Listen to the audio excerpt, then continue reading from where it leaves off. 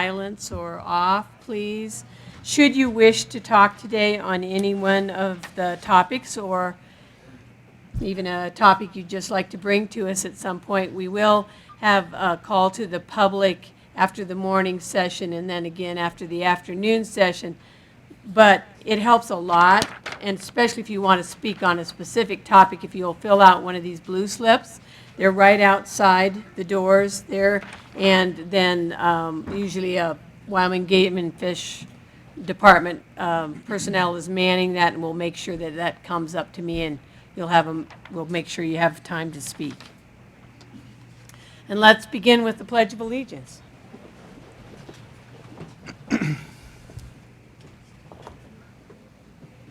I pledge allegiance to the flag of the United States of America and to the republic for which it stands, one nation, under God, indivisible, with liberty and justice for all.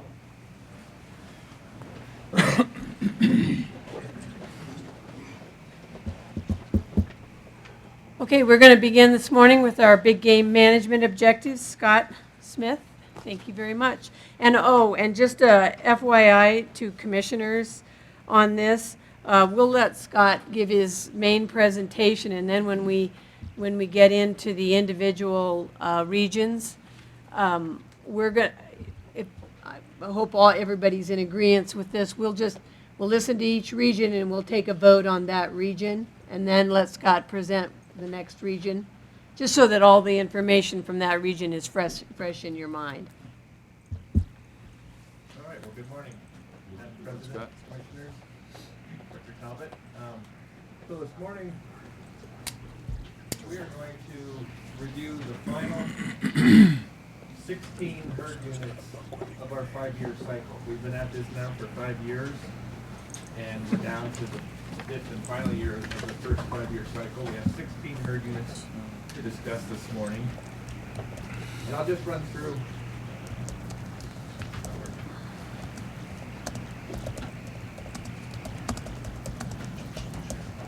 How's that?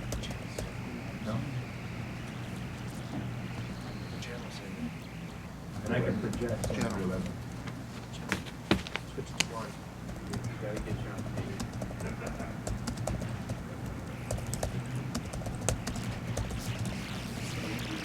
You those guys. I flip it, switch to two. Not even plugged in. It might not work out. Switches like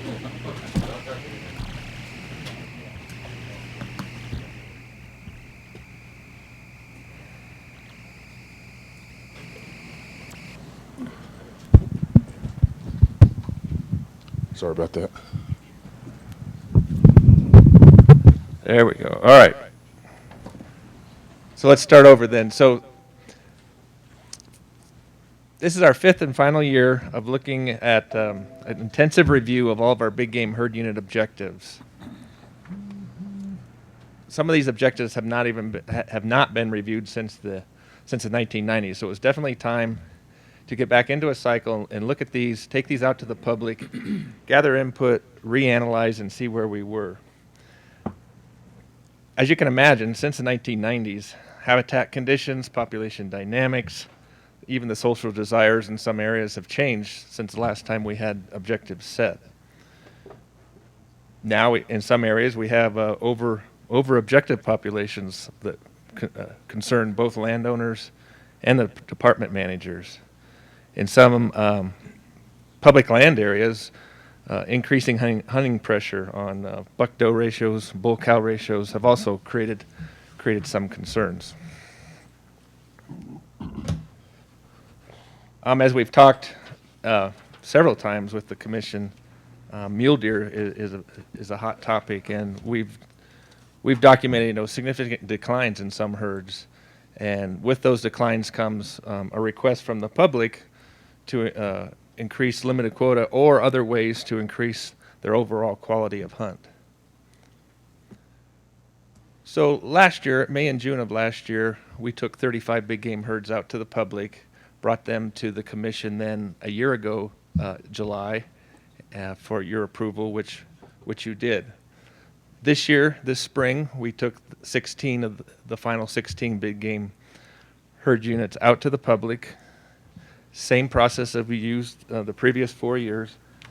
Intense, rigorous public review, both public meetings and surveys that our field managers conducted. And that's what I'll present this morning. Just by way of review, and you should have this in your notebooks, we have 5 types of objectives that we manage towards. Each, depending on the situation, each herd will have its specific objective. And I don't want to belabor this because I think all of you have been through this now, multiple years. But we have postseason population objectives. Those were our traditional objectives that we've started using clear back in 1974. And basically, just for review, to be within objective of a postseason population objective, you have to be plus or minus of that target. Plus or minus 20%, I'm sorry, of that target. Basically, our field managers collect their data, enter it into a model. The model gives us a projection for that year, and we can analyze based on that projection where we are in relation to our stated objective. We also use midwinter trend counts. These were actually started over in the Wiggins Fork elk herd over in the Lander region back in the 1990s. And basically what we mean when we say a trend count is either flying or surveying from the ground all known winter ranges within that herd unit, averaging those over or comparing that point estimate to our 3-year running average.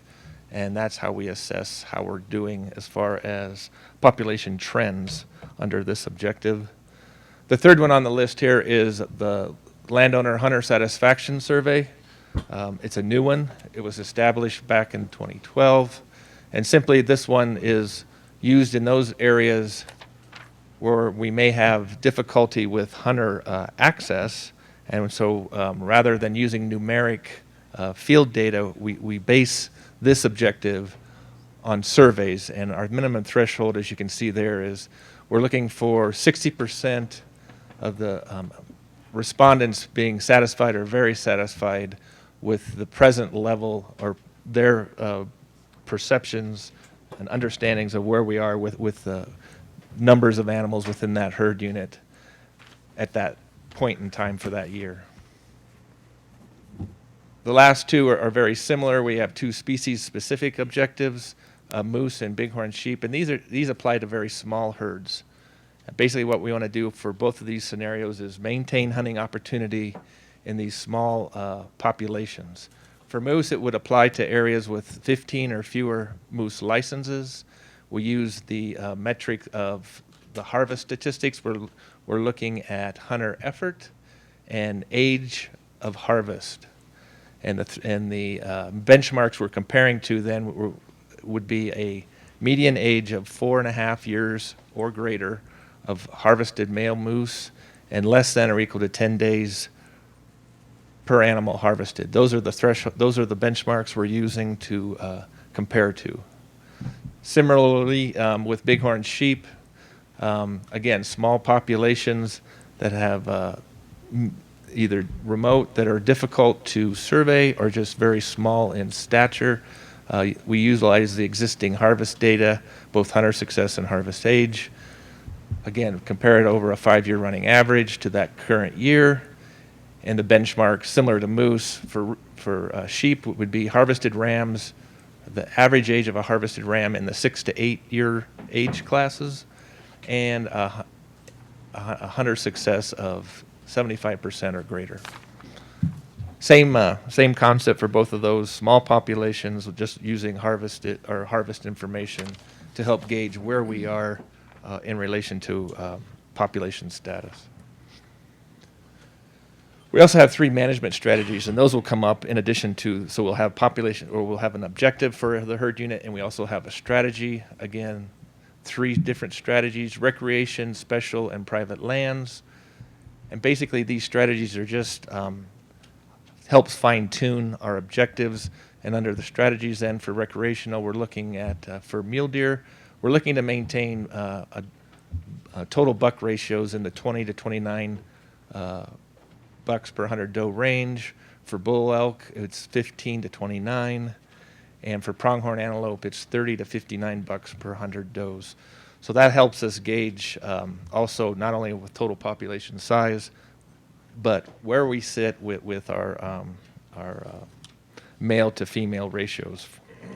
For a special status, it just ups the ratios a notch from the recreation. For bucks and bulls, it would be, for a special status, we would manage for 30 or greater bucks or bulls per 100 cows or does. And for pronghorn, it would be 60 bucks per 100 does or greater. And again, we just listed the same metrics for sheep and moose that we just went over before. And private lands, the third one, in some herd units, hunter access is very difficult, and we have a very difficult task of managing for specific numeric buck or bull ratios. And so if we designate a herd unit as a private land management strategy, we just drop the male to female ratio in that situation and manage for just a total population size and not a specific bull or cow, bull or buck ratio. So real quick, just for how we'll proceed this morning. Again, we have 16 herd units. I do have all the field managers represented, or all the regions represented by field managers, whether supervisors or coordinators. As Madam President said, we can take public input after each region's presentation, and then we would recommend, based on what we've compiled for you this morning, the commission approve or accept these herd unit objectives. So by way of review, real quick, I just wanted to show you the maps of the herd units that we'll be talking about this morning. So for pronghorn antelope, we have 3 herd units we'll present. The large, and those are all represented in yellow. The large block of hunt areas in the west is the sublet antelope herd. Hunt area 80 on the north end of the Bighorn Basin is the Badger Basin herd unit. And then hunt area 79 is the bighorn pronghorn herd unit that we'll review this morning. We have 2 moose herds that we'll go through. In southwest Wyoming, the Lincoln herd, hunt areas 29, 36, and 40. And then the Snowy Range moose herd unit there in the south central, in the Snowy Range, hunt areas 38 and 41. For elk, we have 4 herd units we'll be talking about this morning. As you can see up in the upper left, Jackson herd unit with those hunt areas. Shamrock elk right in the Rollins area, hunt area 118. In that conglomerate there in the Bighorns, so we have the South Bighorns, and we have Medicine Lodge, hunt areas 41 and 45 comprise Medicine Lodge elk herd unit, and the rest of those yellow highlighted hunt areas are the South Bighorn herd unit. For deer, we just have 2 herd units left. We have the Wyoming Range there in the south, the southwest corner of the state, and then we have the Shoshone River up on the north end of the Bighorn Basin. Mountain goats, we have the Beartooth herd unit, hunt areas 1 and 3 that we'll present. And finally, the Bighorn sheep. Bighorn sheep, we have 4. Over here on the western Wyoming, we have hunt area 24, the Darby herd. There in the middle, hunt area 17 and 26 is the Ferris Seminole herd. And we have 2 herds down in the Snowy Range, Sierra Madres, Encampment River herd, that's hunt area 21, and the Douglas Creek herd is hunt area 18. So those are all the 16 herd units that we'll go through this morning. So with that, I'd like to kick it off with the Jackson region review. So for Jackson, I have 2 herd units listed here, Jackson and then the Wyoming Range. And as we get into the Wyoming Range, you'll see the Wyoming Range herd unit encompasses 3 regions, but all three regions have management responsibilities, but we'll just throw it here into the Jackson region so we can cover it right away. With Jackson elk, the current objective is 11,000 animals. The proposal is to maintain that objective and maintain the 11,000. The change here would be going from a postseason population estimate to midwinter trend count. And it's a recreational objective. And if you recall, the recreational objective is the specific for the bull to cow ratio. For Wyoming range deer, the current objective is 50,000. Our proposal is to reduce that to 40,000 to more closely align with the present, or at least at last 20 to 25 years, what we've been able to manage for. A little more realistic objective of 40,000 is felt to be appropriate. The objective type would be we're continuing to use postseason after the hunting season population estimates. This herd unit is managed under the special objective strategy. So for public review for Jackson elk, meetings were held in both Jackson and Pinedale. As you can see there, we had 37 attendees at our public meetings, specifically for the herd unit evaluation. But it was also this proposal for the herd unit objective for Jackson elk was also discussed at season-setting public meetings and other meetings held with the BT Forest and Jackson Hole Outfitters and Guides Association. We received mixed responses on the objective, maintaining the objective of 11,000 and changing from a postseason hunt to a midwinter trend count objective. And specifically, we received report from the Bridger Teton and U.S. Fish and Wildlife Service for the proposal. Sierra Club and several other individual comment letters were in opposition of the change, either the change to a midwinter trend count or maintaining 11,000 elk. Overall, based on our field manager's recommendation, we propose to maintain the Jackson elk population objective at 11,000. For Wyoming range deer, as I mentioned, it's a geographically large herd unit, and as such, we held meetings in Jackson, Pinedale, Kemmer, and Green River to cover all the major cities within this herd unit. And then we also took this proposal to what we call our post-hunt meetings in January, and then our traditional season-setting meetings in March. And you can see there, overall, we had 60 attend the herd unit specific meetings, and a total of 97 attendees at a combination of all the other meetings that we held. Similar to Jackson elk, Wyoming range, the written responses were mixed to the proposal of reducing from 50,000 to 40,000 with the postseason objective. However, the feedback we received at the public comments were generally favorable for this reduction.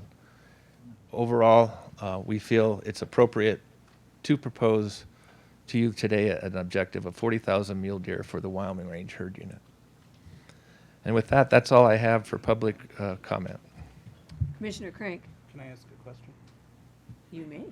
We were open for discussion now. Scott, would you explain why you're dropping the objective from 50,000 to 40,000 for the Wyoming range? Sure. Madam President, Commissioner Crank, very good question. So we've had an objective of 50,000 for probably since the early 90s. And since that time, we've been only able to attain that maybe 1 or 2 years out of that entire period. And what we felt was so right now we're estimating the herd sitting at approximately 38,000. And it's kind of been hovering around that for at least the last 5 to 10 years. We felt like, based on the information we have at hand, a more realistic goal would be a level of 40,000 rather than 50,000, given the habitat limitations that we're experiencing, the occasional severe winter conditions that we have that knock the population down, and it takes several years to build back up. We just felt like 50,000 is just not a realistic goal to have for this population. We've been there, you know, again, 1 or 2 times in the last 3 decades, and a more reasonable goal should be closer to 40,000 than 50,000. So. Any other questions? Oh, I'm sorry, were you still? I would guess, I mean, there's habitat to, million of factors, but weather, winters, we now have norovirus problems in that herd, correct? That we discovered recently in some of our mule deer research. Correct. The adenovirus has been Adenovirus. been documented now in fawns. I mean, there's probably habitat to support 50,000, and if we could get to 50,000, that'd be a wonderful thing, but we just have not been able to do it, so you've set a more reasonable objective, I guess, is what I'm Correct. hearing. And if you can think, and I guess it's not, again, it's not carved in stone, and as we're into these 5-year cycles now, we feel like if we can set this at 40,000 and continue the habitat work that our folks in the Jackson, Pinedale, Green River regions are engaged in, and evaluate against 40,000 for 5 years, and perhaps if we can achieve that, then we can analyze it for a higher objective 5 years from now. So. Okay. Commissioner Crank, were you done? Yes, ma'am. Commissioner Price? I'm going to make a couple of comments. Lived in the Wyoming, excuse me, Richard, sorry about that. I was raised, well, I currently live over here in Daniel area, but I lived and run around the Pinedale, or the Wyoming range a lot, even when I was a little kid. And one of the big problems I've seen over those years, I've seen a number of cycles, and one of the worst things is the winter. Everything will go good, you have a really nice herd, and I take that year right around the 90s, not 92, 93 I think it was. Lots of deer, everything. And then we had that winter, and there was dead deer laying in the draws and everything else. The winters just keep pounding them back. Now, I know our winters are getting milder, but by the same token, our weather is getting a little more unpredictable in our droughts. So I think it's realistic to not try to keep something that we cannot. It's cyclic, and you cannot manage for the maximum of the cycle on that. And we see that in the cattle, anything. You just cannot manage for the maximum of the cycle. You've got to manage for a sustainable level. And so I understand that. I understand what Scott's saying, and I guess I'm going to say I've seen it on that. So thank you. Madam President, Commissioner Price, I agree. In fact, this is a very large herd unit, so we have multiple winter range complexes, and it seems every 3 to 4 years, one of those winter range complexes gets hit really hard with winter conditions. It not necessarily affecting the entire herd unit, but it has some very localized, devastating effects on fawn survival and the older aged adults' survival. So I would concur. It may not be the entire herd unit all at once, but every 3 to 4 years, one of those big winter range complexes is experiencing significant overwinter mortality. Further questions? If not, I would entertain a motion on the herd management plan by the department for the Jackson region only at this point. For the Jackson region only, we're going to do it region by region. Okay, I'll make the motion. Do we have public comment on this region? We do not have any public comment at this point on any of the herd management, any Okay. regions. I will second Commissioner Price's. Okay. I'll make the motion that we accept the as presented by the department. And a second by Commissioner Rael. So motion by Commissioner Price, second by Commissioner Rael to accept the herd management plans as proposed by the department. Further discussion? All those in favor, please say aye. Aye. Aye. All those opposed, please say nay. Motion carries. Cody region. For the Cody region, we have 5 herd units this morning we'd like to present to you. And I'll just run through them real quickly here. So Medicine Lodge elk, current objective is 30,000. Proposed objective is to reduce that down to 22,000 using the midwinter trend objective type and the strategy of recreation management.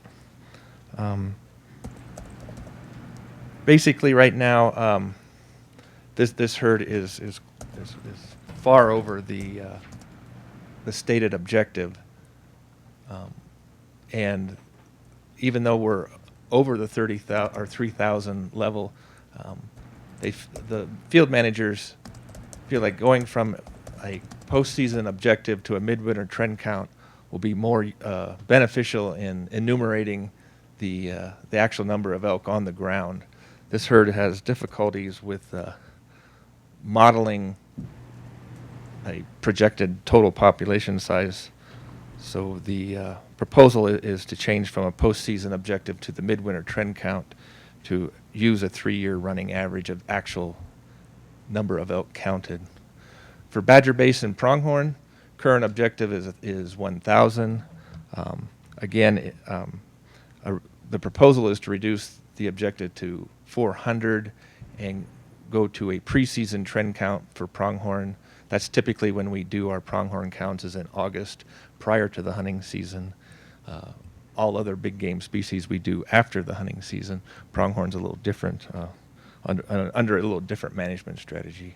But anyhow, rather than trying to estimate a population based on a model that's not very reliable, our proposal is to go from the post-hunt objective to a preseason trend and maintain the recreational management strategy. For bighorn pronghorn, currently there is no objective. So the field managers propose to combine the bighorn, what we have classified as the bighorn herd unit, hunt area 79, into Copper Mountain pronghorn and make it one cohesive herd unit. And with that, we'll maintain the present objective of 48,000 that is associated with Copper Mountain. We're just going to roll bighorn, a single hunt area, into that herd unit. Maintain a postseason objective type with a recreational management strategy. Shoshone River, again, does not have a population objective stated for this herd, and the field managers feel that we can estimate based on the current data collection that we have. So we're going to propose an objective of 5,000 mule deer for Shoshone River. Again, using post-hunt objectives and maintaining a recreational management strategy. And the fifth and final for the Cody region is the Beartooth mountain goat. We currently have an objective of 200.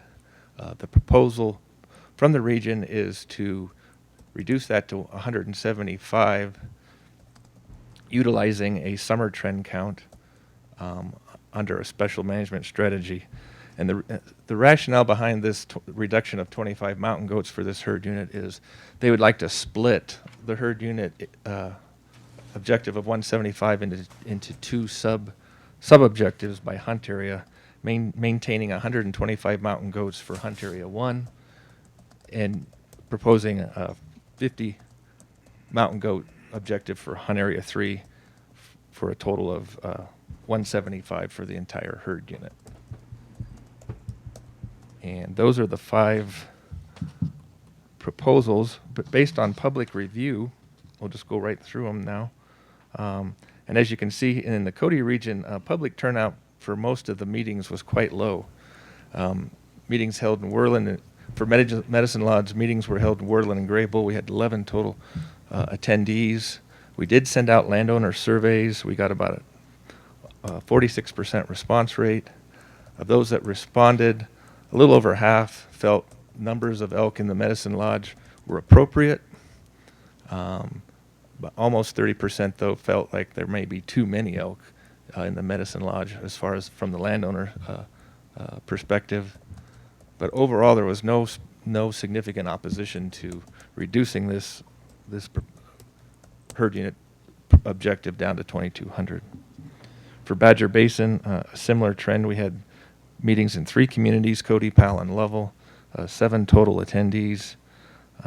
The 12 landowners were surveyed with a 100% response rate, and 100% felt the objective of 400 was appropriate. Shoshone River mule deer, again, went to 4 communities, Cody, Lovell, Powell, and Grable, with 10 people in attendance. Did do a large landowner survey. 120 landowners were surveyed, and you can see there about half of them responded, with almost half responding that numbers in the Shoshone River herd unit are about right. And that is pretty significant because this is a large private land herd unit with propensity to have some significant crop damage when deer numbers get too large. So overall, again, no significant opposition to establishing a Shoshone River herd unit of 5,000, objective of 5,000. For Bighorn, Pronghorn, same story, 3 communities, for small turnout. 113 landowners, however, were surveyed with 36% response rate. And in this one, both the landowners and sportsmen, over 50%, felt we had appropriate numbers of pronghorn on the landscape. And there was no major opposition into combining this Hunt Area 79 into Copper Mountain and creating one cohesive herd unit that we'll call Bighorn Pronghorn. And then the 5th and final herd for the Cody region, the meetings were held in Cody, Powell, and Lovell. 7 attendees. And since the Beartooths reside in National Forest, outfitters were specifically targeted for a survey in this instance. 14 outfitters surveyed. 80% of the respondents felt numbers were about right. About 125 in Hunt Area 1 and 50 in Hunt Area 3 would be adequate, and there was no major opposition from any of the publics contacted for Beartooth mountain goat for the reduction of 200 to 175. So with that, I'd take any questions from the commission. I don't know that I have any questions necessarily, but just a comment, Scott. So I'm actually, I mean, I know this one on the Bighorn Pronghorn is at 36%, but on all of your other examples, you had nearly 50% or more participation by the landowners in answering your surveys, and I think that's wonderful. Mm-hmm. Absolutely. If we could get that kind of response rate in all of our surveys, we'd be quite pleased. Yeah, I mean, you know, I mean that's in any survey somebody does. Those are exceptional percentages, and you know, I mean, I think that probably says a lot for the department's relationship with the landowners, in that they must feel like when they do comment, you're listening. Madam President, I would totally agree. You know, during the past few years with significant drought, we've had to respond with some pretty aggressive season proposals to reduce either deer or pronghorn antelope densities in the Bighorn Basin, and I think we have a lot of engaged landowners as a result of that, and satisfaction is really high. We've been able to achieve our objectives when we've had to go in and propose seasons to reduce overabundant pronghorn and mule deer specifically. Well, I think it's just a wonderful result. Congratulations. Now, any commissioners, do you guys have any questions? Oh, Commissioner Crank. Mountain goats. So am I right that originally we had mountain goats in 1 and they're coming south into 3? Madam President, Commissioner Crank, that's exactly right. So we created a Hunt Area 3 to address an expansion south out of Hunt Area 1, but we want to limit it to approximately 50 mountain goats so that we don't create some competition in that Hunt Area 3 between mountain goats and bighorn sheep. So therefore, that's why the split of a sub quota, so that we can target not only a herd unit, but specifically a hunt area, so that we don't create a competition factor between the sheep and goats. This is probably a impossible question for you to answer, but you may amaze me. I mean, so can you kind of give us rough numbers for 1 and 3, where we're at today? I assume we're above 50. I don't know. Alan, Supervisor Alan Osterlin from Cody, do you have some estimates for Commissioner Crank? President Little, Commissioner Crank, we're running right about in that area of 50 mountain goats in Area 3. And so that's where we want to stay with it. And we've increased the quotas for that hunt area by 8 this year because we feel that population in there has been increasing. And so we did 2 types this year to try to address that population increase. Okay. Thank you. Other questions? Madam President? Yes, Commissioner Rael. Scott, what's the projected population, current population of the Medicine Lodge elk herd right now? Okay, let me look. Isn't it around 4,800, 5,000? So Medicine Lodge is the one that that we struggled to model or create a projection. So we physically counted. My notes here say 2,900, but the model's estimating closer to 8,000, and so there's the red yeah. flag that we Okay. know for sure we don't have 8,000 animals on the landscape. So obviously this model's not tracking with our observed field information. So therefore that was the reason for the proposed change. And the proposed reduction is because of landowner damage? Is that the number one driver behind that? That's a very good question. So again, I don't know the specific details. I'll have to ask Alan to address Medicine Lodge. President Little, Commissioner Rail, the population we feel is above where we want it to be right now, based on landowner concerns. We've got a couple of land holdings in there that are sanctuaries for the elk. We have a hard time getting the amount of harvest, especially in area 41 that we want. 45 is a little bit better. We've got better access. We've been working with those landowners trying to get more harvest in those areas, but it's difficult because once it's broken up with multi-landowners, and when you put pressure on it with our season, we're starting them real early in September, running them real late. We've even tried to do splits on our season, so we'll run the season for a while, then we'll shut it off, we'll run it again. It gives us a bump in our harvest, but again, just the way that those elk have switched their habits and they're spending more time on a couple significant land holdings in that Hyattville area, it's hard for us to get the harvest that we need. Okay. Thank you. Further questions for Scott or Alan? Hearing none, I would entertain a motion on the Cody region herd objectives as proposed. Commissioner Price. President Little, I make the motion that we take the Cody region area proposal as put in place by the department, proposed by the department. Thank you, Commissioner Price. Sherry, you have that? I second Okay. the motion. I'm sorry. Chief. No, you're good. That's great. Thank you, Commissioner Rael. Seconds that. Further discussion?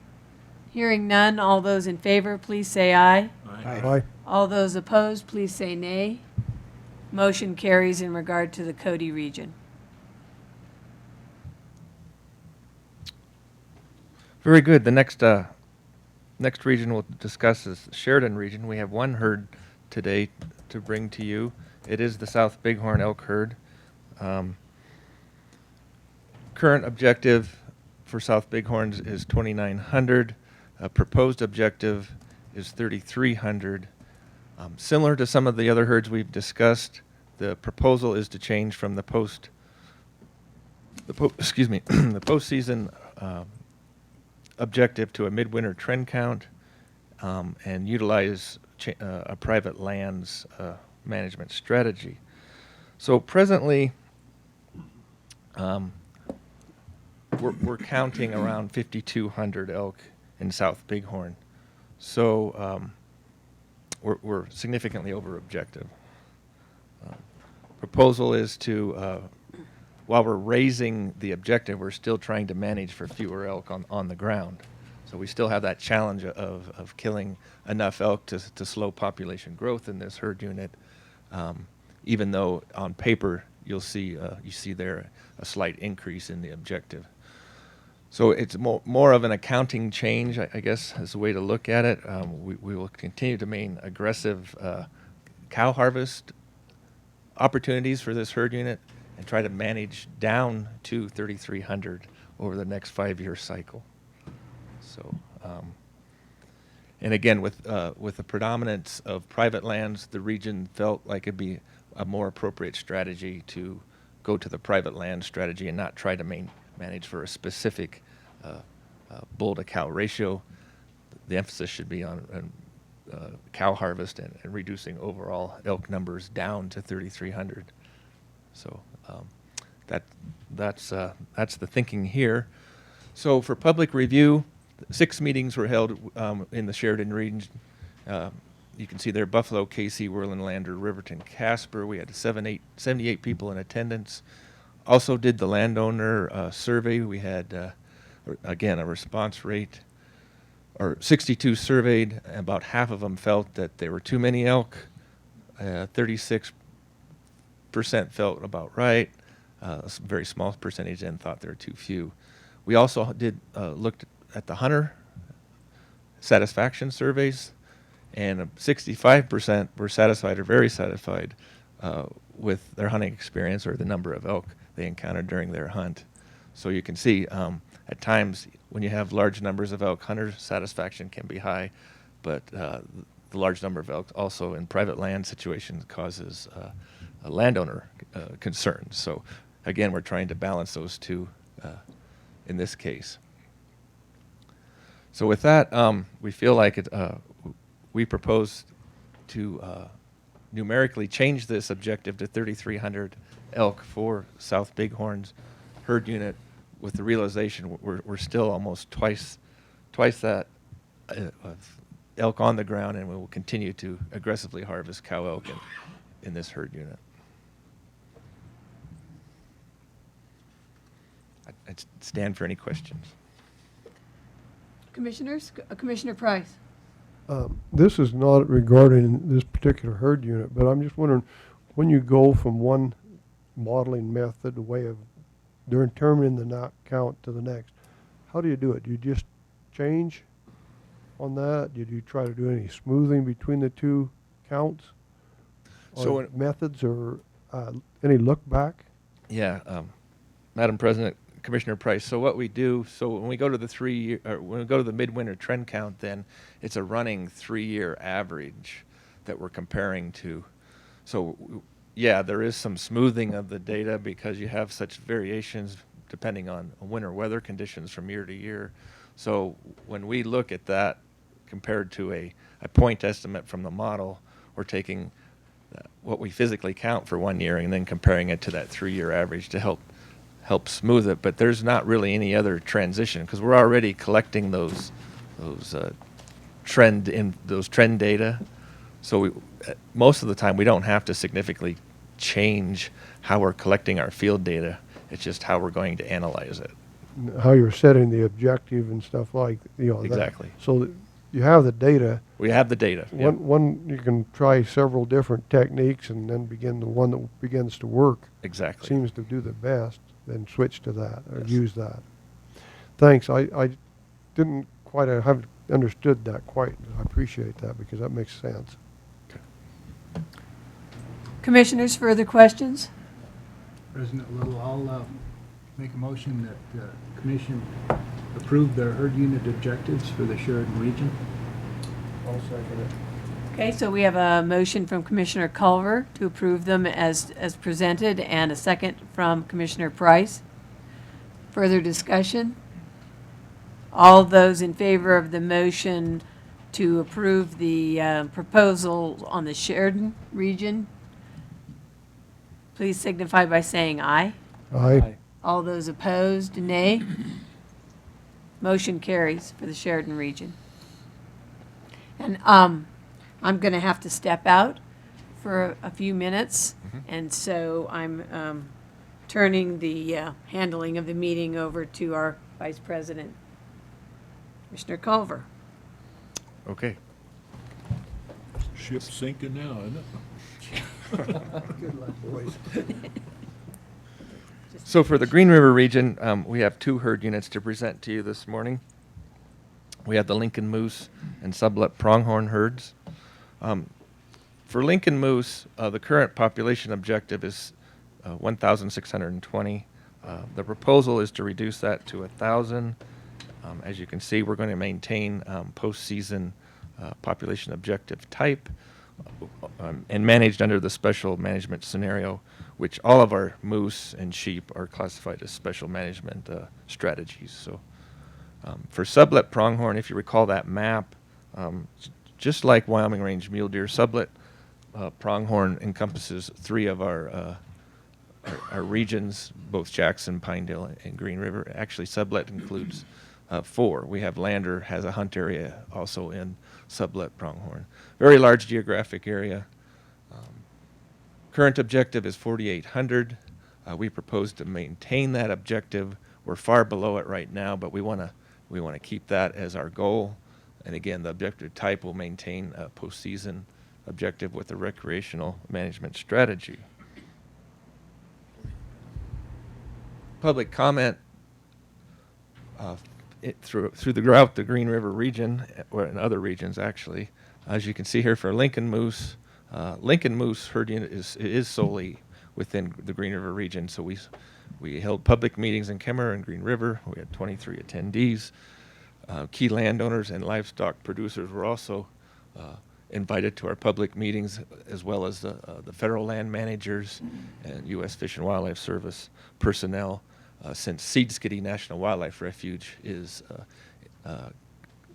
part of this moose herd unit. We didn't get a lot of feedback one way or another, but what we did supported this reduction in the moose objective. So presently we're counting about 750 moose during our winter survey. So we feel like lowering that objective to a more realistic target for the next 5 years of 1,000 head of moose is appropriate. And the public did not disagree with that rationale. For Sublet Pronghorn, 3 meetings were held, Pinedale, Kemmer, Green River, 37 attendees. In addition, 21 landowners were contacted, invited to give us feedback, along with BLM and U.S. Fish and Wildlife personnel. And the majority of feedback we received on this herd unit was supportive, and based on that, we propose to maintain the present objective for Sublet Pronghorn at 48,000 animals. With that, I take any questions from the commission. Questions?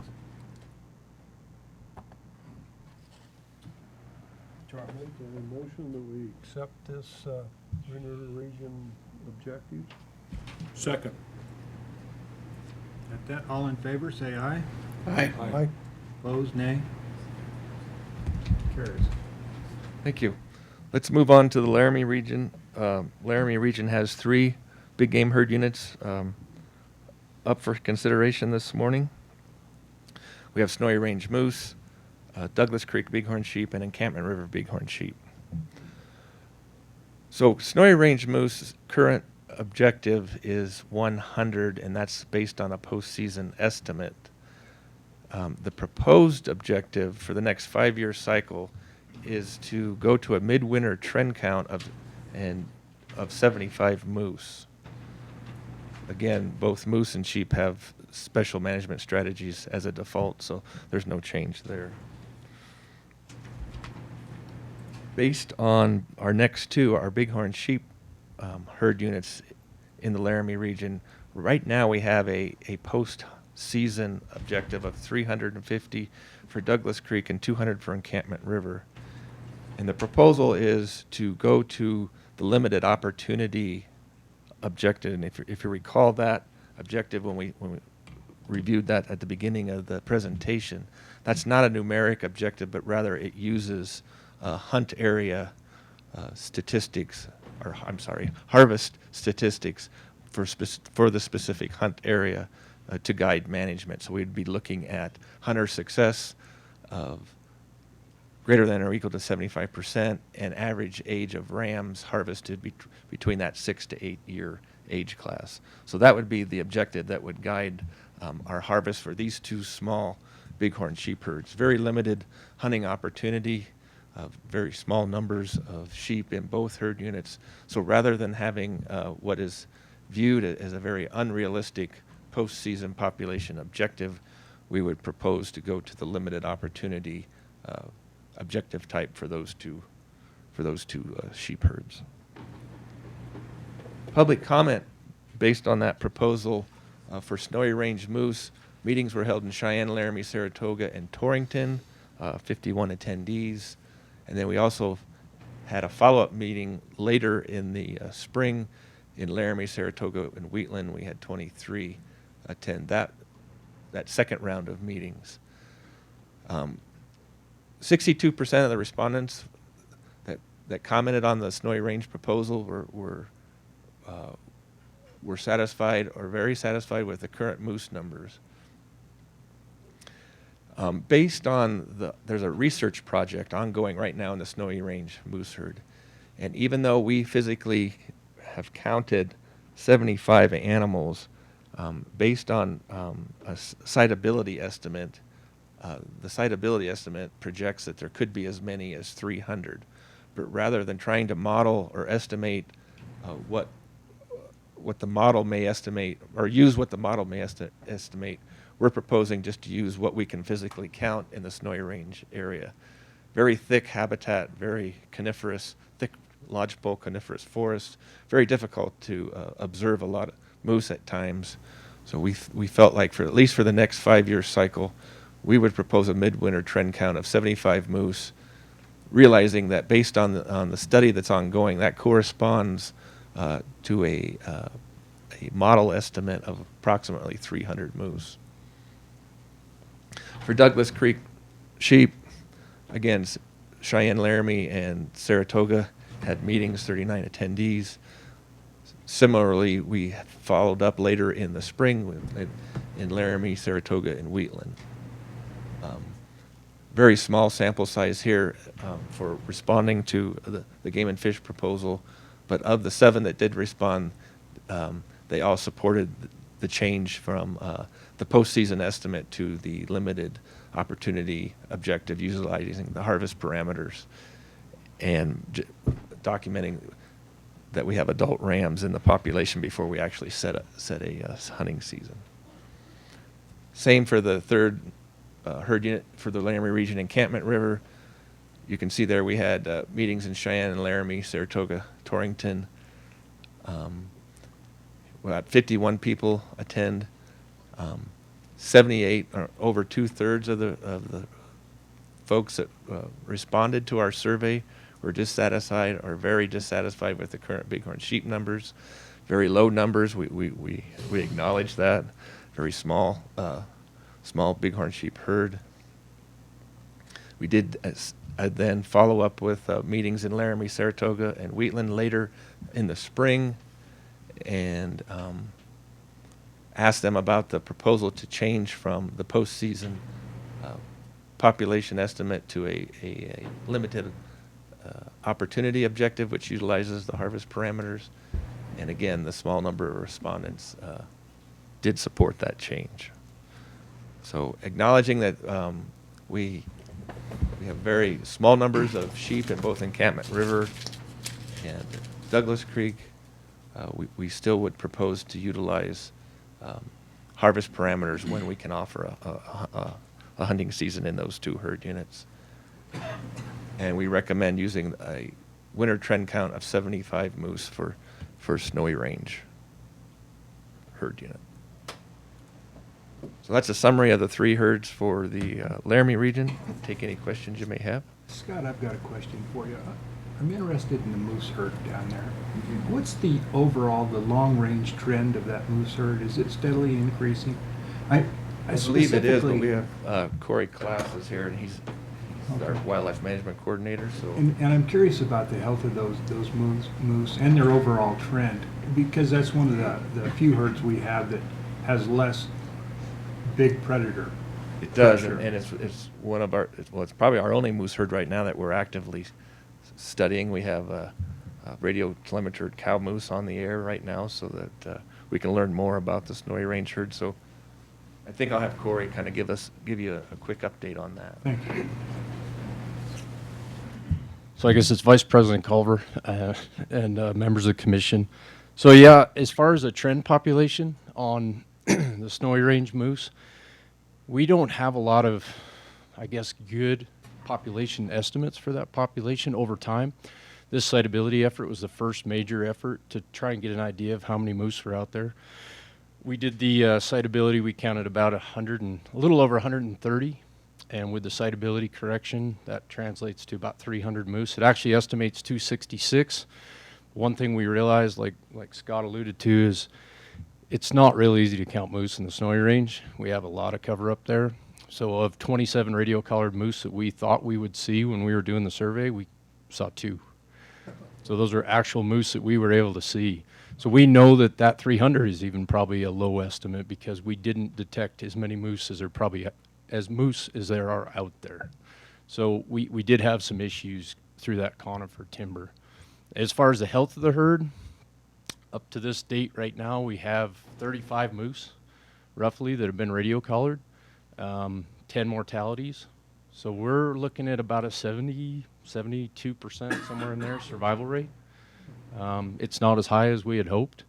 So a lot of these moose, because we're not doing cause specific, we're not getting in there right away to figure out what killed that moose. We just know, yeah, in fact, she is dead. So we don't know the cause, but we do know the mortality of females is a little higher than we'd like to see.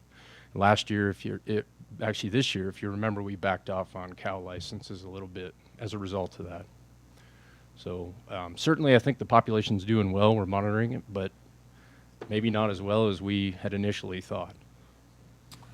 Thank you. Yep. Mr. Vice President. Yes. Well, as most of you know, my Rollins math is somewhat suspect at times, but this particular herd unit, this moose herd unit, we're estimating about 100 moose, but maybe up to 300, correct? The one siteability, we feel like there's 300. Okay. The original population goal was 100, but that was based on, that was just an early guess as to what we could sustain back when moose first started showing up. And now you want to hold them at about 75, correct? The trend The trend, count. Yeah, yeah. not the actual population. We feel like if we count 75 on a 3-year average, that means we're basically stable. And so keeping it around that estimated 300 range. So with the objective at 75, then that will allow you to hold it about 300? Is that what you're saying? Yeah, yes, that's correct. Okay, so to me, listening for the last few years, especially in this part of the country, the moose seem to be very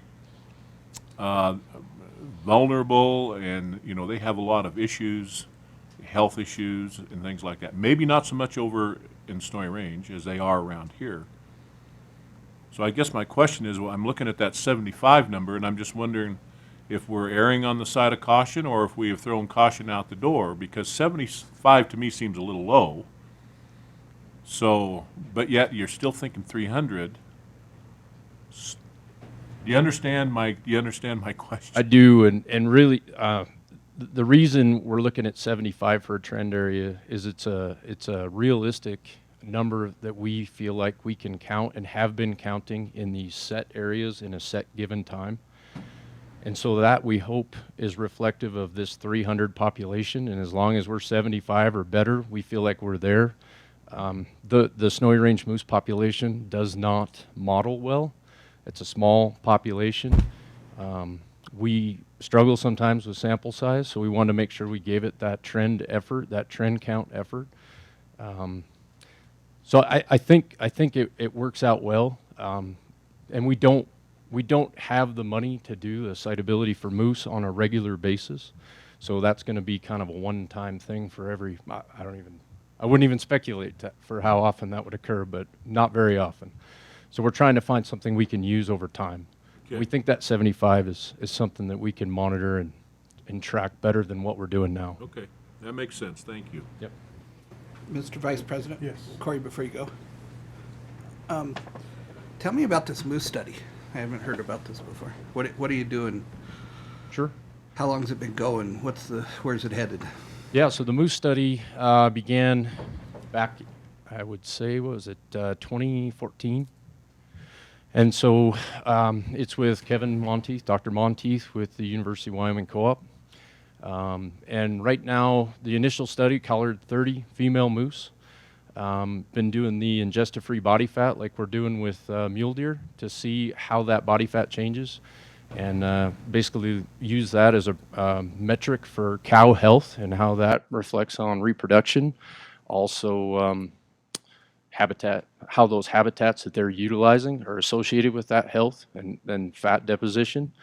There's a few things we hope to gain. The Snowy Range was thought to be, and still is thought to be, a pretty strong moose herd. Again, the adult female survival is not what we would like.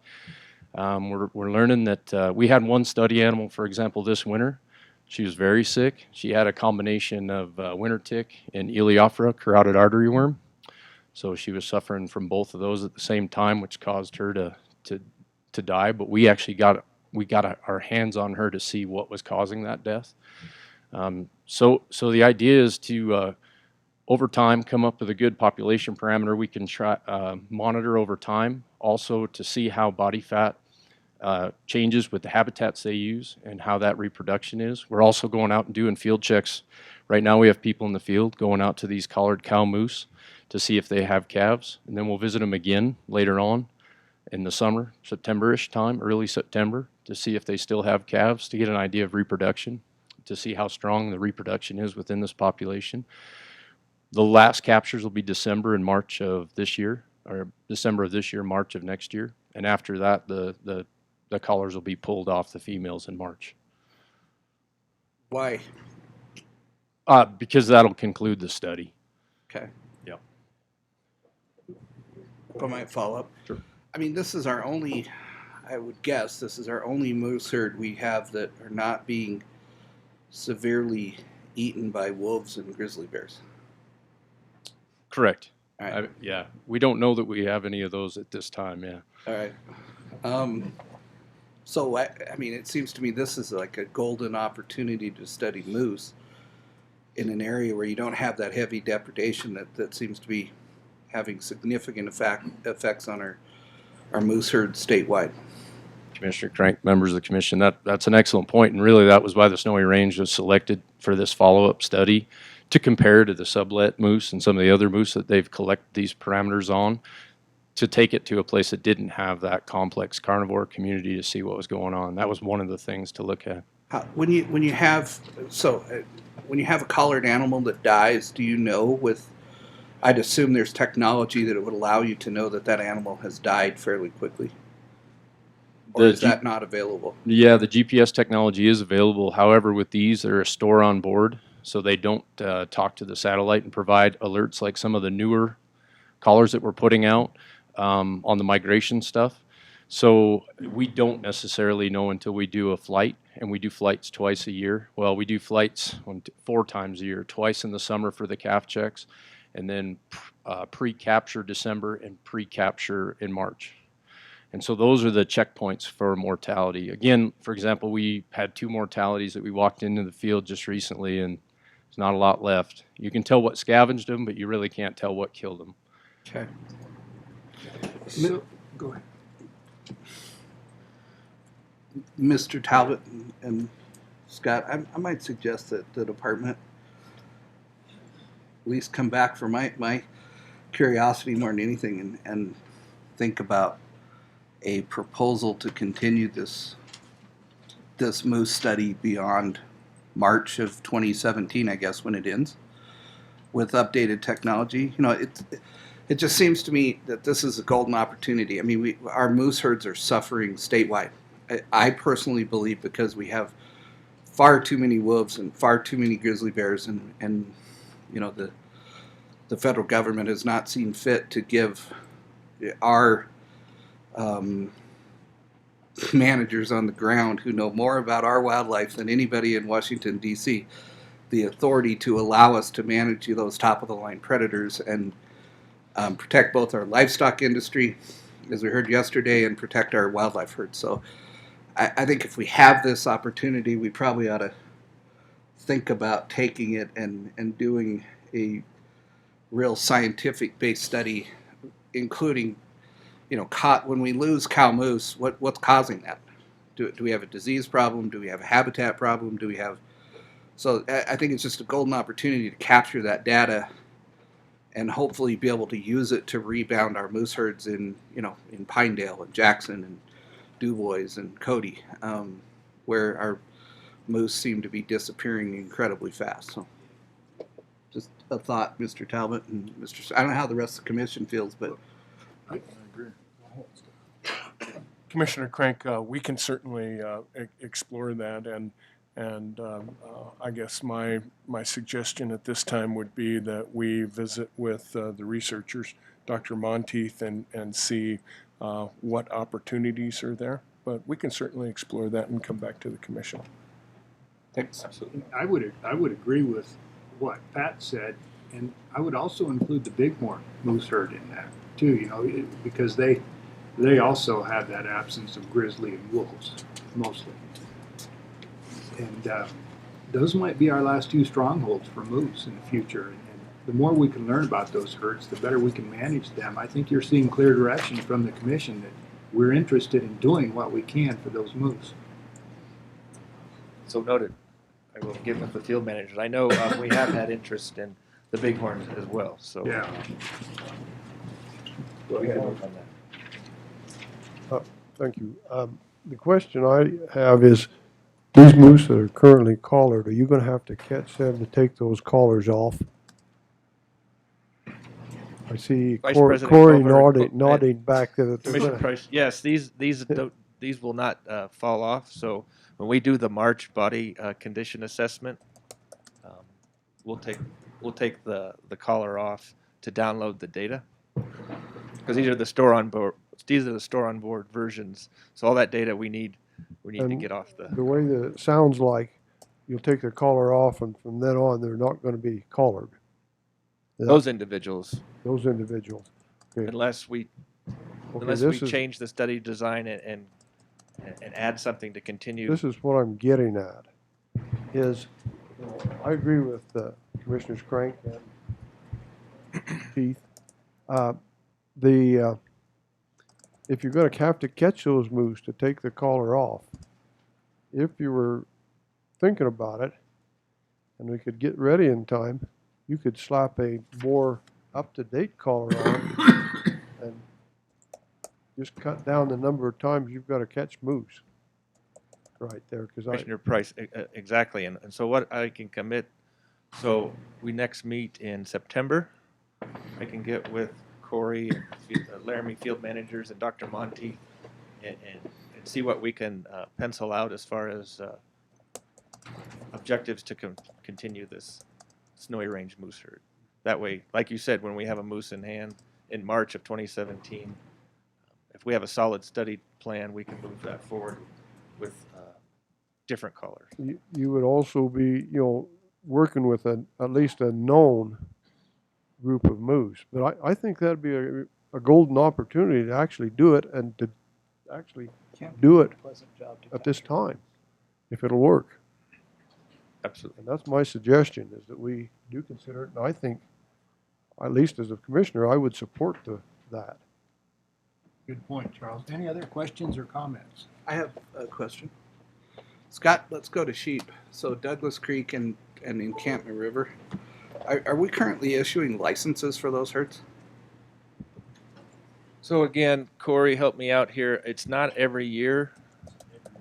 We alternate, correct? We'll alternate back and forth between these two herds, offering one license 1 year, and then alter. So Douglas Creek will go 1 year, then Encampment.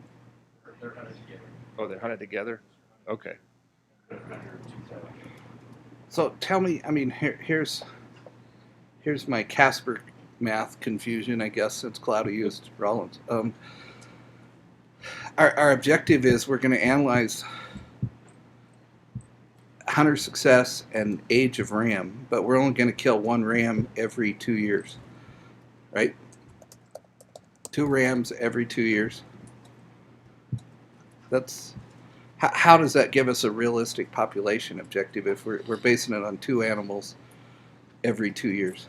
Commissioner Crank, what that necessitates is a much longer timeline to evaluate, as you said, because of the alternate year strategy. I mean, we're going to have to go 6 years before we'll have enough data to have a concrete data set to look at. So And I think that's my point. I mean, that just seems to me to not be workable. I mean, you can have such a limited data set. So in 6 years, you'll have what? 3 times 2. You'll have 6 sheep you will have analyzed and gauged hunter success. So we'll have 6 hunters will say they were satisfied or not, and we'll have 6 rams to look at to see if they're between 6 and 8 years old. we'll have that piece of information along with, obviously our field managers continue to collect productivity data, and so we'll have an assessment of the viability of these 2 small populations. So we can augment this harvest parameter data set with field observations. But you're correct. It's a tough management scenario when you have such small numbers of sheep. We're trying to maintain some type of hunting opportunity, and on herds that just aren't real productive at this point. I understand that, but wouldn't it be a more realistic objective just to say we're going to maintain this at 25 sheep or 50 sheep, and we're going to gauge hunter success, and we're going to gauge age of rams killed and do genetic testing on them, or whatever we're going to do. But in that, I'm confused by this, I guess. No, they're valid points. I mean, that is another option. We could evaluate a winter trend count in addition to the harvest parameters. We could literally add that as a component.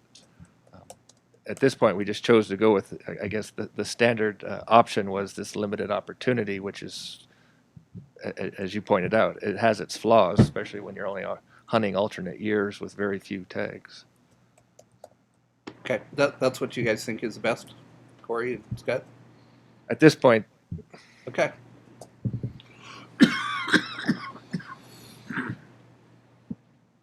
I would entertain a motion.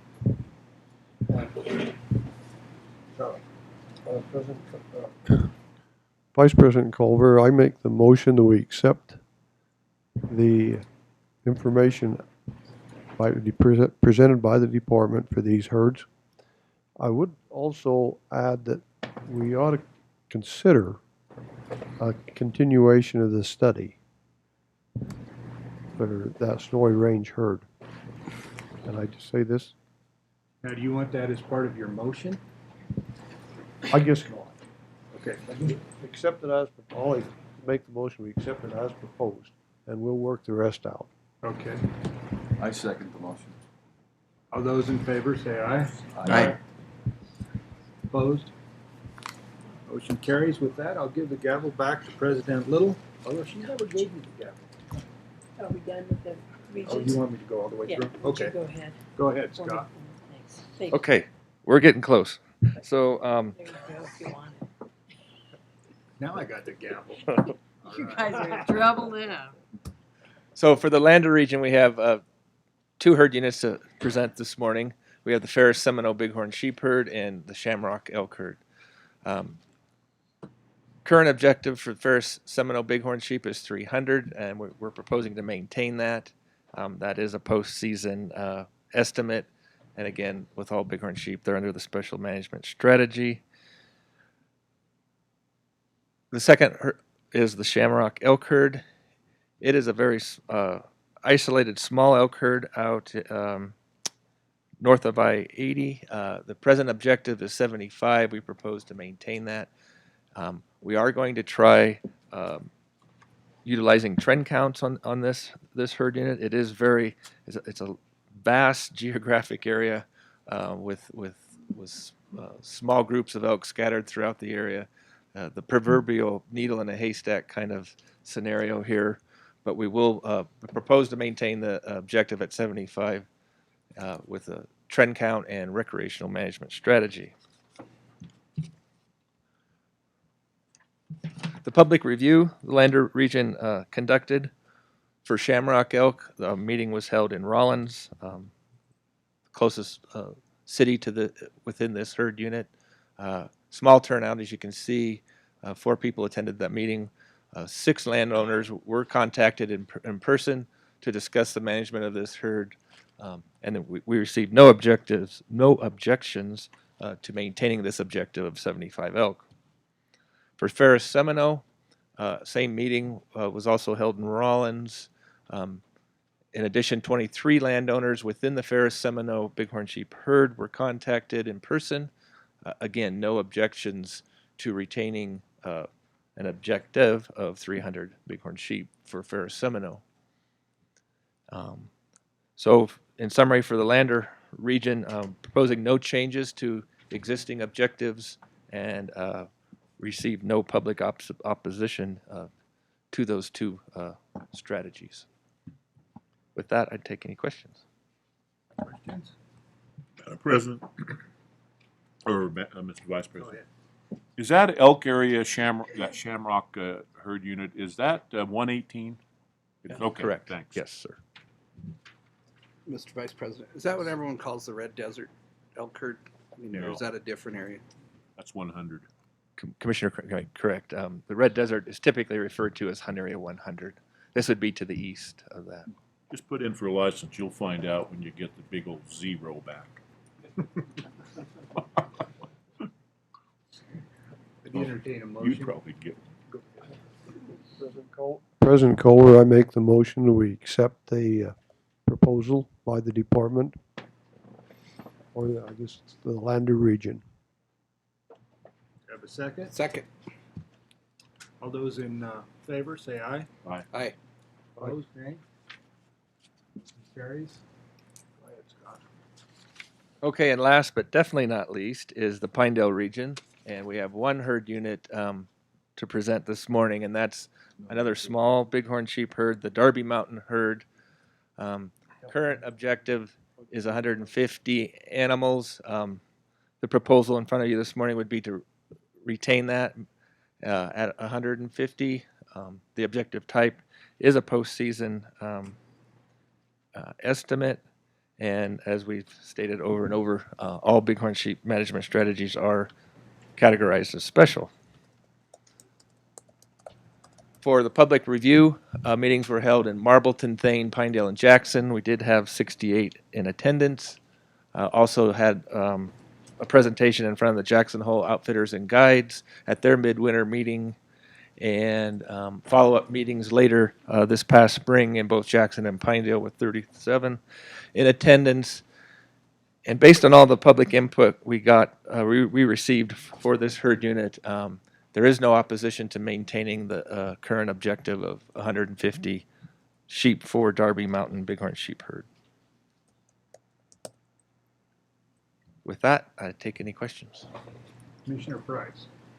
President Culver, with no questions or anything being asked, I'd propose we accept the Pinedale sheep herd as presented. Second. Motion's been made, seconded. All in favor, say aye. Aye. Opposed, nay. Motion carries. And Commissioners, Director Talbot, that concludes our herd unit objectives for 2016 and the 5-year cycle. So we made it through all of the big game herd units for the state of Wyoming in 5 years. Thank you, Scott. And at the next meeting, we will look forward to hearing proposals on additional studies on moose and the Snowy range herd and perhaps the bighorns. Then? Yes, sir. Okay, thank you. Absolutely. Break. All right, we have a request for a little 10-minute break. So that would put us back here at 9:35 and 9:40 at the latest.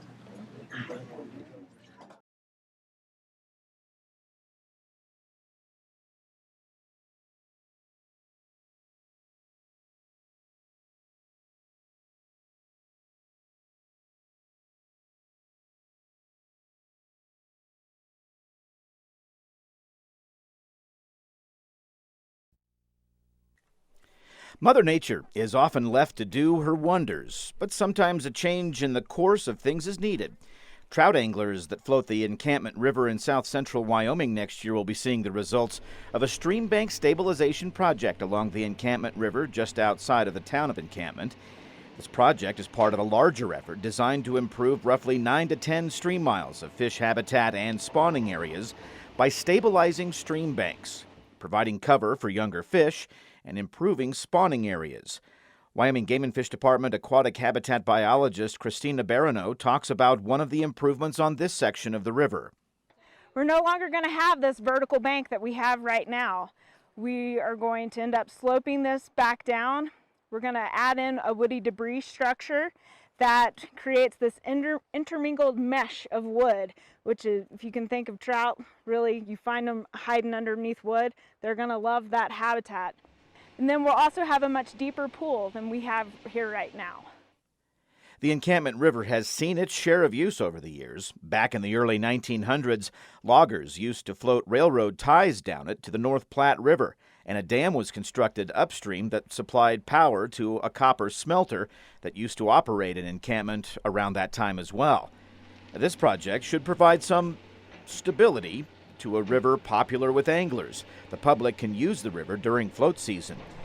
This project is expected to stabilize the stream banks for up to 20 years, perhaps even longer, and provide refuge habitat for trout in months when water flows are down.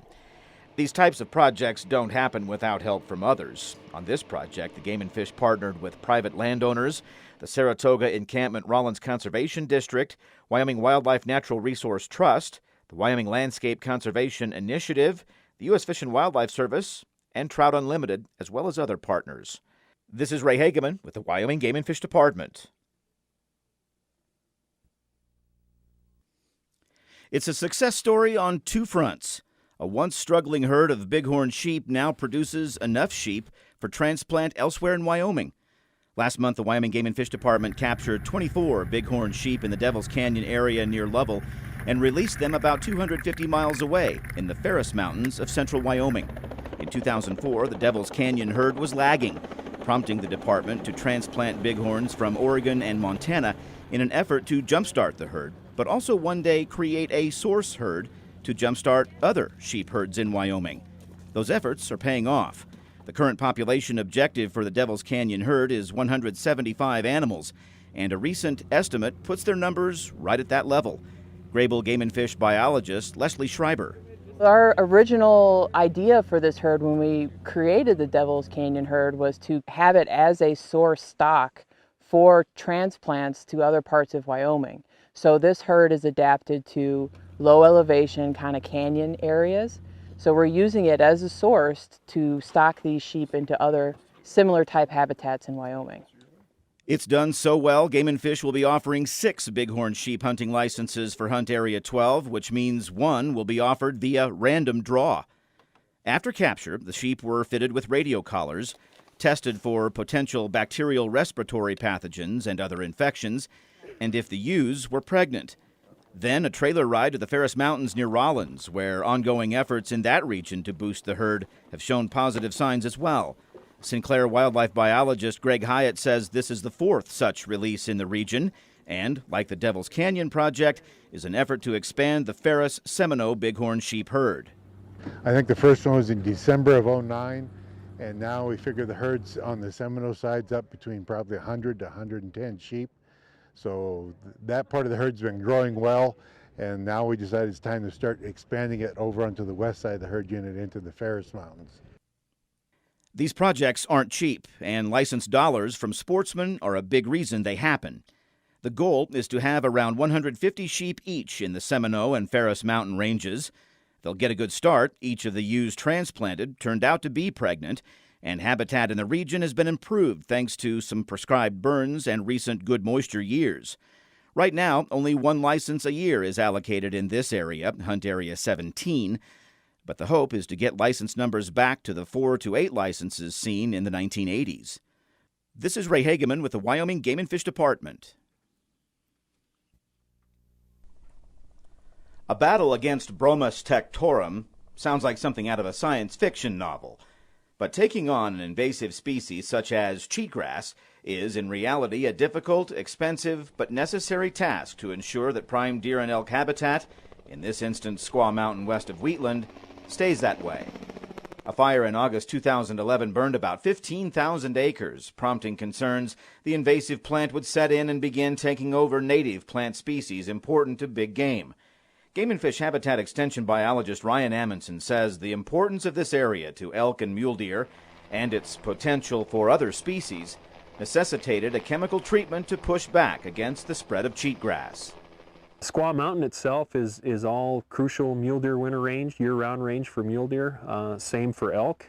We have a bighorn sheep herd that is very close to this mountain range, and after the fire, removing a bunch of the conifers that are here, we think that this mountain range has potential to be bighorn sheep habitat as well. Cheatgrass is an extremely invasive annual plant with mostly non-existent forage quality, whose root systems drain moisture from other, more palatable plant species for wildlife and livestock. Imazapic is a soil-activated herbicide that gets into the soil, preventing cheatgrass seed from germinating in the fall. The application lasts for 2 full growing seasons, after which it's believed the native perennial plants can outcompete the cheatgrass. This herbicide is showing promise. Our results have been a little bit hit or miss, but we can't give up the fight. It's invading some really critical habitats that we need to try and keep that we can. Cheatgrass is going to affect our ability to manage those habitats going forward. Doing things like prescribed burning would not be possible if we can't control cheatgrass. Such treatments are expensive, about $30 an acre, but a necessary tool to improve critical habitats and provide sportsmen a quality hunting experience. If cheatgrass is a prevalent plant on these crucial winter ranges, we're going to support fewer deer, fewer elk, and that's going to result in less opportunity for sportsmen of Wyoming. So it's important that we maintain these habitats so that they're fully functional and support big game herds. The $150,000 project is also being paid for through partnerships with the Natural Resources Trust Account, the Wyoming Wild Sheep Foundation, the Wyoming Governor's Big Game License Coalition, and the Bureau of Land Management. This is Ray Hageman with the Wyoming Game and Fish Department. Golden trout are perhaps the most sought-after fish species for anglers willing to hike up into remote areas of Wyoming's backcountry. But lately, raising these goldens is a success story for a range of anglers. Last week, Wyoming Game and Fish hatchery personnel at the department's Story Fish Hatchery wrapped up their annual spawning of golden trout, collecting eggs for incubation before they are shipped out to other department facilities for rearing and stocking. What makes this story special is that these fish are the only captive broodstock in the U.S. The program to bring more of these fish into anglers' creels began 6 years ago. Prior to that, producing enough stockable goldens to meet angler demand relied heavily on wild broodstocks that were difficult to reach, involving high expense and with inconsistent results. Story Hatchery Superintendent Steve Diekema. Well, back when we first started the program, we weren't sure what we were going to get. And so the first couple years, we were lucky enough to get just enough eggs for us to use in the state of Wyoming. And throughout the years here, the success has run fairly high, and we've increased the size of the population, so we're able to provide these eggs to other states once we have the state of Wyoming commitments are met. Golden trout are tough to catch, not only due to the remote areas where they are stocked, but because they're also simply tough to catch. But today, an added benefit of the program's success now has anglers in some Wyoming communities getting a chance at one. Some of our extra brood fish that you've seen today, we will stock into other places such as Mavracus Pond in Sheridan or Sloan's down in Cheyenne. And we put these in some of the lower lakes to give people the opportunity to catch one of these unique fish if they're unable to get to one of our wilderness lakes. 440 Goldens were spawned this year compared to just 150 when the broodstock program began. In about a year's time, these eggs will grow to 3-inch stockables to be stocked in wilderness lakes by helicopter. But as the broodstock program continues its success, who knows? Maybe you might get lucky and catch one closer to home. This is Ray Hageman with the Wyoming Game and Fish Department.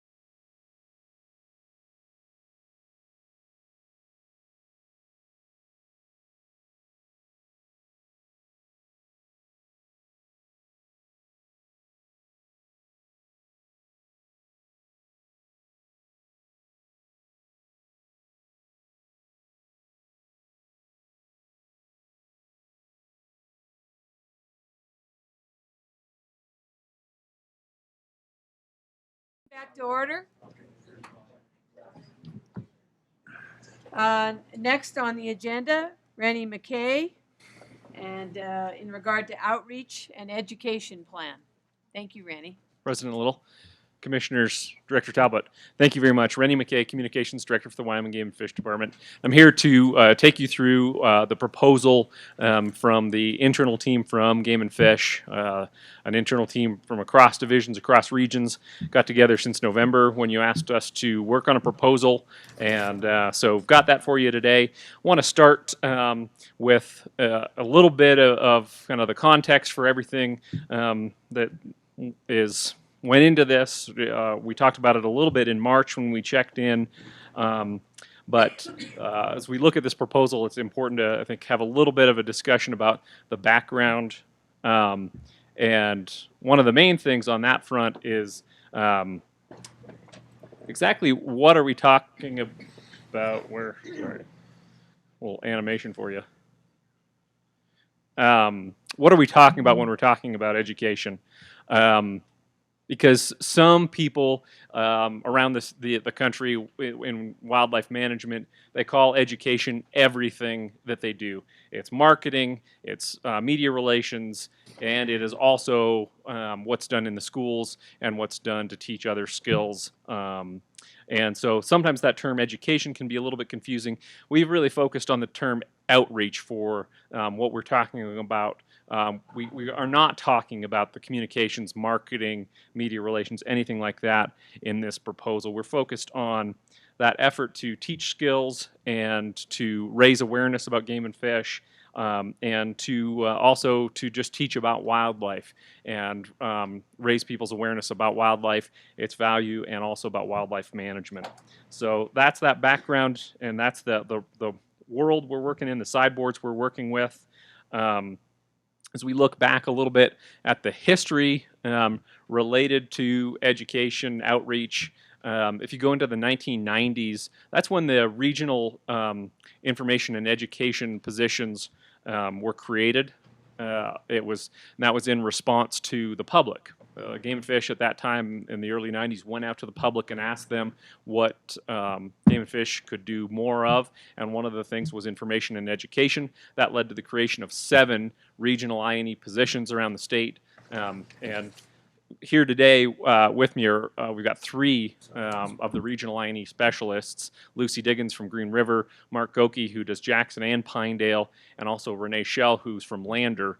And Lucy and Mark have pretty much been around since the inception of these positions, so they'll give you a little bit of background today too. But that's when that was created, and there's a balance, a little a scale there, information and education. Information is really related to providing information to the media, to the public. And there's been, in different regions, there's different demands, and they can walk you through a little bit of their regions and what has happened over time and what's happening there in their regions. But some of them really have to focus on putting information out and not getting into schools or getting out into the public to educate and to do that outreach to kind of get people excited about wildlife and about hunting and fishing and about game and fish. So that there's that scale. If you think about the I&E, some of them have to do a lot of I and some of them have to do a lot of E, or and some of them get to and have those skills. So that's the regional I&Es. Some other things that have happened over time are youth licenses. Obviously, at a certain age, it's free to fish, up to 14, free to do small game hunting and some bird hunting up until 12. And then after that, also Game and Fish has brought on some other efforts with licensing to try to recruit new hunters and anglers, and those are related to the cost. So reduced cost for youth, for some big game fishing, or some big game hunting, and also for fur-bearing animals. So those are things that have come through either in state law or regulation. Also, I looked at youth days, pheasant hunting, obviously, and try a lot of fishing events around the state. And also have tried some youth seasons for hunting big game as well. And so those are some things that have happened over time. Another thing to consider is that in 2013, before my time, there was a group that came together to look at what Game and Fish did in terms of its outreach and education. And at that time, there was the look at the programming was maybe there was an imbalance towards too many awareness type events and not recruiting events or efforts and programs. So some things got cut. And then right on the heels of that kind of evaluation came some tough times with the budget. And so some things went away. And I think that's definitely part of the background for all of you to consider today as you look at our proposal. This is looking at different cuts, and these have not been restored. So there's several programs that went away and some spending that went away back, now we're looking at 3-4 years ago that aren't doing them now. They have never come back. So that was 13, the cuts in the education outreach world. In 14, another series of cuts, and some of them substantial, and some of them some very popular programs with some certain individuals, and definitely participants in these programs. A lot of them were very supportive of those programs. So that was the budget cuts, and that kind of takes us to where we are today. Quick little rundown of the positions in terms of this outreach. There are other positions that do more of that I part of things, the media and information dissemination for Game and Fish and getting things out there. But in terms of outreach and education, there's my position, there's Rebecca Fitzgerald, who helps me leading this team, and then we've got Hunter Ed coordinator Tristana Bickford, but we've got vacant positions that have been doing things in this world, and they were doing all kinds of things like running camps, running the Forever Wild Families program, and those positions are vacant. And so now that all falls to our regional INEs right now to pick up the slack and just to find their own direction. So we've got those 7 regional INEs in place who do a lot of this stuff. But right now, 2 vacant positions.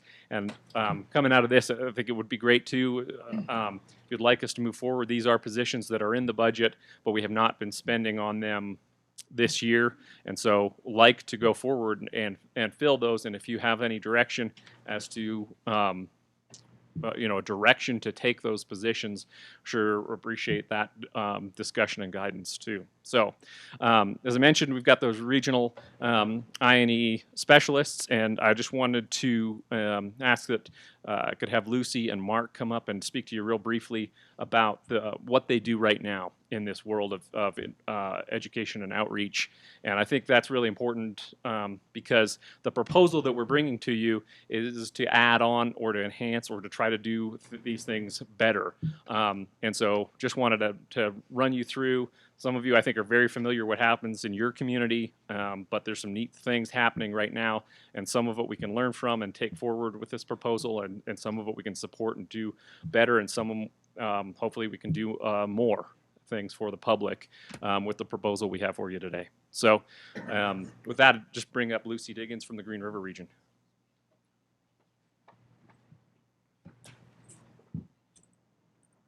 Madam President, I'm short. Thanks. Thank you, ma'am. Madam President, Commissioners, Director Talbot, thank you very much for the time to provide a very brief overview of what we're doing in outreach and education for the Wyoming Game and Fish Department. I'm the Green River Regional INE guy. I've been around for 23 years. I've also worked in the Sheridan as well as the Cheyenne regions. Every region is doing information and outreach, which is really good. In fact, here is the inventory of all the programs that we're doing. It's amazing. So I want to apologize for those of you in the room if you don't hear your program mentioned. I can't possibly relay all of that to you. It's just tons of stuff going on. It's amazing. We're doing good things. A lot has changed over the last 23 years across the state. Every region is different, and that's something you'll need to consider as Rennie goes through this plan and Mark speaks to you. Some of us have more time to dedicate to education and outreach, and some of us spend more time dealing with large carnivore conflict. So that's a big determining factor in how we proceed in our regions. We teach everything from early childhood right on up through college. We do a lot with formal schools as well as home schools and other non-formal schools. And the topics vary. It depends on the age of the groups that we're speaking to, who's given the program. It really is all over the map. There's indoor and outdoor classrooms. We do a lot of field trips. And the staff that goes into the schools, it's not just the regional INEs. It could be the fish biologists, it might be the AIS techs. Again, that's all over the map. It depends on who the teacher knows, what their contacts are. And while some regions do have a system of how they strategically address education and information outreach efforts, it really does vary according to the teachers and who their contacts are. The bottom line is we're doing the very best we can to meet the demands. And I only have 5 slides, so you guys are in luck here. So some other student educational opportunities. We partner a lot. In fact, we can't do any of these programs without our partners, as well as the guys and gals we work with back in our regions. We do a lot with scouting, as well as summer school and summer library programs. Trout Unlimited is huge as far as their Adopt a Trout program and the fish learning stations that we do with them. In my region, Muley Fanatics is phenomenal as far as hunter ed and other shooting sports activities and booths and collaring that we do with our students, as well as the Wild Turkey Federation, virtual shooting ranges. We have a stream hydrology trailer. Maybe you've seen that. We go around to ag days. We work with conservation districts. Boys and girls clubs. We are very active with 4-H and not just with the state shoot. We do a lot with their adventure camps. We're an integral part of those camps as a resource person. We work with FFA, mostly with the high school students, serving as a resource person in the classroom, in the high school biology classes. Camp Postcard in the Casper region is huge. We do a lot with International Migratory Bird Day, partnering with Audubon and our local national wildlife refuges like Siskiyou and Cokeville Meadows. Summer Park state programs are huge, and perhaps a great example is the Paint Rock Hunter Mentor Day. Hundreds of people participate in that. And lastly, the special needs for fishing clinics and that is hugely important, filling that gap or filling that special need. And we also partner a lot with Wyoming Project Learning Tree. Career days are huge. There's nothing more magical than getting a guy or gal with a red shirt into a classroom. Predominantly, at least in my region, it's the 8th graders that do the push so these kids can see what they want to do before they get into high school. Other parts of the state, it's predominantly in the high school where we get a red shirt in there and we talk to these people about what we do. We have a lot of habitat hikes. These kids just don't go out and identify a bird, but they're looking at how to recognize quality and quantity of wildlife habitat. It's hugely important in everything we do. In my region, we do a lot with citizen science. That gal right there in the lower right-hand corner, she's helping us weigh and measure burbot, which you probably know is illegally introduced in our region. And each year, this class passes on their data to the next class. So they work with us, filling out real data sheets that the Wyoming Game and Fish Department uses. So it's meaningful science. There are many mini wildlife expos going on right now, archery shoots. It's all over the map across the state. And some regions like Lander, they're actually able to bring a live animal into the classroom, like their owl, which is hugely popular. My neck of the woods, it's usually a snake, a harmless snake or a lizard, or perhaps we miss net for bats or songbirds. Teachers in Wyoming are using Project Wild. I actually piloted Project Wild in Idaho in 1983, so I'm old. The activities are fun, they're engaging. We work with early childhood, clear on up through high school. Project Wild is good because the model is already there, it exists. It can help out across the state. It has identified lesson plans in there. If you don't have the science background, you can pull this out. You can pick any of those activities in that manual and make it applicable to Wyoming.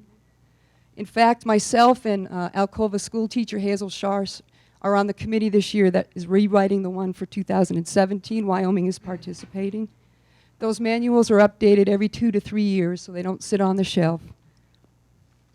The best thing about these things, beside the great fun that we have with them, is the teachers actually get certification credit. They get PTSB credit, which is important to them. They get STARS credit if you run a daycare or child development center. That's huge. They need that certification. And we also get graduate credit through the University of Wyoming. And lastly, I want to talk about hunter education.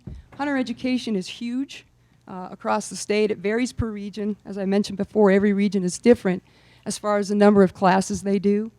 In my region, I do 3 traditional, 3 internet field days, and I can't do that without the help of the game and fish personnel that I work with, and also the many volunteers that I have in the region, especially the muley fanatics. Besides teaching classes, we're responsible for training other instructors and mentoring them, so that's also part of our challenge. The good news, at least in our region, is Hunter Ed is back in the high school. It's been absent from Rock Springs High School since I've worked there, and it's also back in Lincoln Middle School, so that's encouraging. It's also an integral part of the Forever Wild Families program. Those students need to go through our Wyoming Hunter Education program to continue on with that program. And finally, teaching about bear and mountain lion safety actually was not added to the Wyoming Hunter Ed curriculum until 2008. And while every region has its share of urban wildlife issues, there's nothing like Cody, Lander, and region to really top out with their large carnivore conflicts there. So perhaps the challenges and opportunities are most prevalent in the Jackson region. So if there's no other questions, I was going to turn this over to regional INE guy, Mark Oakey from Jackson. Madam President, I have questions. Yes, sir. Commissioner Crank. So I guess what you've described for us is a statewide look? That's correct, sir. Commissioner Crank, yes. Okay. So tell me, if money were not an option and you didn't have bosses to tell you what to do, so I'm cutting you loose from all chains of servitude. It's dangerous. What can I do to help you do your job better? How can we enhance the outreach that you're doing, the education that we're doing, any aspect of your job? Commissioner Crank, I believe more boots on the ground, I hate that phrase, but more people to help us get some of these programs started again and help us do them. Money to fund those positions, I could really see that AmeriCorps position, the Con Ed position, the R3 position, all of us working together like we once did as a statewide group, utilizing other folks in our region. So I would say more personnel, more money. And personally, I need, we do a lot with shooting sports, which is fantastic. But we all need to be certified range instructors. And before Jim Dawson left, he was going to have us all certified, which is quite expensive. It would be at least $250 a person. But I think it would be a wonderful investment to get us all certified so that we can hold more live fire after our Hunter Ed classes and do more shoots with our partners in the region. And Commissioner Crank, if I'm not speaking ahead of time, I mean, Rennie, you're going to get to this, aren't you, in terms of the proposal that we've talked about? You said Commissioner Crank. Well, I meant, I just did to answer your deal a little bit. I believe Rennie is going to get to some of those things for you as well. I think he is, but I have some other questions if that's okay. Sure. So there were several things you said. You know, I think you said something along the lines, we're doing the best we can with the resources at hand. So I ask you, what do you need? Basically, you talked about 3 kind of supervisory positions, or 2 supervisory positions. A Con Ed position and a R3 position. Tell me, how do those help what you do touching kids and your community in Green River? Kids, adults, old people, I don't care who you touch. I just want you to touch people. Yes, huge question, valid question. Rennie's going to delve into the details. But in my mind, we went from a statewide presence where we had a statewide supervisor in Cheyenne who had staff under her that would help us do Becoming an Outdoor Woman, another fantastic program. We had archery in the schools, another fantastic program. All of these programs that every regional INE would assist the state Con Ed group do, that's all we did all summer. We did all those programs. So we've had to fall back and get help within our regions, and our regional folks have been great. But I'd like to see it full-blown again, where we got somebody in Cheyenne that's coordinating all of our partners, coordinating those partners with the regions, identifying which regions need to have all these activities, and get us all together and give us the guns, give us the ammo, give us the training, give us all these trailers to kick it up a notch again and start doing it. Okay. It occurs to me one of our problems is we have incredible people. I mean, there are incredible resources within the Game and Fish to touch people. The problem is, and I see Todd Graham's here, and I like to pick on him. So Todd Graham during hunting season spends 23.9 hours a day being a game warden and doing those duties. I mean, and those are many, you know, our biologists, our wardens, those are incredible people that can touch people and influence people. So how do we deal with that problem when those people already have a full-time job and they're working 23 hours a day anyway for a large majority of the year? Commissioner Craig, yes, that's a huge concern. Again, it would be more people on the ground, more volunteers, more people directing those volunteers. I don't want to see the game wardens and biologists go away. They help me a great deal, but yes, they have their own job to do. I just think more people, more coordination, and more money, and maybe even a better focus of what we actually want to do. I mentioned there's been a lot of changes. There's been a lot of changes in leadership in the I&E department. I'm not for bad nor good, but it's been all over the place. So more strategic planning, more money, more resources, and to continue that teamwork that's going on that we already have right now, and to not let that slack. You are a Project Wild advocate. Yes, sir. So there's been this, what I guess I'll characterize as a paralysis within the department regarding, do we use Project Wild or do we use our own curriculum that we had sometimes spent some money and time writing? You're free from your bonds. Tell me what you would do. You're rude. you don't. That's a good one. Bringing Pat Crank home to your house would like bringing an old stray dog home. No one would like it.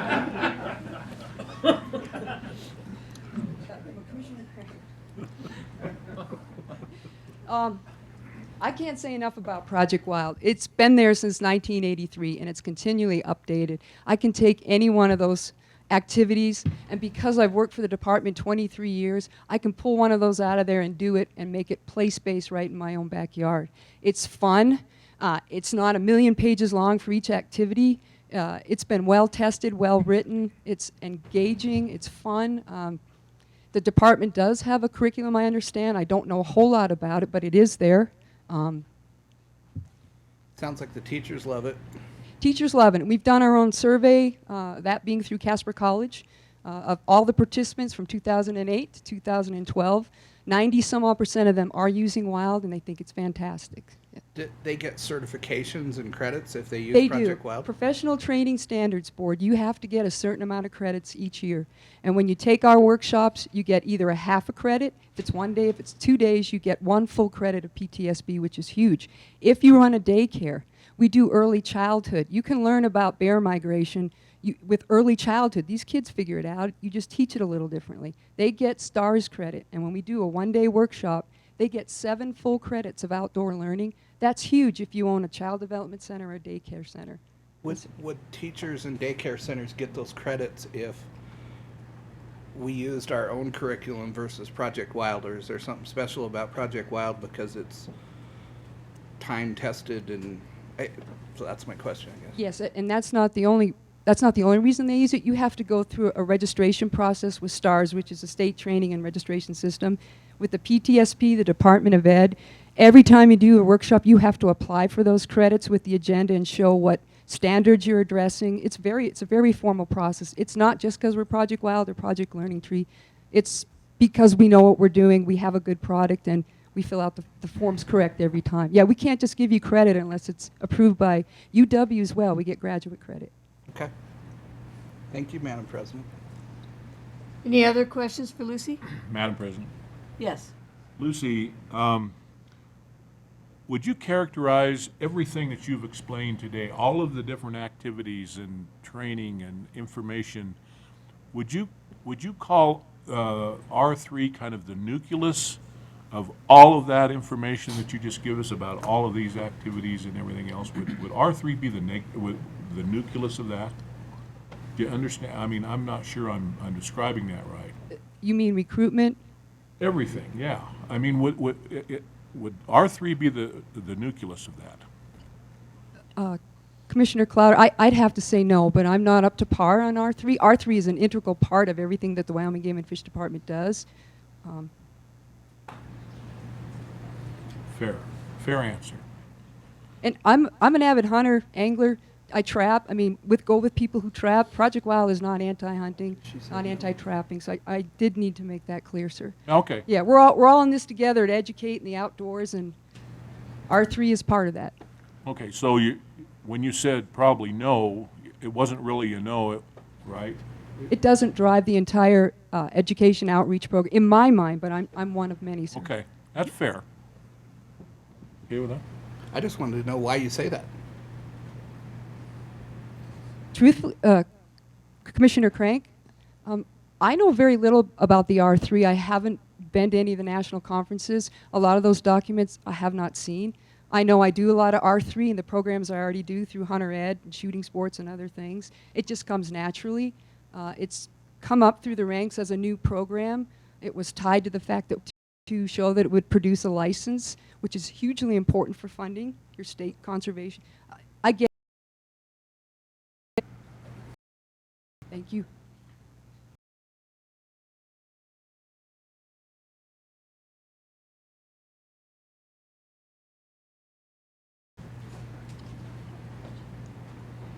Madam President, members of the commission, and Director Talbot, I'm not sure why I'm here. She got the brains and the looks, and I'm clutter.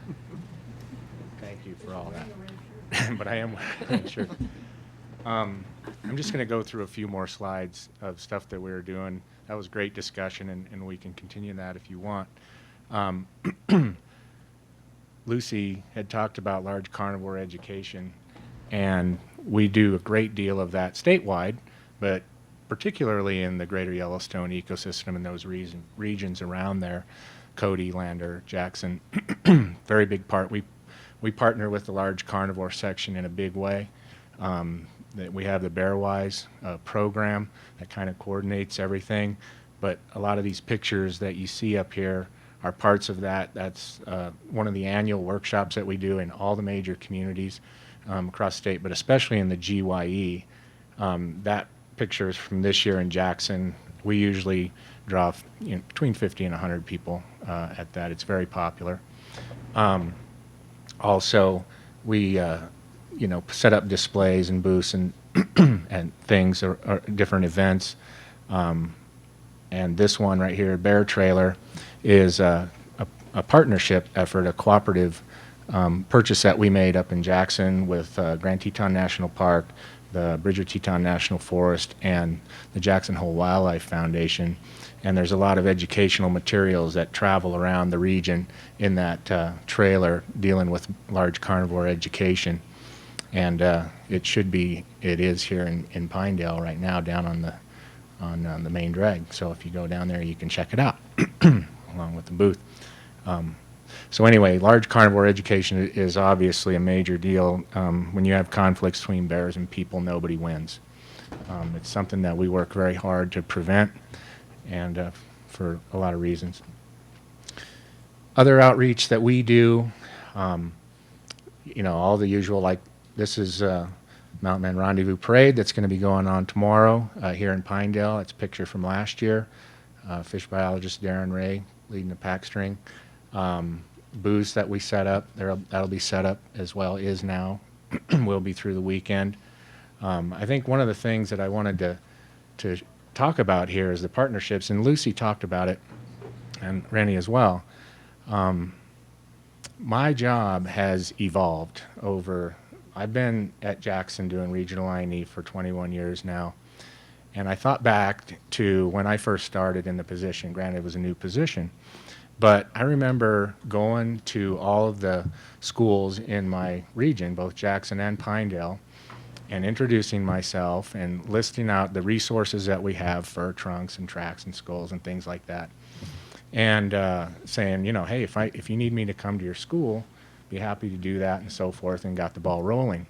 And I think about, could I do that today? And that's so far from where I am today in my job.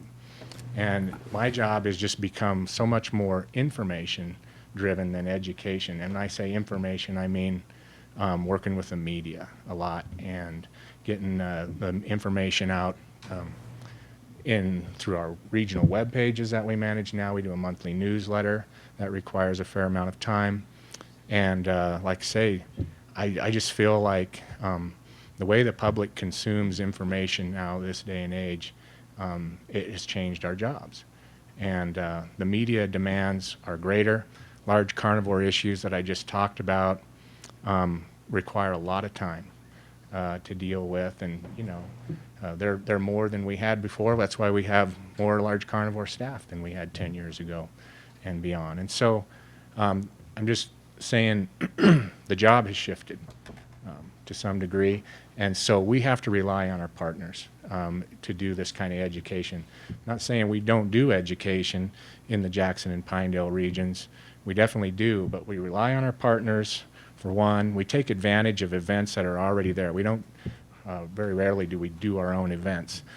For instance, this one is the elk antler auction on the square up in Jackson that happens every third Saturday in May. And it's an opportunity where you're going to have hundreds of people there. It's like, great, let's take advantage of that. Let's go set out all of our resources, and we reach a lot of kids that way. But the point is, it's not our event. We have to capitalize on other people's doing that organization and taking care and getting all the people there and so forth. This was another one, float trips. The Snake River Fund in Jackson runs over a dozen float trips. They run every fifth grader on a float trip down the Snake to talk about riparian ecosystems and the wildlife that you see there along the Snake, look at bald eagle nests and so forth. And, they asked us to help with that. And we don't go on every single one, but we do as many as we can. We jump on there. And there's other partners, of course, other agencies up in Jackson that are doing it as well. So point being is that we take advantage of other opportunities that come up and other people are organizing.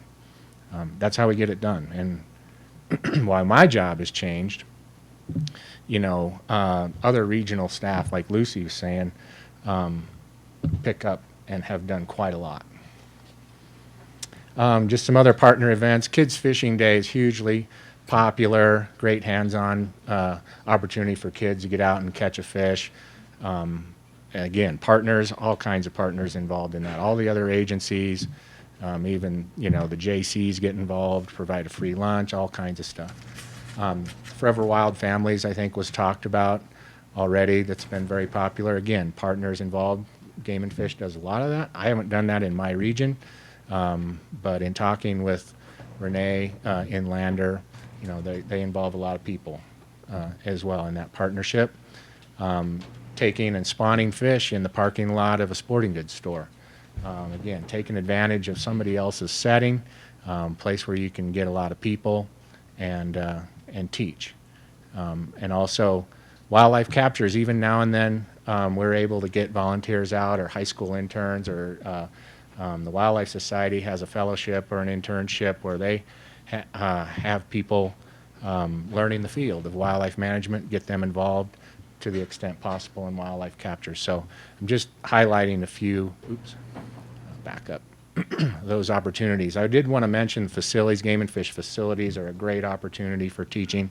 The hatcheries, probably one of the best as well. They run a lot of kids, and Rennie will talk about this in a minute, but run a lot of kids through those facilities to learn, look at the fish, and also the bird farms, of course, and even Dee Hawk's Forensic and Fish Health Lab down in Laramie entertain some visitors as well. A little bit of soft education it's worth mentioning, I think, is just some interpretation that we do through signage and so forth. This was a nature trail we just completed on the South Park Wildlife Habitat Management Area. About 12 signs along a nature trail down there. And then here also the Trappers Point overpass that was completed just west of town here. We completed a interpretive site just to let people know when they go under that overpass, a lot of people are like, what the heck is this here for? And so we interpret why, how we're trying to restore migrations or maintain migrations, I should say, and why that overpass is there and so forth. So again, a partnership with many local partners, agencies, and so forth to get that interpretive site done. And lastly, I just wanted to mention on the front of citizen science that's becoming very popular. And in Jackson, back in 2009, we created a program called Nature Mapping. Again, a partnership with all the other agencies and some non-government organizations, namely Megan Burt Rain's Fund and the Jackson Hole Wildlife Foundation. And basically, we have since then certified 400 people to go out and collect and make wildlife observations and collect data. Over 40,000 observations so far. And all of that data is vetted through local wildlife biologists, and it goes into a database and into the Game and Fish's wildlife observation system as well. It has its own coding, so it can be separated out from that database, but it's all used, and it's pretty cool because not only people are learning about wildlife and how to identify wildlife in the field. We do bird walks. Oh, excuse me. Sorry, Rennie. Get my buttons mixed up. But we do trainings periodically for all the certified observers in nature mapping. Here's Susan Patla leading a bird walk down in the South Park habitat area. So obviously they're learning about wildlife and so forth, but it's very engaging that they know that the observations they're making are actually making a difference. They're going into a database, and we've actually had several requests for that data from town and county planners and so forth that are, looking to create a subdivision and wondering what are the impacts going to be, what's the wildlife there. And in a lot of cases, it's places where we didn't have data to begin with. From Game and Fish, private land areas and so forth, where we can't do flights and that, and so it kind of fills a niche for us in the Game and Fish as well, biologically and with our data. So it's worth mentioning. It's been a very successful program. All right, I'm done. Sorry. Questions for Mark? No. Is Renee going to speak as well? Renee is here for questions too, and she can't jump in. But that was Renee's plan to get through this. Okay, that's fine. I just wanted to ask. Thanks, President Little. So Renee Schell from Lander is here, and she, again, each region has different opportunities and challenges and needs, and so she can talk a little bit more about some of the things that is done in Lander if anybody wants to go more into any of those specifics. But want to just get rolling here and get you through the proposal. But first, just to look at the numbers when we look at our education efforts, after school, in school, hunter ed, large carnivore workshops. From our inventory, we're getting to about almost 29,000 people a year.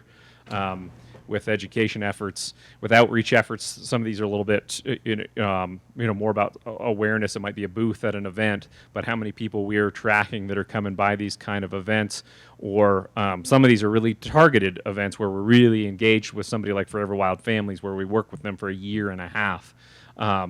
This is that inventory, but 24,000 here is our estimate based on inventory. North of 50,000 a year for those two efforts, and then you throw in the facilities, how many people go through fish hatcheries, the lab, and bird farms. Again, now you add on another 30,000. So there's a lot going on here, and the point of this is to show you that there is a lot happening in terms of this outreach, but there are definitely ways as we look at this we can do better, because we're not even talking about our partners here. And as we put together our proposal, we started talking with those partners a little bit, and I think, as Lucy mentioned, coordination is a big thing. Great things are happening, but we're not necessarily having them organized or maximizing the potential benefit from those. So we think there's a lot more opportunity there. We know we can do more and do it better too. I think the more we look at this, and appreciated that catalyst to take a look at this and try to think big and look at where we're headed. We had this internal team again from across regions and across divisions, and then we also met with some of our established partners. when we're looking at outreach efforts and try to get their feedback and heard from that. You've got one comment letter already in your notebooks. Another one came in late. I emailed that to you here this morning. And I think there are some people here who may want to speak after I'm done too. But it was really great to hear from them. We definitely learned that partners care about this a lot. It's forefront at the national level, at the state level, and at the chapter level in communities. Education, talking to more people, trying to develop that hunting and fishing heritage, talking about wildlife. It's a value in Wyoming that's important. So the team that got together and discussed this with partners came up with 4 objectives. We went over those with you guys in March, continued on with those based on that discussion, and then went forward from there to start grouping some ideas, some initiatives that we could add on or focus on a little bit more in the future. So there's those 5: youth education, building skills. So youth education is more about teaching about wildlife. Outdoor skills is about teaching skills to hunt, fish, and enjoy the outdoors and enjoy wildlife. And those regional events support all of this. And then Backcountry Pass and Wildlife Worth the Watching are more about volunteer opportunities, hands-on opportunities to learn and participate. So jump in and take you through these a little bit. Youth education, this is teaching about wildlife to youth. And so our proposal is, as we looked at what's going on in schools, I think as you saw that right now, in terms of K-12 outreach and education, we're getting at over 10,000 kids a year. There's 94,000 K-12 students in Wyoming at this time. Per grade level, about 7,500. But if we were to target one grade level, we think 3rd grade would be a great place to start. And that's our proposal is to kind of aim there now going forward with your feedback, because at that point in schooling, they need to go through a life cycle curriculum with teachers. So we think Project Wild could help with that. We think that would be a good partnership with teachers. And we think Project Wild, bringing that back, bless you, would help meet those goals. So we'd like to bring back Project Wild. That was something that was removed, the funding for that, and we think that would get materials. So we could get materials to our folks that they could use in schools and outside of schools, and we could also have those materials available for teachers and others. So we get going with that. We think, obviously, working with Project Wild and Hazel's here, there's that opportunity. They run a workshop. We'd like to support that workshop again for facilitators and also look at doing kind of some regional trainings for teachers as well. That's good for them and good for us, we think. We also think, there's other resources out there, the ones we developed. I think we owe it to our partners, the funders on that, the Governor's Big Game Coalition, to at least look at that. We have not been through it to really evaluate how it would work. You talk to Hazel and folks with Project Wild, they'd love to see that too and find out, is that a way to enhance Project Wild in the future? Is there anything that we can merge with those two things? We at least need to go through it, and it'd be great to have that conservation education position filled to get going on this stuff and then to find out in the future if there's ways to add and make it better. Camp is definitely an issue that we want to look at after the renovations are done. Can we do more out there in terms of this, and can we do more with partners? There's a lot of people who would love to use that camp, and we'd like to support them. We think if we could get some college interns who could be out there on site during the summer, that'd be a great way to staff the camp and have it run really effectively and have Game and Fish have a presence out there. And one way we've looked at this, and we've discussed this a little bit with AmeriCorps, it's kind of one of our exciting possibilities, is we'd like your direction to go forward with an application to the AmeriCorps program. We'd look at working with AmeriCorps volunteers to do education across the state about wildlife, about conservation, about hunting, about fishing. And so we'd like to apply for that. The soonest we can apply is in October, and the soonest they would let us know and we could start running that is next fall. So we'd like to pursue that, though, because that could be up to 20 positions, either summer positions or all-year positions that could be helping us and our partners be doing a lot more on the ground. Outdoor skills, definitely part of that, but I think that then you move beyond youth as well when we're talking about outdoor skills. So we'd like to bring back Becoming an Outdoor Woman and have that workshop happening in 2017. With camp being closed, we'd likely be doing that at the Buffalo YMCA camp. But get that going again, have that R3 position helping with that, helping again support Forever Wild Families as Lander is continuing with that and looking if that's going to continue in other regions as well. But we can also even look at Becoming an Outdoor Woman and see if there's specific programming for women that we can take to other places other than just doing it at the Whiskey Mountain Conservation Camp. We think really too that there's just a great opportunity to do more teaching. So workshops, events like pheasant hunting, introduction to pheasant hunting, introduction to fly fishing, we're doing photography workshops this summer right now, continuing with those. So a lot of those how-to events to help people keep developing the skills, especially, we have people who graduate hunter ed and don't go on to hunt. And so they're obviously interested, but they haven't taken that next step. What can we do to help them continue along that path? And, how can we teach them more about this? You asked Commissioner Cloud about R3 and that kind of nucleus nexus of that effort. And, I think R3, the main discussion nationally, the national plan that's out is about hunters and shooters. But there's R3 to talk about fishing. That plan will come nationally probably in the next year or so. But there's also, are we going to just recruit wildlife enthusiasts too and teach people who just really care about what we do in terms of management? And I think that's part of outdoor skills too. Mentors are always going to be important, and so have some ideas to work with our partners on that.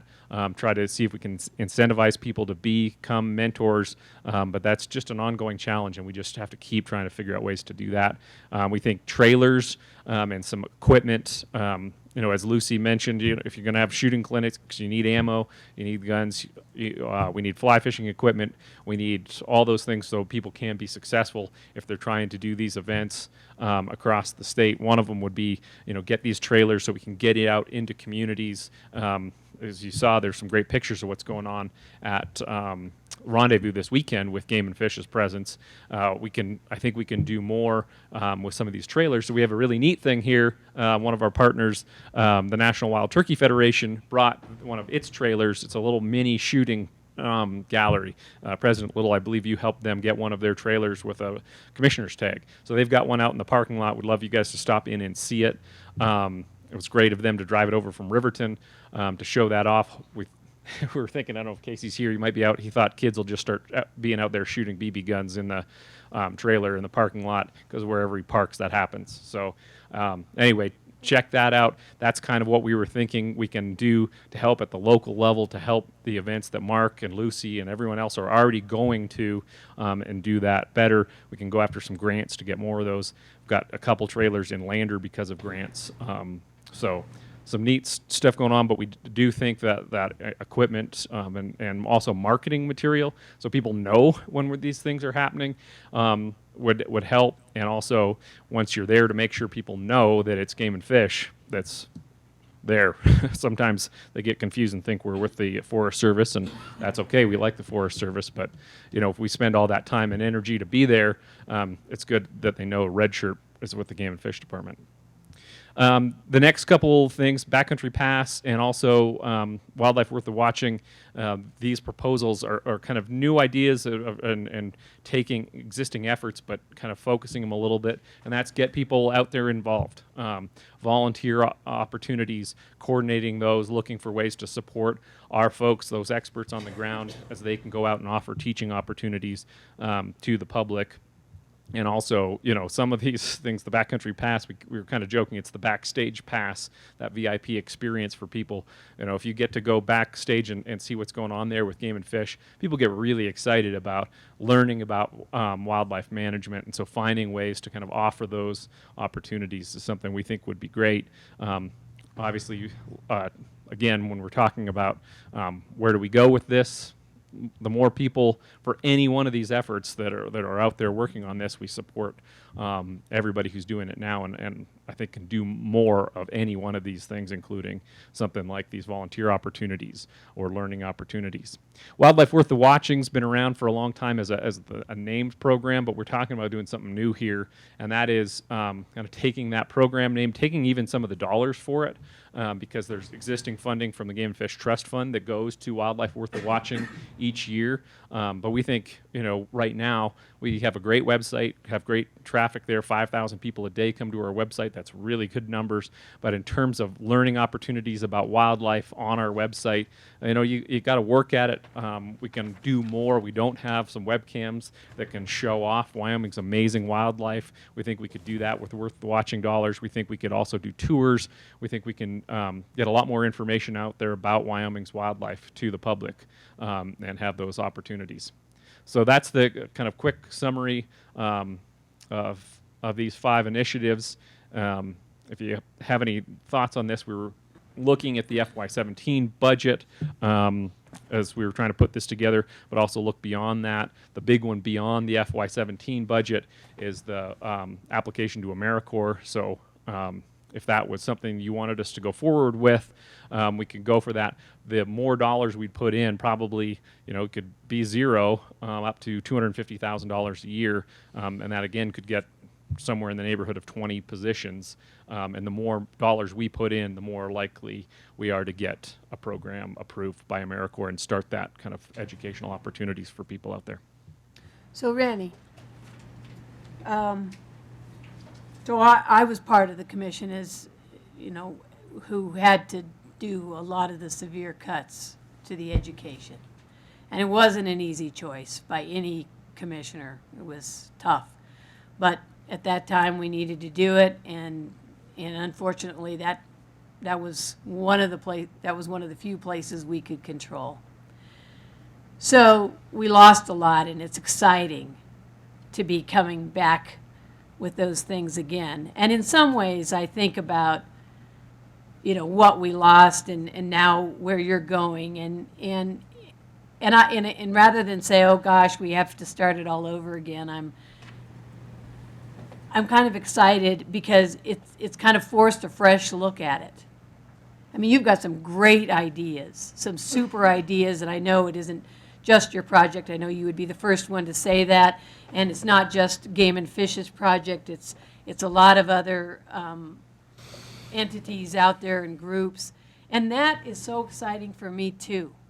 I'm excited that you're partnering with people like Project Wild, and which I've been pushing for a long time, and and I know you did with Boy Scouts and FFA and Wild Turkey Foundation and all those things before, but I can see how excited Lucy is about it, and and then work you guys have done in the collaboration of meetings, and I just wanted to thank you and commend you, and in a way, I'm looking at this as a really positive thing. Maybe it was okay that we had to start over again, because it causes you to have some really fresh looks, and I really appreciate that. What I wanted to ask you is, you and I had discussed, you kind of had laid out a budget proposal breakdown. I know that's changed a little bit, and now you're talking about this AmeriCorps, which I don't believe was on there, right? That's correct, President Little. It's not in the proposal at this point because it would not be anything that could be spent in FY17.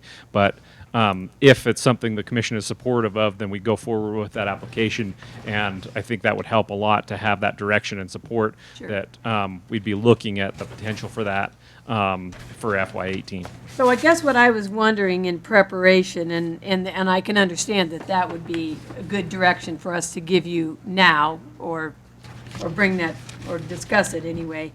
But what I was wondering is, as we're getting ready, Meredith will be up next to talk about the FY17 budget.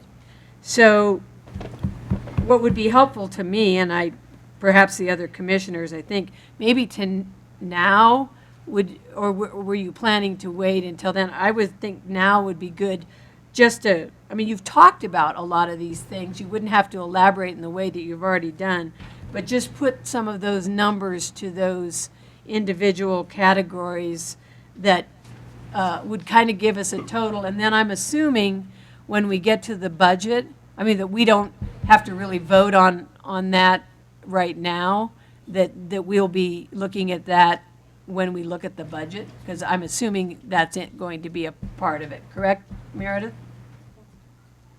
Okay, so the only, then we'd know that we can give you direction on AmeriCorps or anything, that's a key thing that I think I can see us doing now, but we'll actually be looking at voting on your actual expenditure desires when we reach the next agenda item. But I think now is the good time for you to just individualize them so that Meredith wouldn't necessarily have to, if that's okay. President Little, absolutely.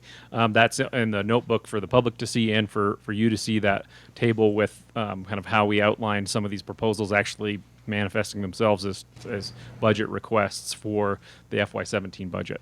So if you're looking at that, we've got at the top, there's the Project Wild funding. As we talk to folks with Project Wild, they're in better shape thanks to a commission license this year. So we'd start off a little bit smaller, $7,000 request for those materials to have those available for game and fish personnel and for teachers.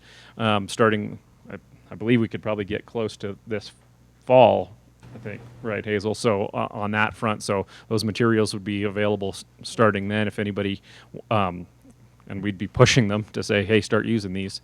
Here's some good lesson plans. With the expectation that would go up in the future. I mean, like you said, there was... It's more, President Little, it's more like $10,000 a year, but because of that commission license and the work that they've already done and timing of camps and things like that, $7,000 for this fiscal year, $10,000 probably ongoing. Okay. We're looking at those camp AWACS college interns. Those would not be necessary if that AmeriCorps program comes forward, but to start doing some of those summer activities for folks, we think that would be a great way to do it, is to work with college students either through that AmeriCorps program or through an internship. And that, we don't have internships per se. It would be a contract position in the summer. And my understanding is we'd need that for FY17 anyway, because the AmeriCorps wouldn't be available until fall of 17, if that came through. Correct. Madam President, could I ask Rennie to explain this AmeriCorps program? I mean, you just called it the AmeriCorps program. Sure. We need to know what it's about. What does it do? What's it cost us? What happens if we apply? Sure. President Little. So AmeriCorps, I think President Kennedy started it. It's the heart of it. It's about volunteerism. So the people who participate are called AmeriCorps volunteers. And in Wyoming, the program's called Serve Wyoming. And that's based out of Casper. Had some great conversations with them just over the last few weeks. They're really interested in working with us. They have a big emphasis right now. It's about education, that AmeriCorps program nationally. And so specifically, then they also get into education around the environment and the importance of STEM learning, so science, technology, engineering, and math. So they felt like we'd be a good partner to go forward with them. And there are existing programs with the Wyoming Conservation Corps that they just run summer volunteers. Obviously they get paid a stipend, and those folks who go through that program also get some educational dollars to go if they want to continue on with their education, and most of them are doing that. So they have a bachelor's degree perhaps, and they want to get some dollars for their master's degree. They spend a year with AmeriCorps somewhere in the country working on a program. So we would need to design that program to be doing events that are educational and reaching a lot of kids. I think for that to be successful. So that's who would be doing it are likely folks who either have their bachelor's degree, could be a little bit further on too in life, but you might have some folks in the summer too who are in the middle of getting their bachelor's degree. It's the people who are interested in that program usually are really interested in the service part of it too, and so they want to be out there reaching a lot of people and trying to pass on important values around like wildlife and that kind of thing. So we'd have to apply, put together a program, and look at that. Some people apply and don't have any dollars to apply for a program, so they would like AmeriCorps to fund it and provide the positions and the volunteers. And some people apply and have dollars to put forward into it. It's about, because it's the stipend, there's for a full year, full-time position, volunteer, it's about $13,500 per position. If we go after a program, you have to have at least 20 slots, and those don't all have to be all-year programs. So it's not 13,000 times 20. We could have 10 people work all year round and have an all-year program, and 10 people who are just summer volunteers or interns, or we can mix and match that a little bit. But I think it's an opportunity to get another person into a region. We could. My thought would be we go after 8 people to work year round. So each region has somebody who's able to do these outreach education offerings to the public in schools, after school. They really like to work too with some people who come from different backgrounds, and obviously people who come from fewer opportunities economically. So that'd be a great way to reach Boys and Girls Clubs, Big Brothers Big Sisters, work with them, and in the schools. So I think these are the kind of programs we could be doing, where we take Project Wild lessons and get them into schools with these people. They could be wearing a red shirt, but they would need to have an AmeriCorps badge to mark that they are part of that program as well, that it's a partnership. Madam President. So, every position we get costs us essentially $13,000 a year. If it was President Will. If it's halftime, it would cost us $6,500. But we have to have 20 positions. And they could all be summer positions. Okay. Who hires them? Who supervises them? Who controls them? What if you get a real dud? I want Mr. Talbot to fire a real dud. But what happens? I mean, how does that work? That would have to be something we would be running that program. So we'd be supervising those positions and overseeing it, hiring it. I think it's, as I've talked to the folks with Serve Wyoming, it's very important to really outline the positions and create the right expectations for the people who are coming in, so they don't come in and think that they're going to be doing one thing and what we want them to do is something else. So we need some good planning to make sure we hire some good people. They track the retention rates for their volunteers pretty closely, and it's definitely, there's no way we're going to get to 100% with those. We would be, I'm sure we would have folks who wash out, whether it's Director Talbot asking them to leave or them leaving on their own. But we control that, right? Correct? Correct. Okay, proceed. So as looking forward, becoming an outdoor woman, running just that workshop, we've traditionally, the participants, about 50 women a year, they pay quite a bit of the cost, but just looking at the fact that we wouldn't be at Whiskey Mountain and need another facility, we're proposing $6,000 for that for FY17. If we're to do more than one workshop a year, that would cost more, require more personnel, and that's where we think having that R3 position would really help, the Con Ed position. All of those really can work together, I think, is we're hearing that's the ideal situation, is that get those positions coordinating, talking to partners, bringing together the right people to be there. Becoming an outdoor woman, as I understand it, that program didn't work unless we had great partners and volunteers coming from different organizations to help. So we just need that coordination at the statewide level from those positions.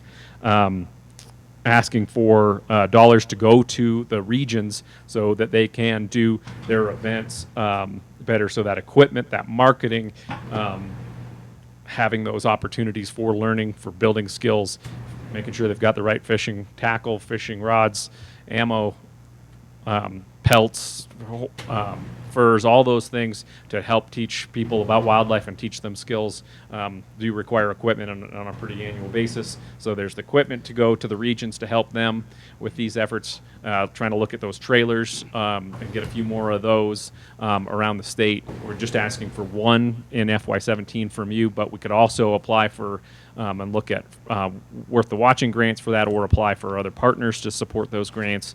It was RMEF who, Renee, tell me if I'm wrong, RMEF bought 2 trailers for the Lander region that are up and running. So, partners have been very supportive on these kind of efforts before. So there's those 2 requests there in the budget. Trying to do more of those hands-on workshops, teaching people skills about how to hunt, fish, and enjoy wildlife. Having those, largely I think run by that R3 position, that hunter angler recruitment position to help those workshops. As we look also, we think that there's opportunities again to use the trust fund dollars through Worth the Watching to fund some of these things. And that would include grants to our partners for events that they do, so that they can, if they need some support to do some of these great events, that we coordinate with them and support them as they're helping. Many of them support us too, but sometimes the local chapter just needs a couple $100 to get an event off the ground. And if we can't be there in person, we could support them. That was something our partners liked the idea in particular and asked for.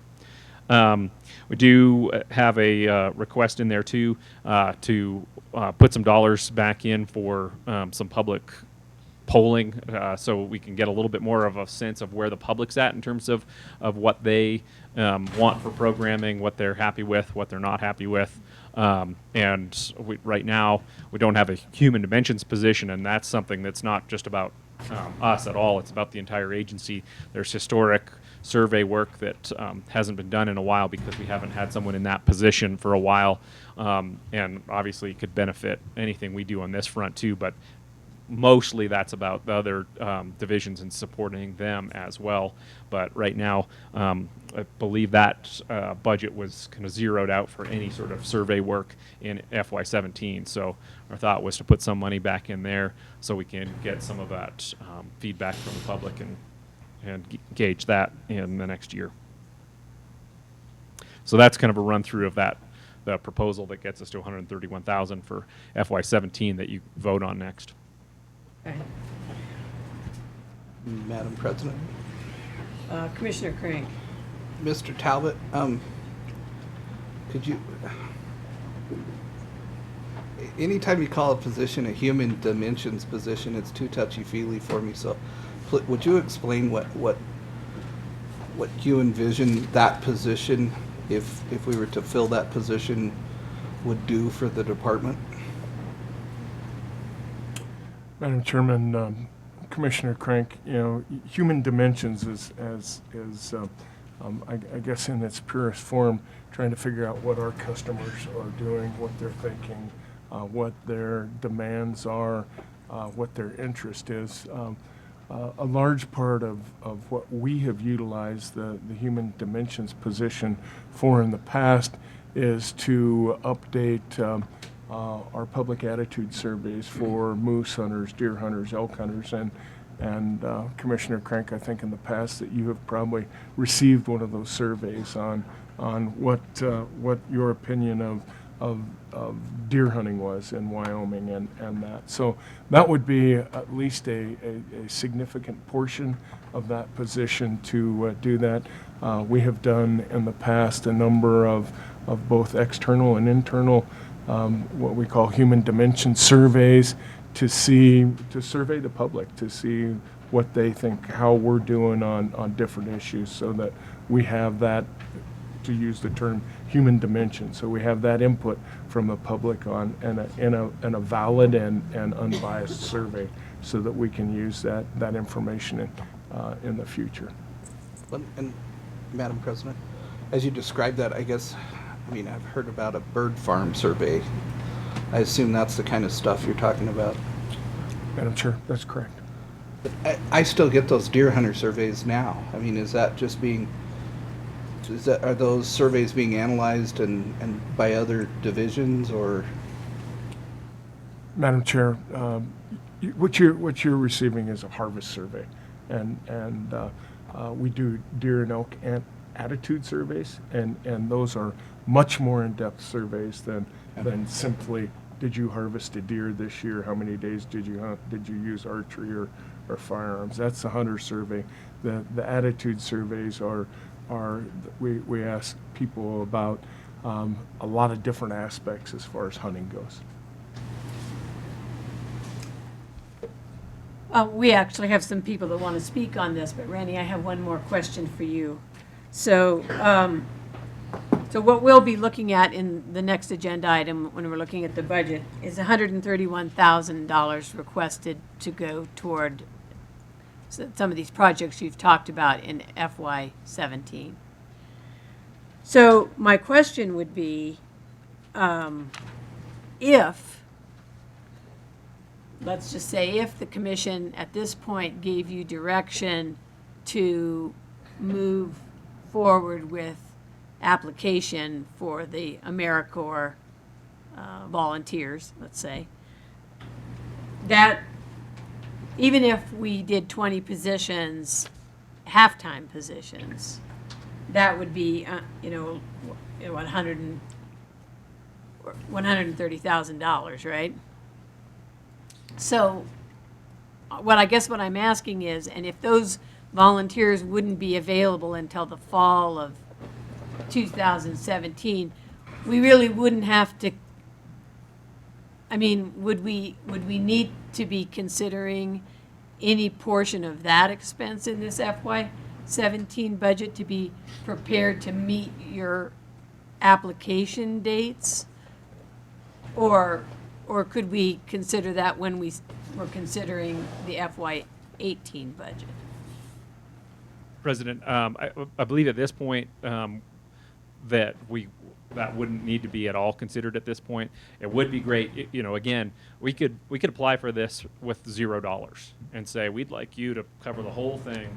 I think sometimes for the full-time positions, there's health insurance that you need to help them pay for and some other stipends. So there are some other costs that can come up in this program too. But, one thing that would be great is if we had your guidance to say, don't commit to more than $200,000 in future years, or do go for this whole hog. Whatever that direction would be from you would help. And also the other thing too is that as we get to this application put together, I could come back to you as we learn more from Serve Wyoming and get some feedback to shape that. And so it is possible that we could just work with you here later this year to be looking at that more specifics there.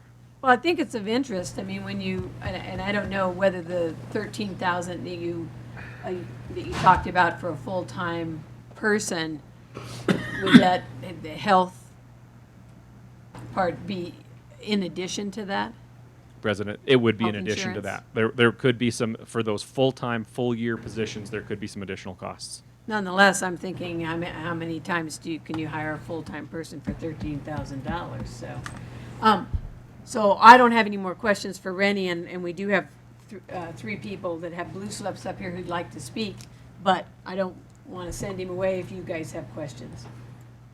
Can we bring Lucy back up real quick? Sure. Lucy?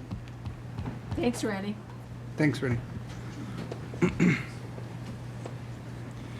Madam President, so I'm going to pick on you now because you're female. So, it occurs to me that men, we all believe we run our own lives and we chart our own destiny, but if we're honest with ourselves, we are always controlled by the woman that shares our life with us. So it just occurs to me that the major component, or one of the major components of all of this, is we need to touch women, because they are the mothers and they are the wives, and so if we touch women, we touch a larger group than if we just touch one, kind of crusty old guy like me. So what are your thoughts about that, Lucy? I mean, you're female and you've been involved in this for a long time. I mean, how do we do that better? How do we be more effective at that? And I love the idea of becoming an outdoor woman workshops, and I'm very supportive of that. But are there other ways we can, because if we get a mother involved in being concerned about wildlife habitat, migration corridors, hunting and fishing, understanding the model for conservation in the United States that is based, 99% off the backs of hunters and anglers. If we can touch those women, they naturally educate for us far beyond what we can ever have an impact, it seems to me. So thoughts on that, and how maybe do we do that better? Or is there a way to do it better than we're doing it now? Commissioner Crank, yes. I can only compare the work I did in Idaho for 10 years and 23 here in Wyoming. And when I first moved here, I was amazed at the amount of women that actually participated in hunter education classes, 4-H shooting. So the positive spin there is, even 23 years ago, I saw more women. Throughout the years, my biggest bang for the buck has been hunter education. We require that the parents come in with the kid, students if they're under 14, and they start to learn the curriculum with the student. You can see the light bulb come on. So one way would be get them more involved in hunter education. Anytime we do a shooting field day and the parents participate in that, the women just firing one shot and hitting a clay pigeon is hugely important. So if we could get more of those going. I did becoming an outdoor woman the entire time except 1 year, and just seeing them build a campfire is enough to get them excited about coming back to BOW. So it's the small things. Doesn't have to be making something go boom. It can be the small things we do at BOW, empowering them to go fishing by themselves. And I'm not anti-male. I've been married twice, so I'm not exactly perfect. But empowering them something as simple as survival skills, right up to shooting something out of the sky. We're doing a really good job at that. I just think we can do a lot more of that. Does that help you, sir? Fair enough. Yep. Go ahead, Rennie. Thank you, Lucy. Real quickly, President. That letter from Janet Marshner, she's kind of, you've met her, she's been to a lot of our meetings, and the letter she sent you, she started a company called Shoot and Cast. I think that's right. And right now she's working, she's got a women's fly fishing clinic kind of running in the Cheyenne area. She wants to help with bow and has committed in that letter to all of you that she'd be there to support that. So, she's excited about these kind of ideas of taking some of these workshops.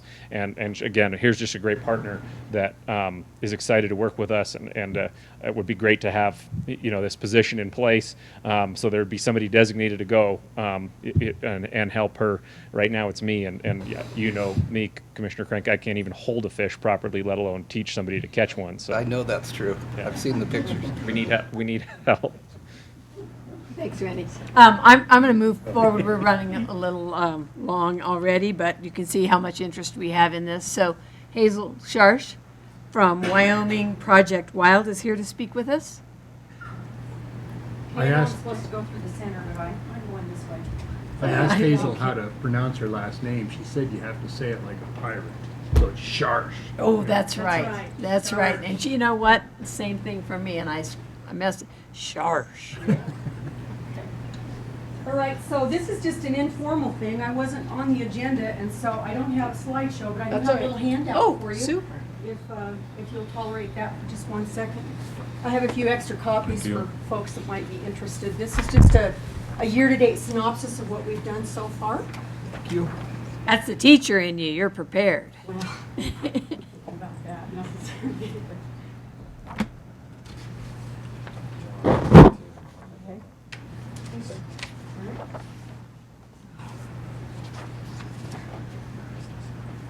And how are you? So this is really weird for me to be behind a podium that's almost taller than I am, so just give me a second here to, what did I do? There, can you hear me now? Yep. Okay, alrighty. Okay, so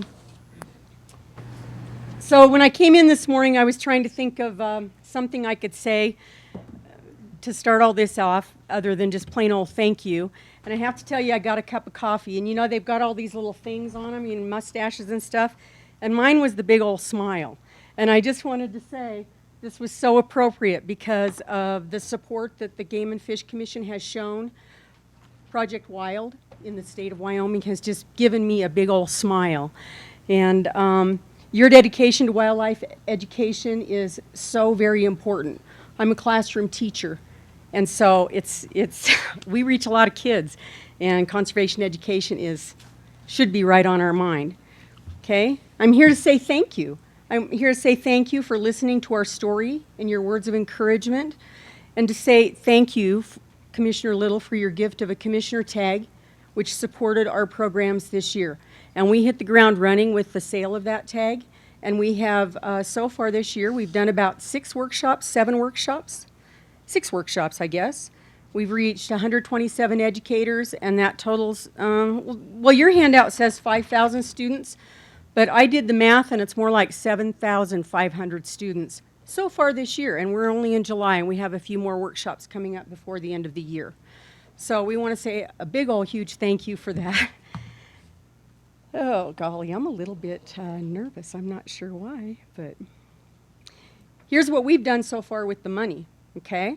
With our partners, Project Learning Tree and Audubon Rockies, Wyoming Game and Fish, we have we've done the 6 workshops and reached 127 educators. I don't know how many students that is because some of these educators are like me and they teach in a little teeny tiny one-room country classroom and they may only have 5 kids that year. But we have other teachers who say, hey, I've reached 250 kids this year and I'm going to use your program to help reach those kids again next year. So it's not just a standalone one-time shot. Those teachers that buy into using Project Wild are going to be using it on a year-to-year basis. So it's not just this year. It's going to keep growing and continuing. And so we want to thank you all for that.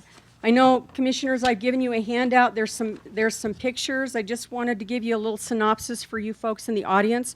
We've had 7 workshops so far this year, and we're just into July. We have 4 or 5 more planned before the end of the year. We had 30 educators in Sundance, 14 educators in Little Old Thermopolis. Pinedale had 9 educators. Kemmerer, we had to turn folks away. Our maximum amount that we could handle was 40 workshops, or 40 participants, and we had, Lucy, 20 or so that we said, I'm sorry, you're going to have to come next time because we're just too full this time. Couldn't do it. We just did one in Lander with 20 educators, and we reached, 230 elementary students in Casper just with International Migratory Bird Day in our partnership with Audubon of Rockies. So it's all good stuff. Let me tell you something about teachers. That's my day job. I'm a classroom teacher. I teach grades K through 6 in a one-room country school. And teachers dig this stuff. They are hungry for the support that you have given Project Wild. It's easy to use stuff. We're accredited with PTSB, UW, and STARS. We're content rich. We meet standards, not only science standards, but social studies standards and language standards. And somebody alluded to the STEM program. I think that was you, Rennie, right? Okay, so STEM is an acronym that stands for Science, Technology, Engineering, and Math. And Project Wild and the hard work that you folks are doing with Game and Fish lend themselves very well to STEM. And so teachers are interested, okay? This year alone, in the 7 months that we've been doing it, thanks to your gift and thanks to Wyoming Wildlife, the Foundation, we've reached 127 educators who touch 7,200 kids in the state of Wyoming. Let's see.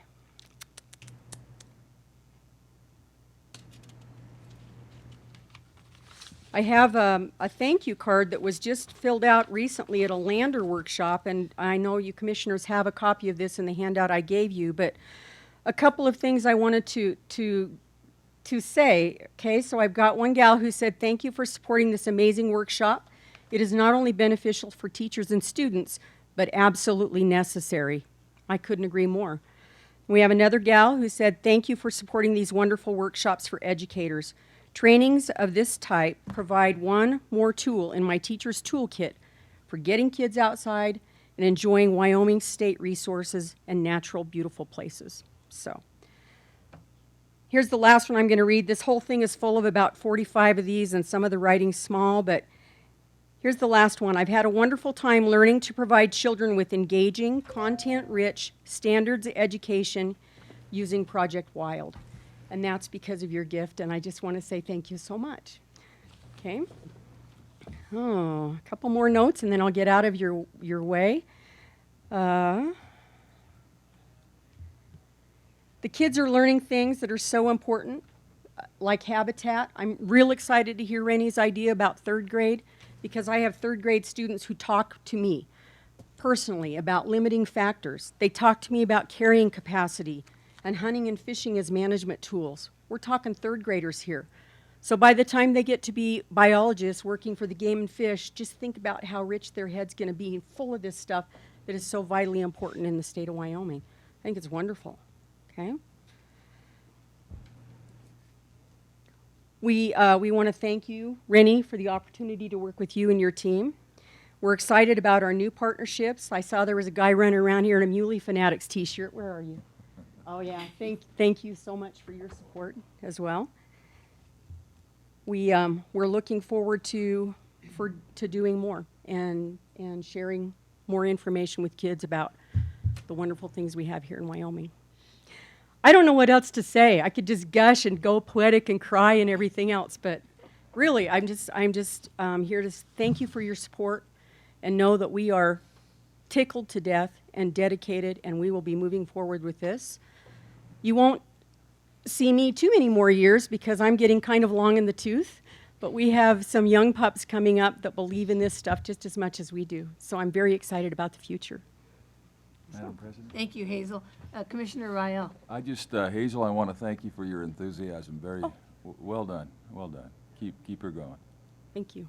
Appreciate that. Any, Commissioner I Craig. just want to say, "R." He's saying that because that's how you have to pronounce my last name. Hazel, thank you very, very much, and you're welcome. Thank you. Appreciate the opportunity. Awesome. Joy Banyan of the Wyoming Wildlife Federation. Good afternoon. Good afternoon, Madam President, members of the Commission. I would say Director Talbot, but my name is Joy Bannon. I'm the Field Director for Wyoming Wildlife Federation, and we have been working with the Game and Fish Department on an education plan, and we are encouraged about a more inclusive approach to wildlife and outdoor education with nonprofit organizations such as Wyoming Wildlife Federation. Some notes on that: we would like to see a steering committee or an education committee to be established that can guide an education plan. It is important for us and the various groups involved to see this plan as a success. The Federation would be happy to serve on such a committee to continue participating and collaborating with the department. The Federation submitted comments to the department and to Rennie McKay regarding engagement, recruitment, and education. For example, such comments included providing game and fish experts for wildlife events hosted by organizations, including volunteer field days for wildlife viewing and conservation. Another suggestion is to offer, again, game and fish youth camp for teens that engage youth in outdoor skills, conservation, ethics, shooting sports, fishing, camping, and canoeing. The education plan should be a guiding document that remains fluid for incorporating new activities and opportunities to engage sportsmen and sportswomen in hunting and fishing, as well as for wildlife, watchable wildlife enthusiasts. It will be important for Game and Fish to have a dedicated staffer to help facilitate implementation of this plan and to and incorporation with organizations and groups and clubs. We want to also thank the department, and particularly Rennie, for their time, or for the time, the organization, the initiative to put towards this plan and to the dedication for recruitment, education, and engagement. So, thank you. Thank you, Joy. Are there any questions or comments for Joy? Thank you. No, thank you very much. And the last speaker that I have a blue slip for is Joey Fagel. Fagel? Oh, awesome. Rock that. All right. From Muley Fanatic Foundation. That's right. Madam President, Commissioners, Joey Fagel, co-founder of the Muley Fanack Foundations. We're based out of Green River, Wyoming. If you're not aware of who we are, we're still pretty young. We were established in 2012. We have funded many of these youth projects, participated in them, organized some events. It's part of our mission, which is part of that mission is furthering the sport of hunting and sound wildlife management. So this is very important to us. You know, to go back to Crank on the women thing, it's not just women that are interested in just the outdoors for themselves, but we've been approached by many women that are widowed or single and have kids that are interested in it. And we've been trying to put together something to help them participate in it and let them learn about the outdoors or hunting or whatever it may be, fishing, and then they could carry it on to their kids. So that's a key component too, I think, for whatever these guys do and stuff, and maybe some project that Rennie could come up with for as far as that. But between the Boy Scouts, 4-H shooting, hunter education, we participated in that as much as we can, because it's very important. Our future generation is what we need. We need to educate them about conservation, hunting, outdoors, whatever it may be, because without them, this may all go away. So as a representative of the Muley Fanack Foundation and our members, I just want to tell you that we support these proposals and that we ask that you please approve all or any of these proposals. And with the budget cuts, I understand, and I think we're getting about to where we can start funding some of these things. We've seen less events, and I think we can start seeing more events in the upcoming years. So with that said, just want to thank you guys all for the support, especially you, President, with the Commissioner's license. Thank you for that. And thank you, Randy and his team, and everything that they do. Thank you. Joey, thank you very much, and thank you for the support that groups like yours give as well, very much so. Are there any other, Commissioner Crank? Please. Joey, thank you for founding Muley Fanatics. I mean, you guys are spectacular. Oh, thank you. You know, it's amazing, your organization, how much money you put on the ground in Wyoming compared to other Mule Deer Foundation, well, the National Mule Deer Foundation. I mean, you're truly a partner, and you guys are doing spectacular work, so thank you for all that you do. Well, I thank you for that, and without everybody in this room, Game and Fish Department, the Commission, we wouldn't be able to do it without any of you guys either. So we strive to do the right thing, and we're going to continue to do it. Madam President, did you ever attend the expo we used to put on in Casper? I did not, and I would like to see that come back so I can attend it or at least be part of that. I'm with you, buddy. So would you, and I don't think we're ready to do it today, right, but it occurs to me with your organization and the strength of your organization in this part of the world, mm-hmm, maybe if we were to restart that expo, probably the most appropriate place I would think would probably be in Rock Springs, Green River, in your area of significant influence, because quite frankly, those things are a huge consumer of our time and our energy, and all our folks, like I've said, have other jobs during the day, and they have to volunteer. So I think the only way those expos work are if we have significant partners to help us out with that. So would you ponder that as an organization and see if you might be willing to assist us sometime, you know, maybe in the spring of 2017 to look at maybe doing an expo in this part of the world? Absolutely, and we'll have that discussion with all our chapters throughout Wyoming. They're majority of the committees on our chapters are just hardcore. I mean, Cheyenne, the Forever Wild stuff, everything that they do for the youth and all that stuff. So I don't think we'd have a problem finding any volunteers to help participate in that and get that going. So absolutely. So just keep in contact, and we'll try and work something out on that. All right. Sure. And Madam Chairman, you know, I'd make that same kind of challenge or thought process to every NGO or every organization that's here at Bow Hunters of Wyoming. You know, I think those things only work with your involvement and your help.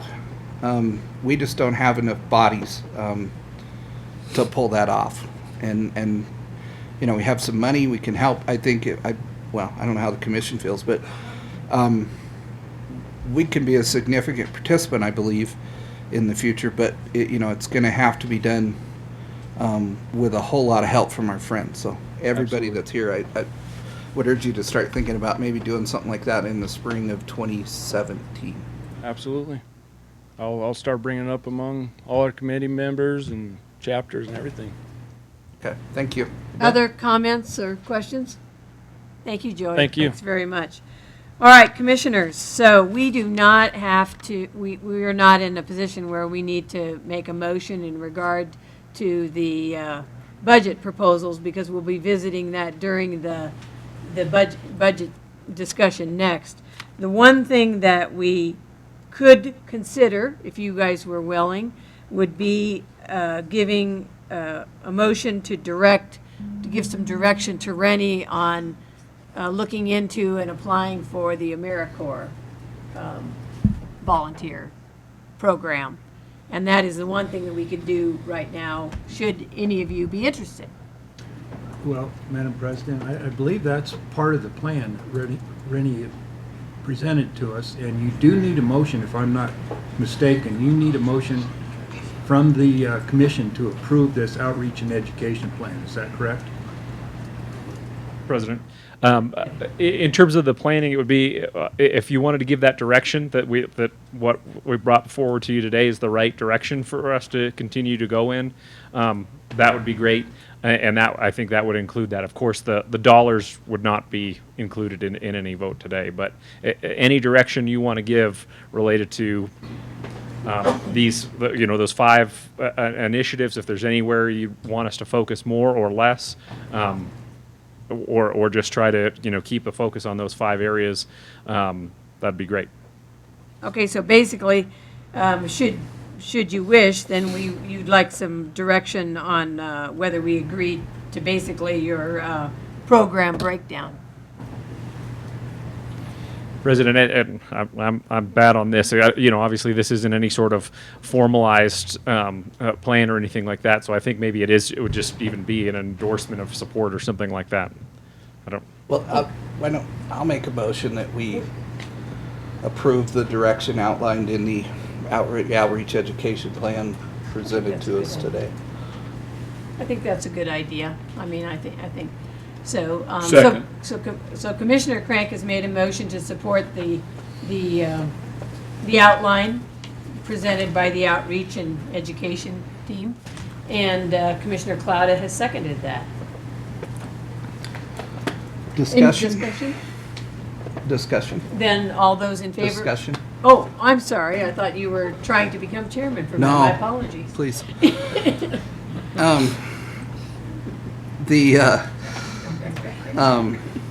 So just on discussing this, I mean, I'm gonna vote in favor of my motion, obviously, but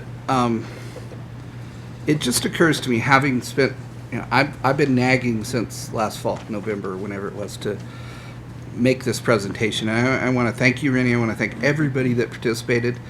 I know there are thousands of hours went into this effort, and lots of meetings and everything, and I think you've come up with a good project. But I just want to say, it's as I've looked at this, and I wasn't on the commission, I know we had budget cuts, but I think there was, this whole R3 thing troubles me, and here's why. And I think Mr. Clouda was kind of asking the question. There's this national impetus to do R3, and part of that is this whole social science side that we have to, I think Lucy said it, R3 to her was, everything we do has to lead to a license sale. And I quite frankly think that's bunk, personally. Everything we do does not have to lead to a license sale. Our job, I believe, as a commission and as a department, is to get out there and touch people and explain to them the importance of wildlife, to our economy, to our lifestyle, to, we live in Wyoming because of that wildlife. And the more people we touch every day, the better it is. And so I commend you for a plan that I think increases that opportunity and effort. But, you know, I do not want to see, and so I believe that at some stage the department, with the budget cuts and loss of positions, and there was kind of this paralysis that infected, you know, the incredibly gifted people we have on this front. And I think that paralysis was involved with, you know, do we have to do what everyone from the, you know, the nation tells us, or can we just be Wyoming and do what works in Wyoming? So, you know, going forward, I at least for this commissioner, that we have boots on the ground and we're out touching people. I mean, we're doing amazing things already, but we can do more, and I'm very supportive of that. But let's not get locked up about what is the perfect curriculum to use in the schools. You know, we've invested a bunch of time and money creating an alternative curriculum. When it occurs to me, Project Wild has it canned with passionate people like our pirate, you know, who want to go out and teach.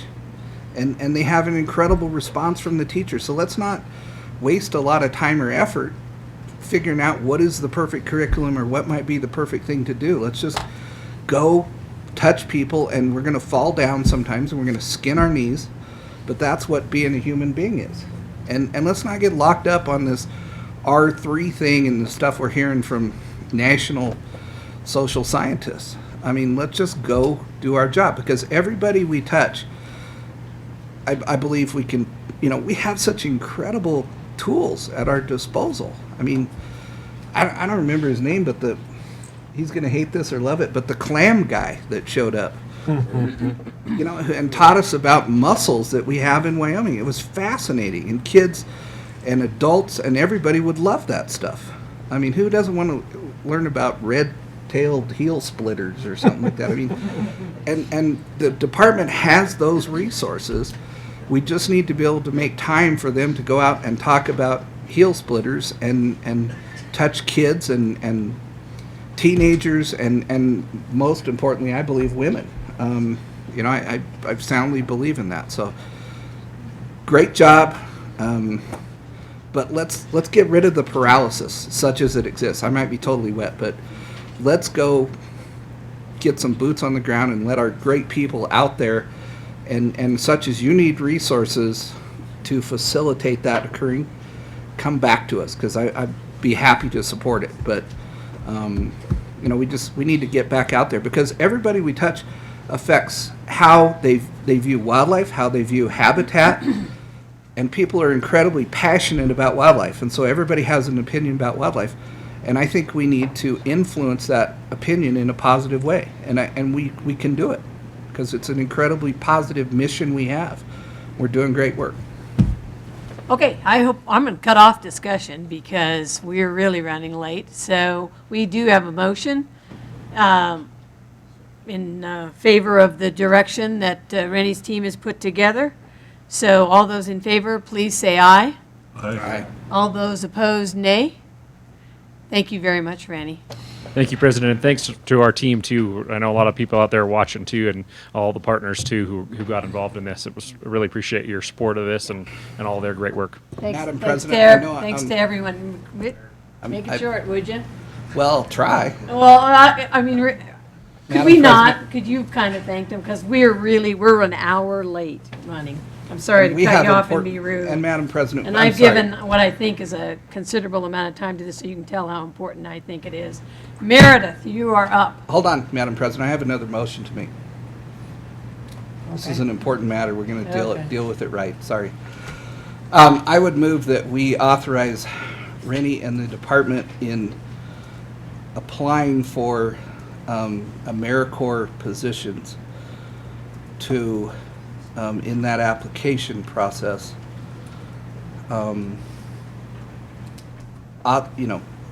indicate that the commission would be willing to spend a certain dollar amount to facilitate those positions. And I don't know what the dollar amount is, if the commission's comfortable or not. Or should we wait till you get further along in the application process to make that motion?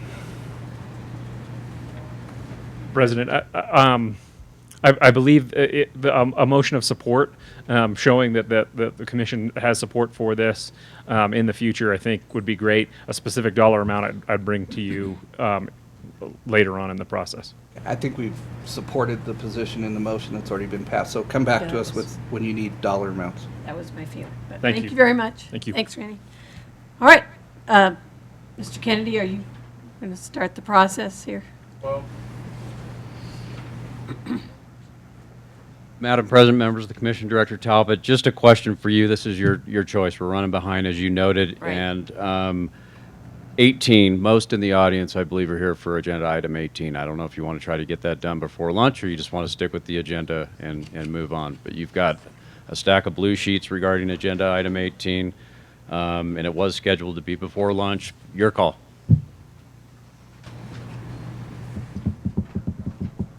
I guess I would have one question in that regard. So we do have agenda item number 15, which is discussion regarding a cancellation of a licensed selling agent. Is that individual present? Yes. You are. I guess my question to you would be your schedule. Would you be able to wait until after the grizzly bear discussion, or would you? I mean, I'm not sure of your schedule. Back to Sheridan, but I'm kind of your mercy. Well, I'm kind of thinking we should stick to that before. You could do those two and then 18. Yes, the rest are, we can handle department-wise, and I wanted to give you some consideration. So, if it's okay, I appreciate your comments, Mr. Kennedy, and I think we'll move then to. Oh, and Sherry, I was in error in that I should have mentioned before we began the education discussion that Commissioner Price had to leave. So that was about 10 o'clock, and you'll want to be able to put that in your minutes. I'm sorry about that. So we're going to move then to agenda item 15. So, Jean?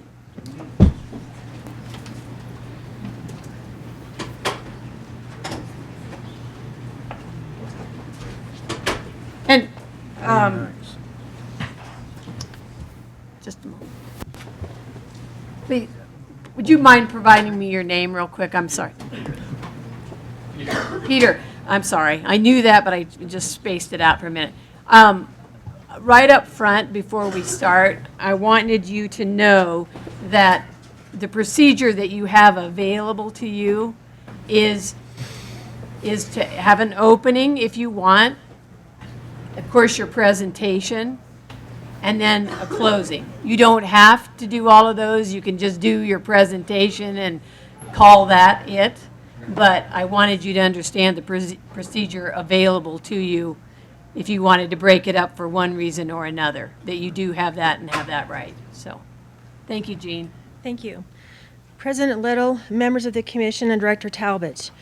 Commission agenda item number 15 is the department's request for a cancellation of a licensed selling agent, which is the was previously the fly shop of the Bighorns, and it's now called the I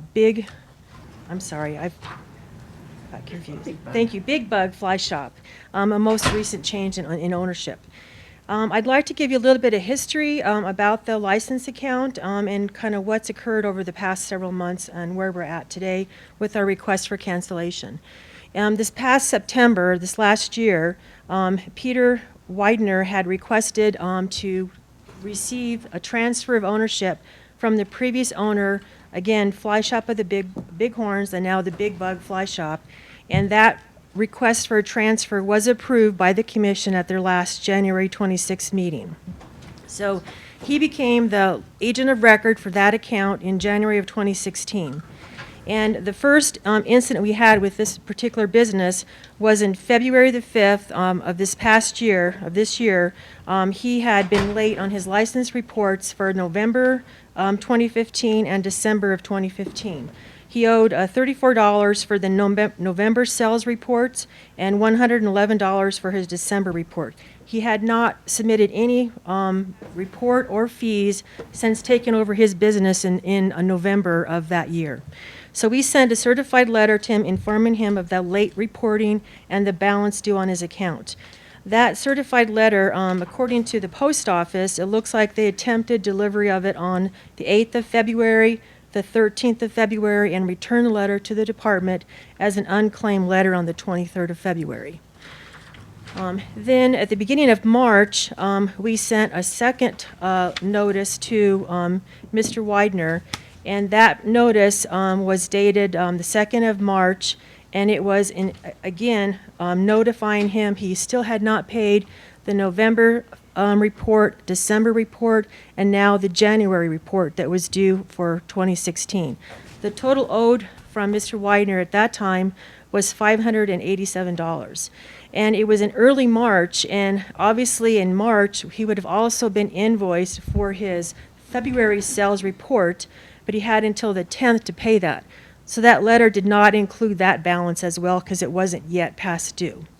And since the letter that was sent to him previously was unclaimed and returned, the department sent the letter using an overnight delivery service so that we could try a different method of delivery of notification to Mr. Widener.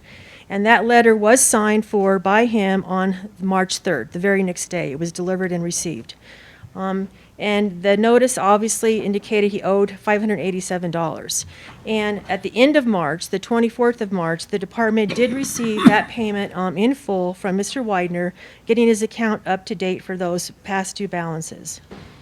And we received notification then the following month that check was returned from the bank as insufficient funds. There was a long delay in that notification because the auditor's office was relocating to a different location in Cheyenne, and so they were kind of behind on that information. So as soon as we received that notification of the insufficient fund check, we sent a subsequent notification, a certified letter to Mr. Widener on the 28th of April, informing him of that insufficient fund check and an additional charge of $30 for that fee, and that payment was to be paid in the form of a cashier's check or money order by the end of May 28th.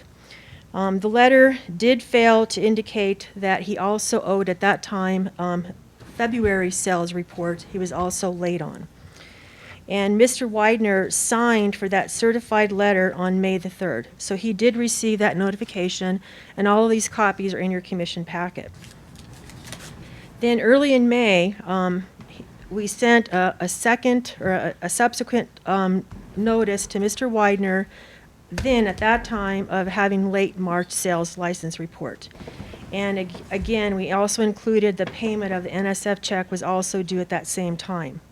And so at that time, he owed a total of over $2,726 to the department, which was the NSF check, the late fee, and his February and March sales reports. That letter was signed by Mr. Widener on the 17th of May, so just a couple weeks later. So he did receive notification, and he did sign for that letter.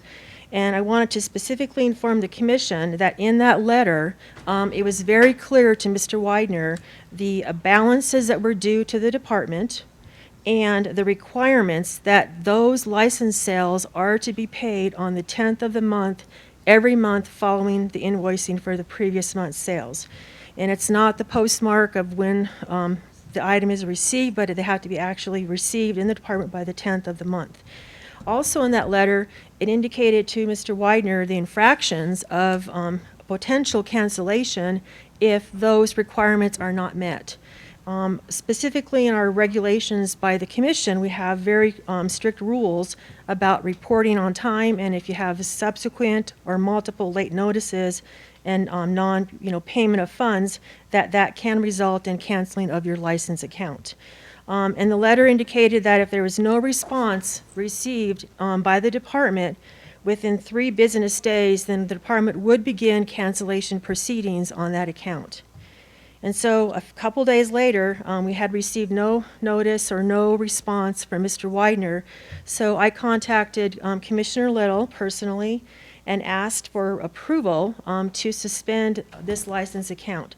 And as the commission knows, that's a pretty recent change in our regulation, that we now have the ability to suspend an account pending a public hearing in front of the commission for formal cancellation. And that suspension, it can only be enacted if the president of the commission and the director's office approves to turn off the licensed sales machine for that particular business. And so that approval was received by Commissioner Little and by the Deputy Director, John Kennedy, to take that action. And so the account was closed and the machine was turned off. And on May the 20th, we received a phone call from a sales clerk at the business asking why they were unable to conduct their license sales. And so on that same day, I personally talked to Mr. Widener and explained the situation as to why the machine was turned off and what action he needed to personally take to correct his account. And he asked if there was something he could do right now to get the machine turned back on. And so I explained to him that the commission president and the deputy director would have to make that decision if they would take that action to remove his suspension if he brought his account up to date. And so I did receive approval to take that action if that occurred.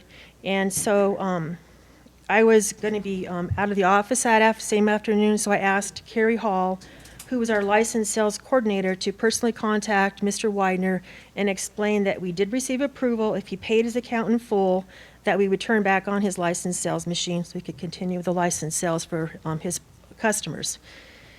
And the following, that was on a Friday, the May 20th, the following, and he indicated that he would take the funds in on Monday. That following Monday, I did contact our Sheridan regional office because that's where he's located in that town, and I made arrangements he could take the money to that business and get that taken care of. And I did contact, and there's been no money, no payment made to the office at that time. And so I instructed Jennifer Charlie, our licensed accounting coordinator, to get in contact with Mr. Widener to see why the payment wasn't received.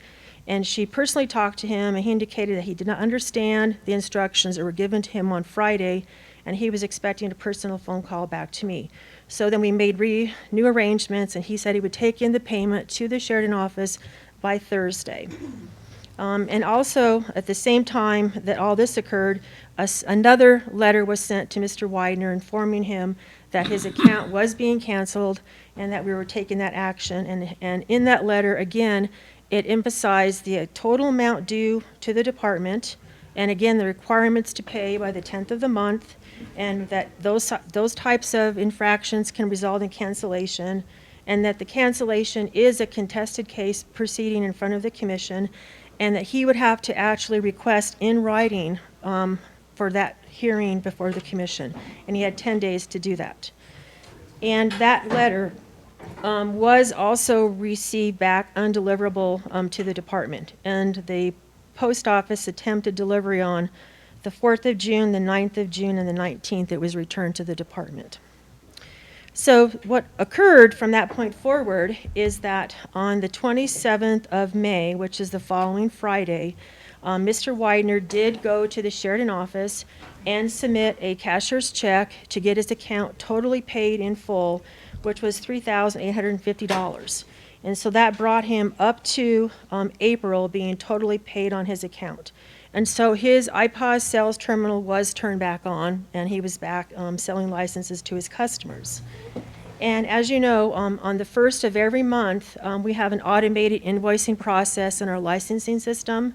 And so what happens on the 1st of every month is that the system will go through and accumulate all the sales transactions for the previous month and do an automatic invoice to the agent.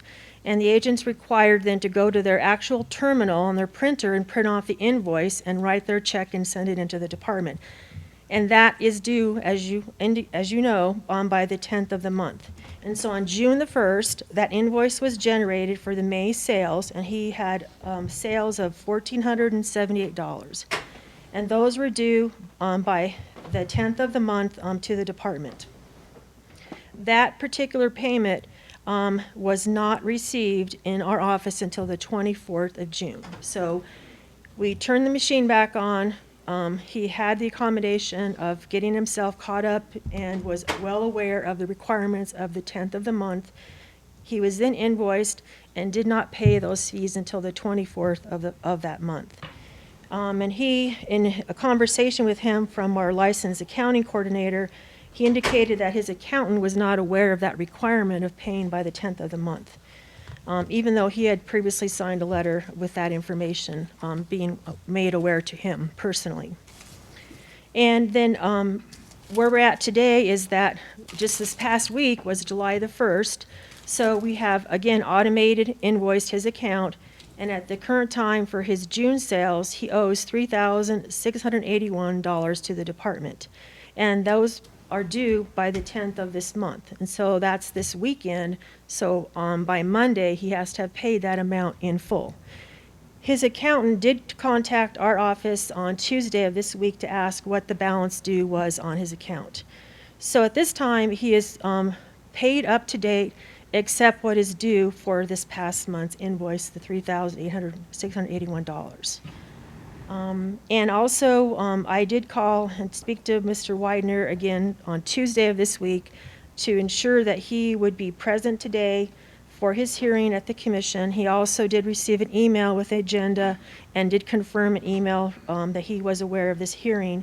And I tried to also explain to him what the process was and what action the commission has full authority by statute to appoint agents and to cancel agents, and it's up to the commission for whatever action occurs from today's hearing. Are there questions for Jean? If not, Mr. Widener, we would be delighted to hear from you. Madam President, Commissioner, thanks for giving me the time to come over here today. It's a long line of not good stuff, I realize. To give you a little background on where I come from, I bought the business back in August, took over in September. We got Montana's sales ability for fishing licenses right on the border. So learning how to run both of them has been kind of a learning curve. I hired a shop manager to print reports and go on and basically run my business for me as far as that goes. At the end of the day, the buck stops with me. I understand. I take full responsibility. So this isn't, there's no excuses to be made other than it's all my fault, essentially. I've turned over my accounting to my accountant to make sure the bills are paid. He was thinking they had 30 days to pay. He'll have them in by the 10th. My manager is gone now. So I'm the one responsible for printing off the reports, not him. So I'm trying to fine-tune my business. Like all, they have growing pains. We have 6 times the numbers that the previous business owner had. We've got great success all over the board. Some bumps in the road here and there. Jennifer has been awesome to work with. She's been very friendly, very forward, very frank. And I have a level of disorganization at times in my life across the board. If you ask my wife or children, they would tell you. So with that being said, I push things off to my accountant to make sure those are taken care of, as well as taking over some other responsibilities within my shop, make sure I'm more hands-on with those certain things. So it was more of a way for me to come over and not necessarily tell you why, and to just defend my ability to sell these licenses, because they are important to us to have and sell and to provide that service, because we don't view them as a moneymaker at all. It's just a convenience for people that are fishing. We do sell a lot of licenses, both Montana and Wyoming, but this was more of a way for me to come over here from Sheridan to apologize for the disorganization of any issues I've caused. But that is basically it. So, questions for Mr. Widener? Mr. Widener, you are correct. This was a litany of not good things. Can you explain to me why we have so much trouble delivering mail to you? I go to the post office maybe once a month, once every 3 weeks. So if they miss me here and there, I also was in Cuba for 3 weeks of May. So I signed for it when I left. I'd left the 4th or 3rd of May after I had signed for that letter. And then when I came back, there was already another letter for me to sign, for example. And so I signed it and, oh my gosh, this isn't good. So I got the cashier's check ready, and then the machine was shut off literally that day. I'd just gone to this shop on the 20th of May when I'd signed for the second one that came in. And it said I had till the 28th in the letter, I believe, and then it was shut off, and that's when the phone calls started. But that's why it's hard to get mail to me. I don't go to the post office every day. I go about every 2 weeks to 3 weeks. It's only a place for bills to be sent to prevent employees from opening them or whatnot. You do realize licensed sales are a business to us. It's very important to us. And your somewhat lackadaisical business methods have cost us a lot of time, our staff an awful lot of time. And we can't have that in the future. Absolutely. And I do apologize, and I realize it costs money and prevents money from being in accounts and functioning of the government and so on and so forth. I do apologize. It won't be like that in the future. Further comments or questions? So the request before us from the department, I thank you, Mr. Widener. I think we're done. You may. Thank you so much for coming. Thanks. The request before us is to proceed with the cancellation of the license selling agent, now known as Big Bug in Sheridan. And so what would be the privy of the commission? I would move that we cancel the Big Bug's license selling authority. So we have a motion to cancel by Commissioner Crank. I would need a second to proceed with that. I'll second that. Commissioner Culver seconds that. Is there any further discussion? Certainly, you definitely have some closing remarks.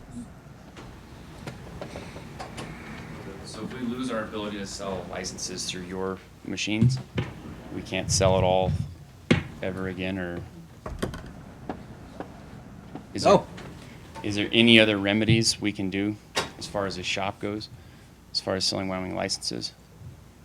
I guess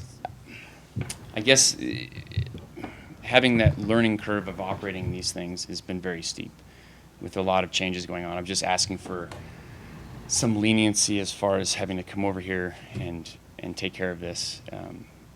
I would be willing to do about anything to keep that as part of the shop in the building, if I could. Madam President. Commissioner Crank. You're still cavalier in my attitude. I mean, I'm sorry, but you were given multiple notices, multiple opportunities. You don't even sign your mail. You wrote us a hot check. You're not responsible enough, in my mind, to have a license. I mean, it's a privilege.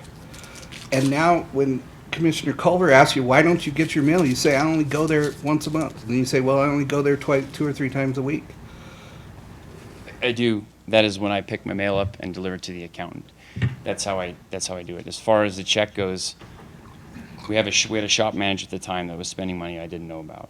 So when I took over, he was throwing off the books from how we were writing checks from my accountant. I'd sign them, send them out. I don't write the checks, my accountant does. And then I also had someone else writing checks, or signing their card or whatever. So it was throwing off my balance. So since then, that's been remedied, as well as all the payments are done directly through my accountant. I don't do any of it. And there's no one else has a card or access to my account. It is not in our business practice to write hot checks, 100%. That was very embarrassing. It was awful. But it was what it was, and I have to do something about it, so we remedied it. He's gone. My accountant takes care of everything now. And that's all I could do, was fix the issue at hand. But I do not feel cavalier in the fact of picking up mail. that is my practice to go to the post office about every 2 weeks, 3 weeks or so.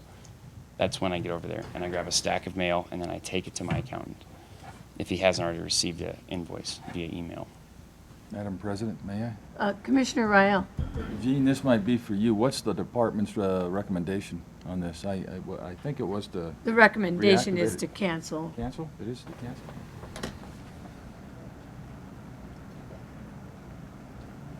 President Little, Commissioner Rael, that is the department's recommendation to the commission.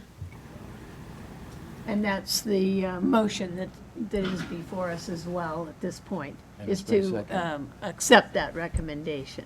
So that's the motion before us. Should the vote, the answer that I can provide to you, Mr. Widener, would be, should the vote, which we will take here shortly, support the motion, then the only option down the future would be, you obviously could seek to be a licensed selling agent again in the future. I'm not sure about all the ruling on that, so perhaps Jean could speak to that. I'd be happy to, President Little. By your regulation, if an agent is canceled, they can have to wait a 12-month period before they can reapply to the commission. So that would be an answer to, should the vote go in that way. Is there any further discussion? Madam President, Commissioner Cloud. I'm not going to support the motion, and the reason being I'm a second chance guy, but I look at the amount of money that this business was generating there, although we weren't getting it. And if Mr. Widener's correct and he's got his ducks in a row, I would certainly not vote. I would certainly support canceling him again if his business practices don't come around to what we need it to be. So I am not going to support the motion and give him one more chance. That's kind of where I am. I would have one more question, Jean, for you. Could you tell me, and I'm sorry that I didn't have you prepared for this, so could you tell me how many licensed selling agents we do have in Sheridan? President Little, I'm prepared for that question. The current account in question, the Big Bug, is a fish-only bird license account. In Sheridan, we have 5 other agents in that location. And all of those other agents are full license agents and open full-time. Rocky Mountain Discount Sports, Kmart, Shipton's Big R, Walmart, and the Quick Sack. So they're all full license selling agents. This is the only one that is just fishing and birds. That's correct. Thank you, Jean. Madam President, Commissioner Culver. Jean, while you're still up there, I have a question for you.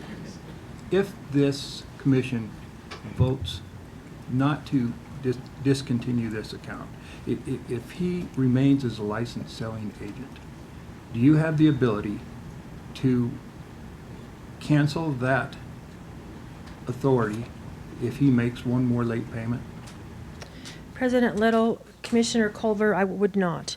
The action that we could take as a department would be, again, to contact our president of our commission and our director's office and request that the account be suspended, which would basically be to turn off his machine for sales. And I'm assuming he would not be granted a second chance to bring that account up to balance in preparation of the next commission hearing. Because by statute, the commission is the only body that can appoint or cancel a licensed agent. But it could be suspended it was yes. immediately. Yeah. Further questions or discussion? Let's do it. You came a long way. We'll do it. Well, I stopped in Cody on the way over and fished with a friend of the North Fork. It was so. Madam President, Commission, we get lots of comments on how difficult it is to deal with other sources of getting licenses in town. And oh my gosh, thank God you guys sell licenses, because we sell Montana and Wyoming. That doesn't remedy the fact that we were delinquent on payment and it goes without money for you guys. So you guys could care less as far as that goes because you aren't receiving the money. However, the service that we provide is the best. And so everybody comes in, it's fast, it's quick, it's easy, they can get everything all at once. Kmart, for example, nobody likes going there for their Montana license. So we called state of Montana, we said, hey, can we get the ability to sell just a fishing license? They said yes. Theirs is an auto withdrawal. Luckily for me, that's pretty simple. We don't have to worry about that. When it comes into human interaction, as far as I go, hiring a manager to print it out and take care of that for me wasn't exactly the smoothest way. So since this has all gone down, I have taken over. And so I'm printing them out. And I'm taking, my accountant calls me on the first or second, whatever business day comes after. I go print it out. We take it to him. So the July sales, I just printed off beginning of the week. We took him to him Tuesday. So he's got those. He wasn't aware on the 10th. Once again, my fault. Buck stops with me. I should have told him the 10th. I didn't even realize it was the 10th. But everything is current, so on and so forth. But the ability to sell them would be greatly appreciated, and one more shot would be very much appreciated. Madam Thank President, you. may I quickly? Yes, Commissioner Rail, you may. You know, you're making your headaches our headaches, but I'm willing to give you a second chance. But I would suggest you not even come to the commission next time. So that's my position. Thanks. All right, if there's no further discussion, thank you you, very guys. much. Then we do have a motion on the floor, and our motion is to accept the recommendation by the department to cancel this licensed selling agent. So all those in favor of that motion, please signify by saying aye. Aye. All those opposed by nay. Nay. Nay. So Up to you. So that is, so that the nays were Clouda and. the nays were Clouder and Ariel. You get a vote? It's a tough one. Probably awkward at least, sorry. No. It's good. It's good that you are. And I appreciate that you took the time to come down here. And I'm not going to give you a big, long lecture about it all. I can see both sides of this coin. If you're going to be a businessman, you got to come into the business world. And these gals have worked their butts off to try to get you there in a timely fashion. I think if anything swayed me at all, it was Commissioner Clouda, who said he was a second chance kind of guy, and I hate to have him look better than me.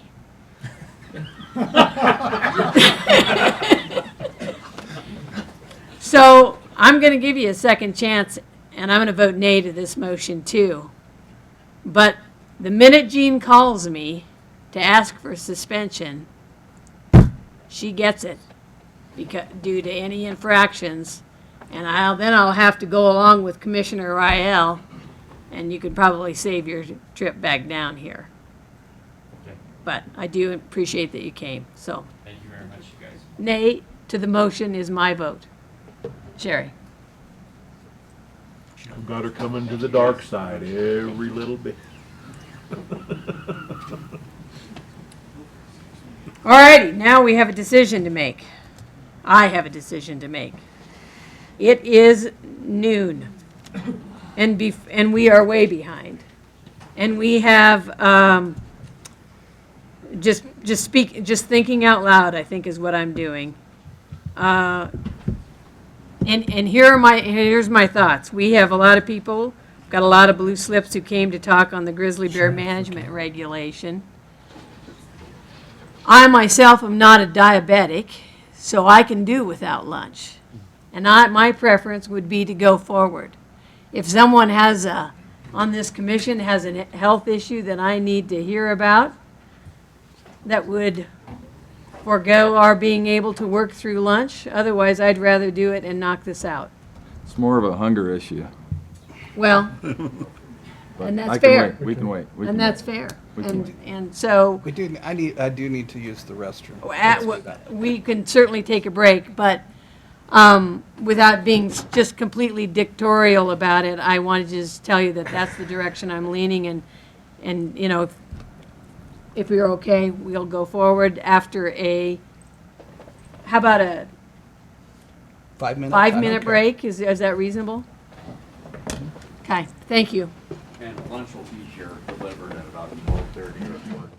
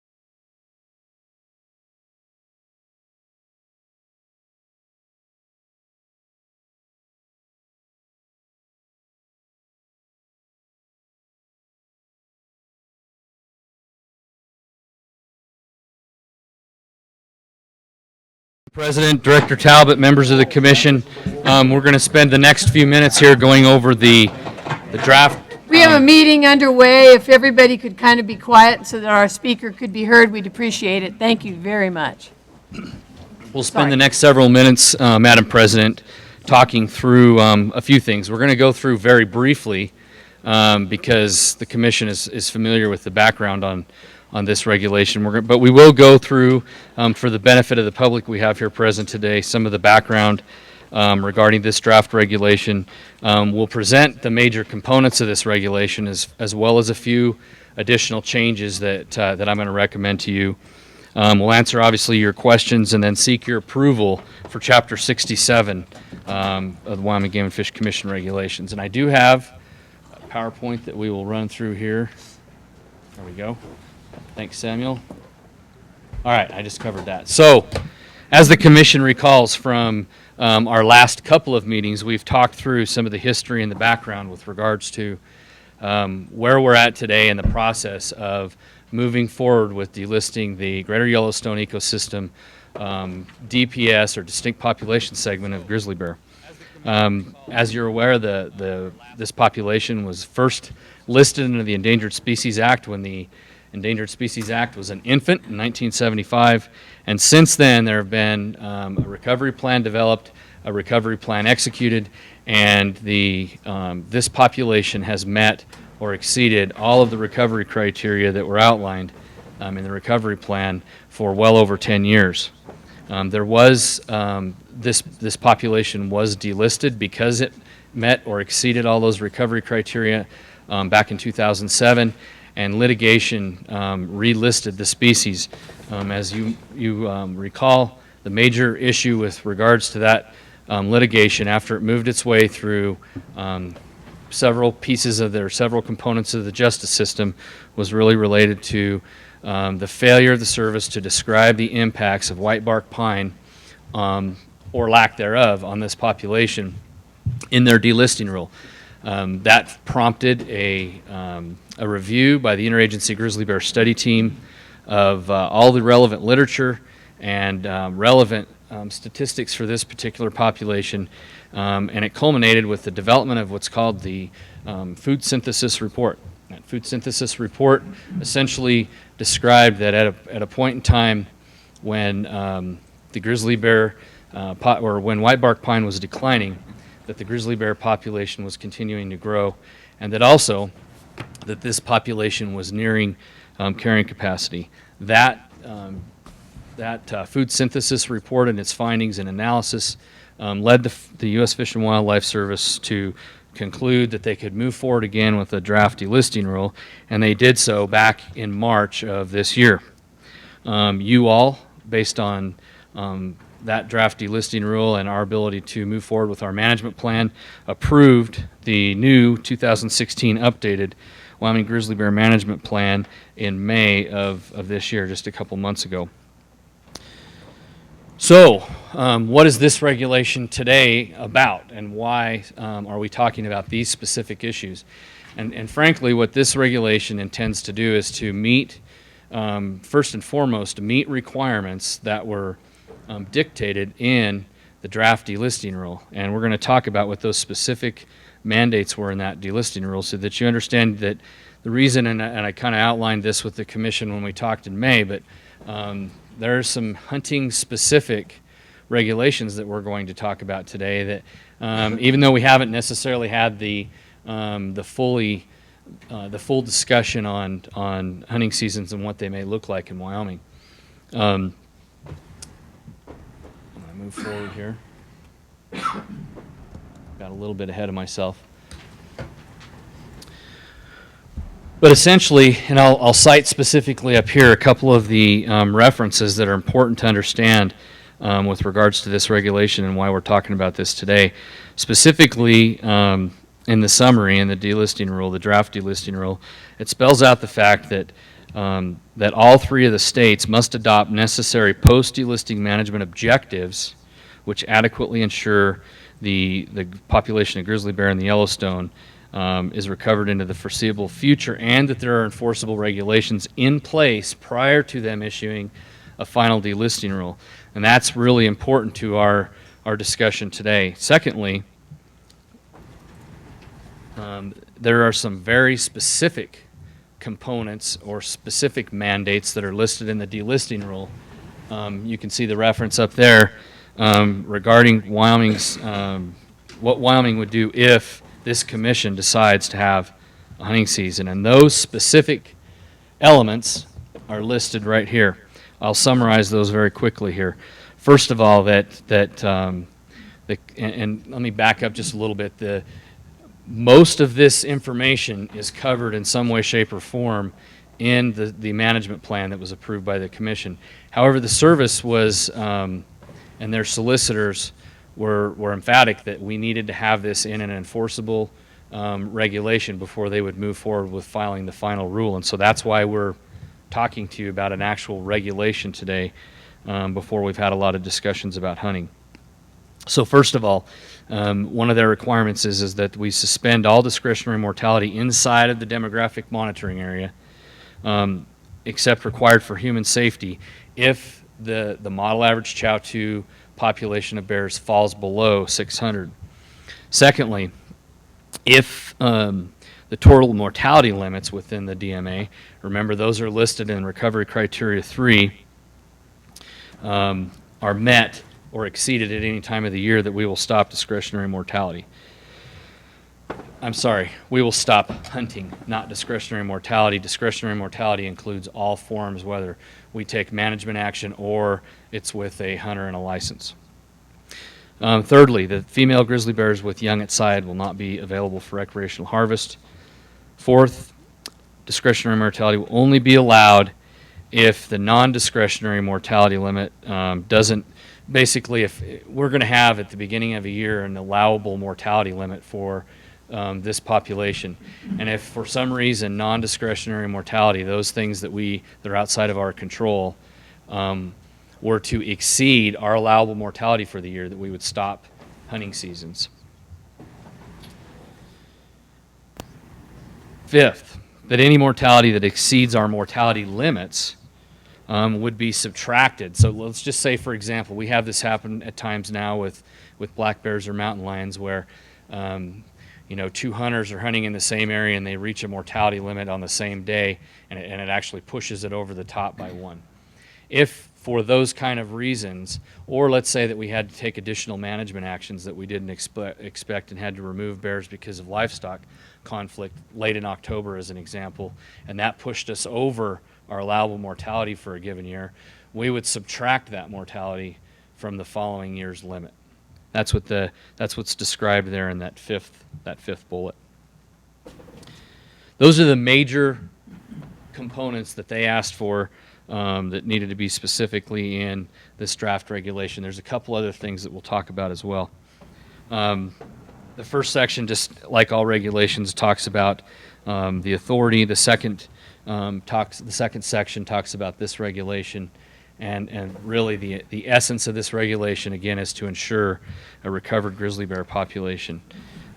Definitions is very important in this particular regulation because there are so many concepts in here that are maybe not consistent with other species. For example, this thing called the demographic monitoring area is such a key component of our management plan and of management in the greater Yellowstone ecosystem that it has to be fairly well spelled out, and all of those components of it, like the distinct population segment as an example, have to be clearly identified in the regulation so that the public can understand what these parameters mean. Additionally, there are many other definitions that I'm not going to go through each one of these. If the commission has a particular question on one of these definitions, I'd be glad to help you understand that, or at least where the department was coming from when we identified those definitions. So in section 4, this is really where a lot of the meat comes, as far as those things that we needed to make sure were in regulation. And you can see here, first of all, that many of these particular elements of this section 4, are based on that tri-state MOA that the commission also approved in May. The other thing that is highlighted on this slide, and I probably should have highlighted it so that it was easier to understand, but it's important for the commission to establish through this regulation that hunting may occur. This regulation, what it does not do is it does not say hunting will occur. It leaves those discussions, and it leaves those decisions for a later time. This puts in place that if the commission does decide to go down that road, there are some regulations in place beforehand. Additionally, there's a couple regulations that are in Section 4 that are outlined here that are very specific to hunting. First of all, that obviously no grizzly bears can be taken outside of an established hunting area. And when we go down this road of making proposals regarding hunting, and when we have that discussion, obviously, just like other species that the commission manages, if hunting is to occur, there will be designated hunt areas and there will be designated quotas. And so obviously, like other species, no person will be allowed legally to take a bear outside of those established seasons or hunt areas. As we outlined when we talked about the plan, bears that do not fall outside of or inside of the DPS would actually still be listed under the Endangered Species Act. And so I think it's important for the public to understand that and to put that into a regulation. Now, I think it's also important to note that we are not aware of any bears that are outside of the DPS, or frankly, any bears that are anywhere near that boundary of the DPS, but it is, I think, important for people to understand that. We've already talked about the discretionary mortality if we fall below 600 bears, and that we would follow those mortality limits that are outlined in Recovery Criteria 3. A requirement for a license, obviously this already exists. What I talked about earlier with dependent young, and that just like we do with black bears, that no grizzly bear with dependent young would be able to be taken, as well as those dependent young that are with an adult grizzly bear. The other thing that's new on this slide is a reporting requirement. This was something else that was in the delisting rule as far as requiring hunters that take a bear to report it within 24 hours. We do this with other species now. It works well. We require them to do it over the phone within 24 hours and then present in this regulation, what we're recommending to you today is that you approve a requirement that folks would bring those, the skull and hide in within 5 days and report the bear over the phone within 24 hours. And then lastly, like we do with others, that folks would have to provide factual information when they registered the bear. There's going to be, if the commission chooses to move forward with hunting seasons, there will be some decisions that will have to be made as far as how we will deal with the allocation of licenses, but suffice it to say that we'll have to manage this bear population very closely, and that if any harvest limits are reached, obviously like we do with bears and lions, we would close those seasons. Specifically, as we outline in the MOA, this regulation outlines that we would coordinate with the other two states through the tri-state MOA on grizzly bear mortalities and to include an annual meeting, and that we would meet with other interested parties, i.e. federal land management agencies.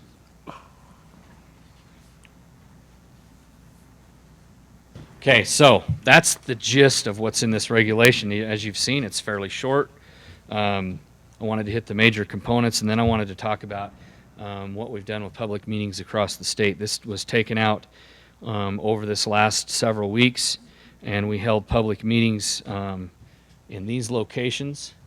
As you can see, compared to the grizzly bear management plan, attendance at public meetings was significantly lower, with the exception of Jackson, and that meeting was relatively well attended and pretty comparable to the meeting on the grizzly bear management plan. The primary feedback through most of these meetings was, and I'm talking an overwhelming majority of the comment, really actually didn't relate directly to this regulation. It related more to the concepts related to delisting and just hunting in general. In fact, and you'll see it here in a minute, I think there was only about 15% roughly of the comments we received that were directly related to this particular regulation. These were the major themes of the comments. Obviously, like the first one there, delisting, this regulation doesn't contemplate delisting because the commission doesn't have the authority to delist the grizzly bear. But it was a major theme of public comment, along with hunting and ecotourism, some of the boundary definitions, clarifying some information regarding definitions, and you'll see some changes based on that. And then obviously some support for moving forward with the regulation. We had a total of 195 individual organizations and a total of 401 comments received. Most of those, as you can see, were received through our online process, but we did receive about 90 hand or written comments in paper form. We did, just like we did with the management plan, to try to make this as meaningful as possible to the commission. We combined individual comments, and those that were identical or based on form letters, we tried to synthesize for the commission so that this information would actually be meaningful and a good representation of the public comment. This is the major themes that we saw, and you can see the frequency that they showed up in comments. And then specifically related to this regulation, those that are highlighted in yellow depicts those. And so you can see the protection for females with dependent young, and how we defined that was of those that were, and the yellow highlights are only those comments that were actually specific to the regulation. Another visual depiction of kind of how those all laid out, and you can see that well over half of the comments were discussed the opposition to hunting and opposition to delisting, and were not necessarily directly related to specific components of this particular regulation. So of those that were related, there were a total of 50 of them. These were the themes as I depicted in that last table, and I'll show you what we did with that first one. There was some comment about requiring a 12-hour reporting period. As I just presented to you, this regulation contemplates 24 hours. There was discussion about illegal killing and investigation, and then questions about the Park Service into the Tri-State MOA as it relates to the allocation of discretionary mortality, and then also some minor verbiage changes. Those comments that we did decide to recommend to you to look at as far as some changes were specifically related to clarifying dependent young and that definition. And you can see here, this is a comparison of the draft that you had before, and how we are recommending that it be changed. And then we also added a word there in that subsection H. Now, the other thing, and I'm going to go into this in a minute, we do have a couple other additional recommended changes that I'm going to explain in just a second. I'm going to hand you a hard copy of them so you can see them. But I do want to, before we go there, talk about some of the other comments that came up and kind of how we addressed them or how we didn't address them, and why we may not have. Obviously, anything related to the details and specifics of hunting, like, for example, baiting or bear spray education, hunt areas and limits, and those kind of things, simply weren't addressed here because they're not germane to this regulation. This commission will have an opportunity, following a final delisting rule, to contemplate all of those issues and decisions, and so they definitely weren't addressed here.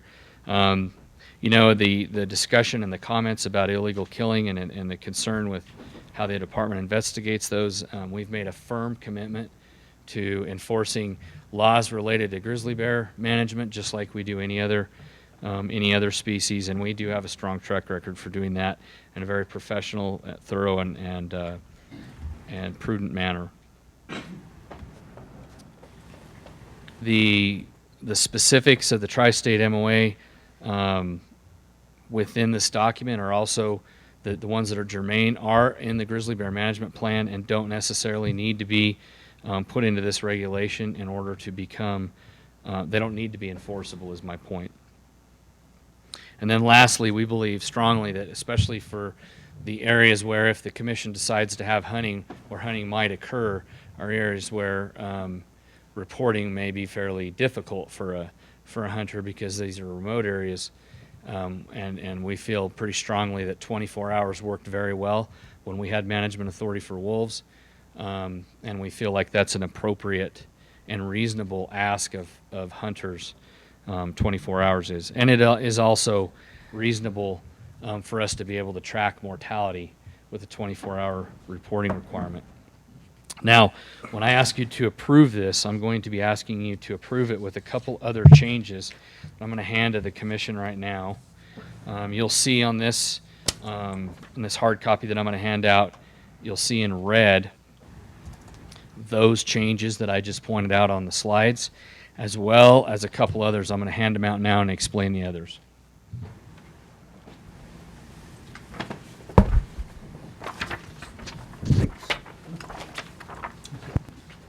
Thank you very much.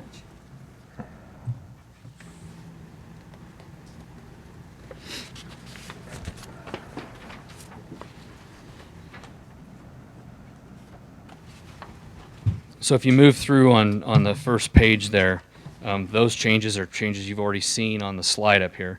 But if you look down on page 2 at section 4, subsection C, to ensure absolute clarity and to ensure consistency with the delisting rule, we felt it was necessary to add that language. It has been very clear from the beginning that the population estimation technique that our management plan states, that the delisting rule states, that the recovery criteria states is the model averaged Chow-2 population estimator. And so in order to make sure that we're clear on what 600 means, we felt it was important to add that language there in section C. So when I make a recommendation to you to approve this regulation with my my recommended edits, that will be one of them.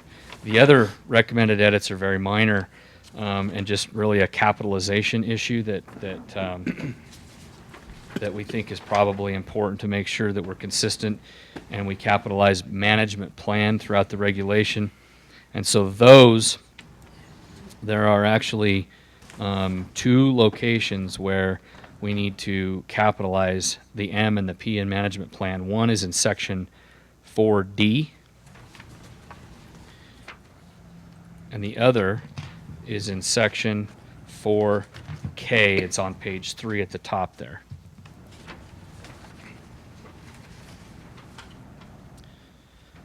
So in conclusion, again, it's always important. I don't think we can talk enough about while this contemplates one just component of grizzly bear management, this is a tremendous success story. I think that the commission has demonstrated through the approval of their plan and will with the approval of this regulation continue to demonstrate their support for managing a fully recovered, viable, and healthy grizzly bear population into the future. And with that, Madam President, I would certainly like to answer any of your questions. And then to make things very clear, after I'm done answering questions, I will make a very specific recommendation with those edits in it so that Sherry can capture all that and so that you don't have to remember all of that. Thank you, Mr. Nesvik. I actually have some questions, so I'll start. So you or Dan talked to me about why we would want to put in here, we would make this change to add, or any grizzly bear offspring traveling with an adult female grizzly bear. I mean, to me, if a couple adults are traveling, one's I mean, I guess I need some explanation of, I mean, if you could, of why it wouldn't, you know, I can understand the cubs or a yearling, but after that, that would seem that, you know, it becomes an adult too. Sure. And that's a very good question, and that was a good part, Madam President, of a lot of our discussions about this. Frankly, if we specify an age class, that makes it difficult for the hunter, because, you know, how is the hunter to be able to say that's a cub, or that's a yearling, or that's a 2-year-old, or that's just some other adult? The probably one thing that's important to understand about grizzly bear biology here is, and this is where we kind of came to this conclusion, is that we couldn't really think of a scenario where it's normal anyway for 2 adult grizzly bears to be traveling together. And so this makes it very clear that if there's 2 grizzly bears together, it is highly likely that one of those is an offspring to the other. And if you've ever looked at pictures, we showed you lots of photos of like a 2-year-old bear that's still maybe dependent and hanging with its mother. Sometimes it's very difficult to tell the size difference there. They're very close in size, and so, you know, it's very conservative. It is cautious, but it's also probably not a hindrance towards decreasing a hunter's opportunity. And I don't know if I was articulate enough with that. Dan, do you agree with that, or to have anything to add? Madam President, members of the commission, it was primarily because we do know that, as Brian stated, 2-year-olds will travel with the mother, at least in that initial coming out of the den period. So we want to make sure they're protected. And we've seen 3-year-olds as well with the mother at times. So it's just, again, we don't want to limit that opportunity should hunting occur to, say, a 3-year-old that is by itself. But if it's still with the mother, that would still protect that and follow those things that were set forth in the delisting book. Okay, that makes it clear to me. And then another question I have for either of you is, you know, should we end up hunting grizzly bears, and you have the reporting period, and then they present within 5 days the hide and skull for registration purposes? Are we considering, I realize we haven't even established hunting yet, so this is very premature, but are we considering DNA testing at that point so that we are collecting data should we ever need that? I'll let Dan answer that. Madam President, members of the Commission, Director Talbot, and I believe it's actually stated. Oh, did I miss that? Short answer is what I collected. But yeah, we are. The short answer, as my boss told me, is that we're going to collect it on everything. But we even mentioned monitoring genetic health of the population in the regulation. So yes, we will be my collecting apologies for missing that. any mortality, also non-invasively through hair. Anytime we have a chance, we will get genetics on a Wonderful. animal. Just wanted to make sure. Those are the end of my questions. My fellow commissioners, do you have any? Madam President, just so we're perfectly clear, no room for a mistake. When we vote to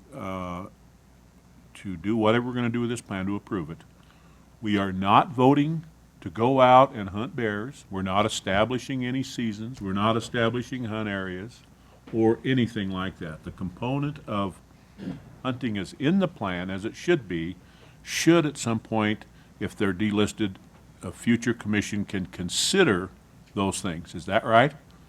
Madam President, Commissioner Cloud, that is exactly right. Okay, so everybody understands, we are not voting to hurt any grizzly bears here. We just want the plan as it is to take control of our grizzly bears. That's correct. Is that a fair statement? Yes, sir. Thank you. Further discussion or questions for Brian or Dan while we have them here? We have a lot of people who want to speak, so I wouldn't mind getting into that, but I certainly don't want to take your time. Good? Madam President, ahead, I guess Brian. I would offer maybe this right before public comment would be an appropriate time to very specifically outline exactly excellent. what my recommendation to the commission is. Excellent idea. So here's the way that I would recommend you make the motion, and you could just, if you wanted to, if any of the commissioners so choose, you can just use this language that basically I recommend approval of Chapter 67, with the changes highlighted in red. And in addition to that, capitalization of management plan in section 4D, as in David, and also capitalization of management and plan in section 4K. And with that, Madam President, I will sit down and let the public talk. All righty. Now, I would, for the obvious reasons, we're running way behind today, and we want to get each and every one of you in if we can. So all I'm asking for, and I, rather than sit here with a timer and just cut you off in the middle, I just hope that everybody will keep that in mind and be very succinct and summarize what you have to say. If somebody does go on a long time, I'm going to ask for your apology up front, because I will have to just cut you off right in the middle, and it'll seem rude to me and you. So if you monitor yourselves, we'll all get along just great. That will be super. So I will begin with Representative Albert Summers.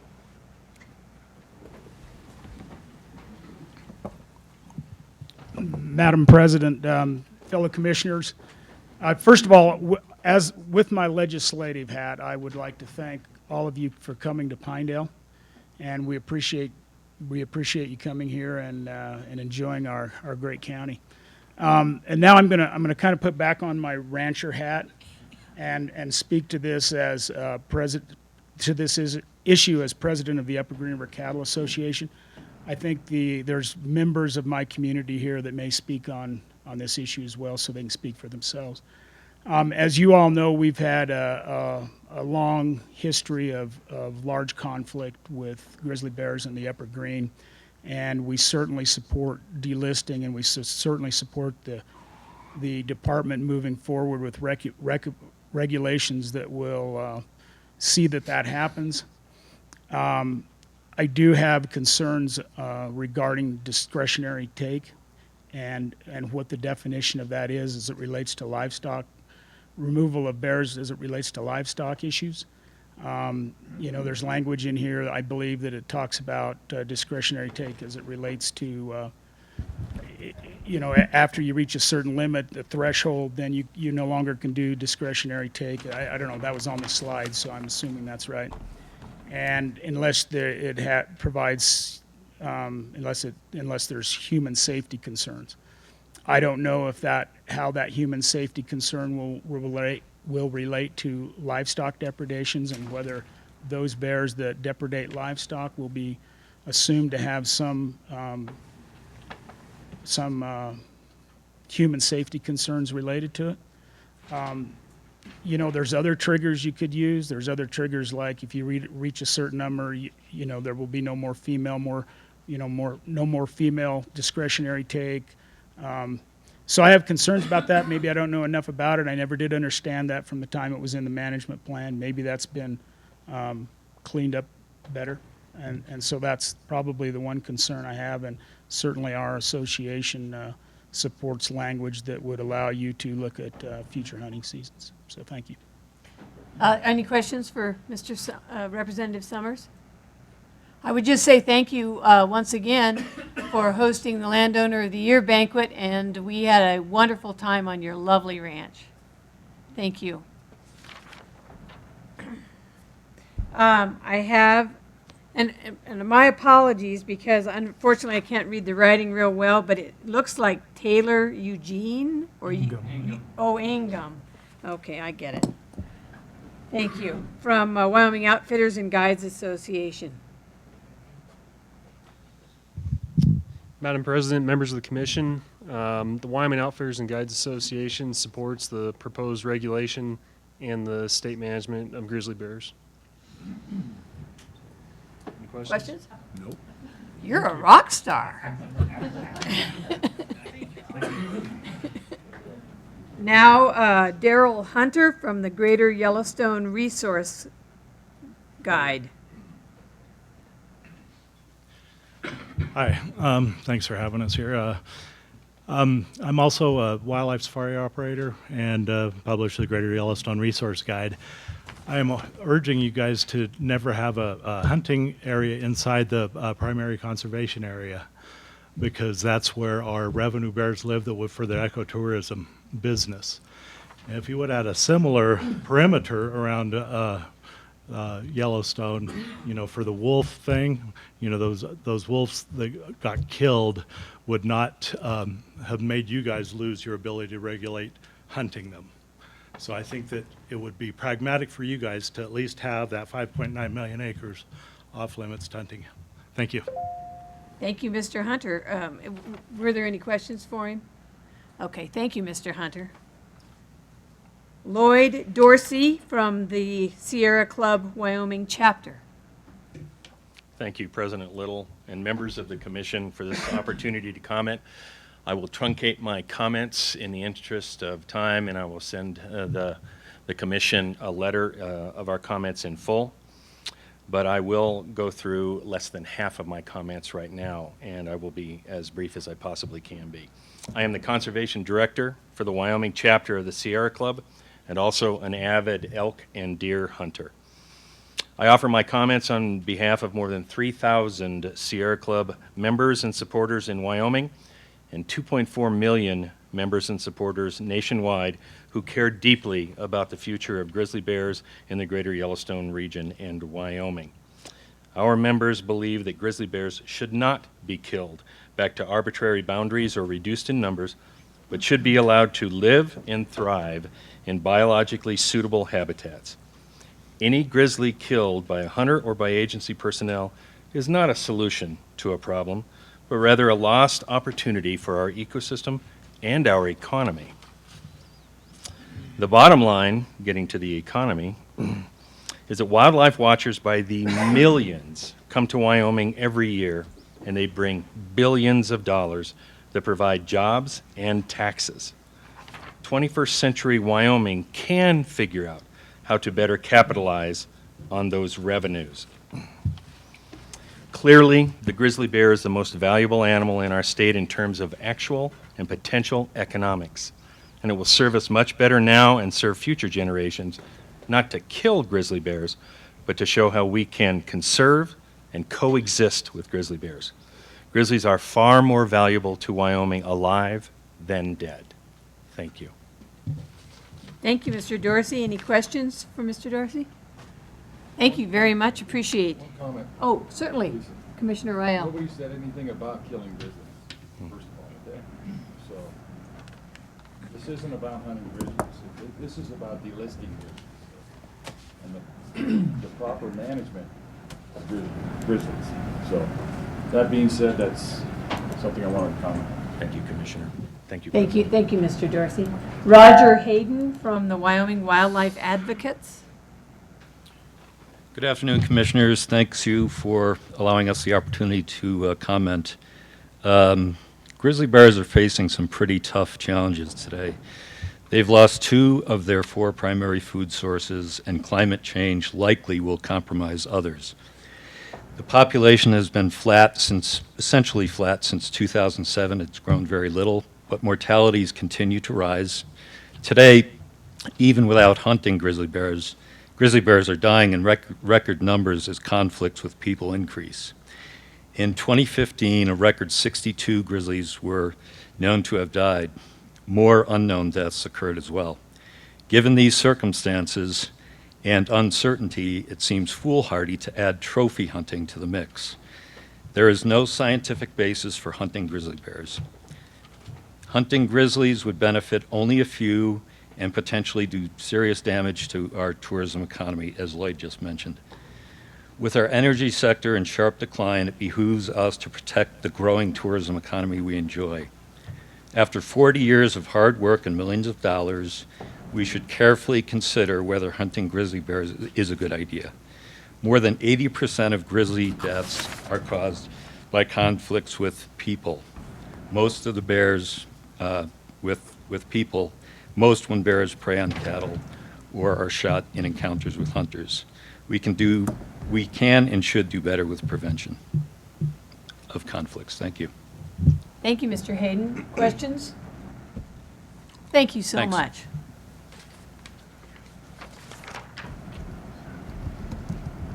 Jim Laybourne, is that correct? Yeah. Okay, and you are from the Wyoming Wildlife Advocates as well. I am, but today I'm just here to represent myself and, you know, as many others who've spoken before me, I'm just speaking more generally about the issue of grizzly bears, not specifically Chapter 67.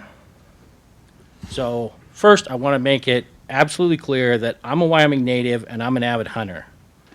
I'm an outdoorsman and a wildlife filmmaker. For the last 25 years, I've hunted the most remote wilderness areas in Wyoming, and I've had many backcountry encounters with grizzly bears. We hunt elk and deer to feed our friends and family, and you know, I get hunting. I love hunting. It's a special time of year for me and my brothers when we go out hunting.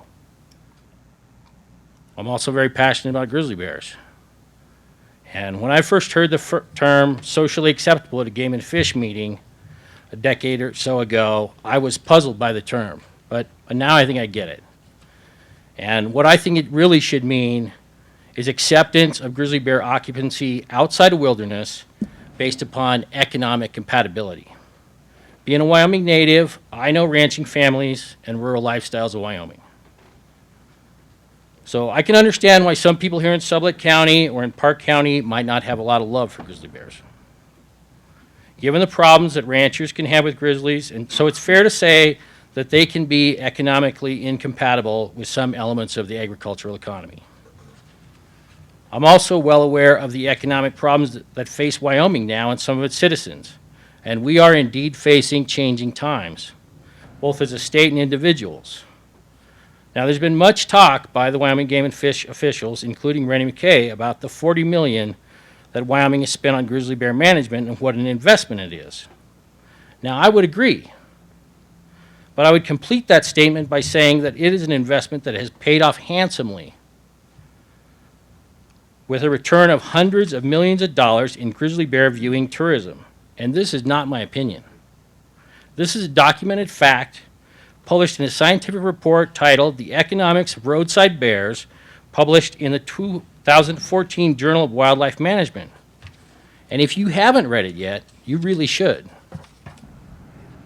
Grizzly bears are not incompatible with the tourism economy. They are, in fact, the economic cornerstone of our tourism economy. And they always have been and they always will be.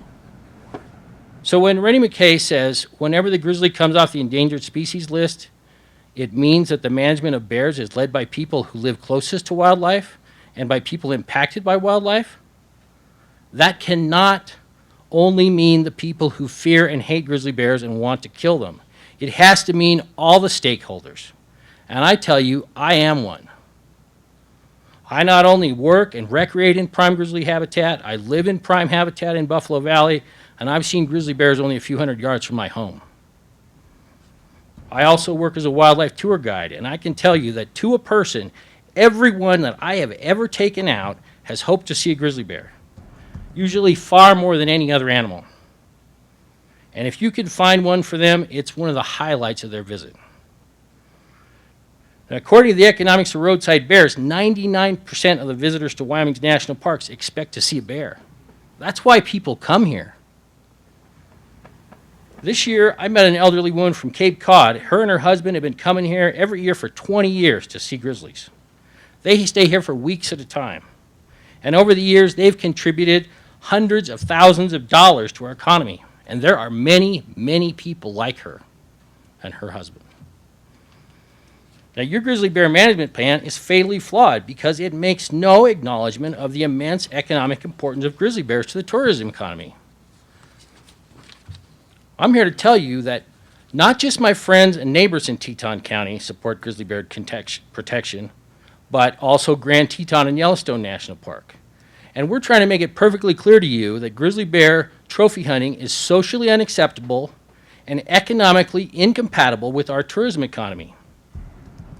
The Jackson Hole Chamber of Commerce, which represents a significant portion of the state's second largest economy, is also telling you that the sport hunting of grizzly bears is socially unacceptable in our area and economically incompatible with our economy.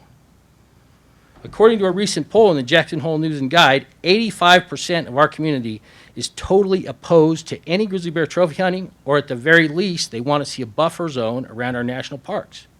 Now, that's a mandate.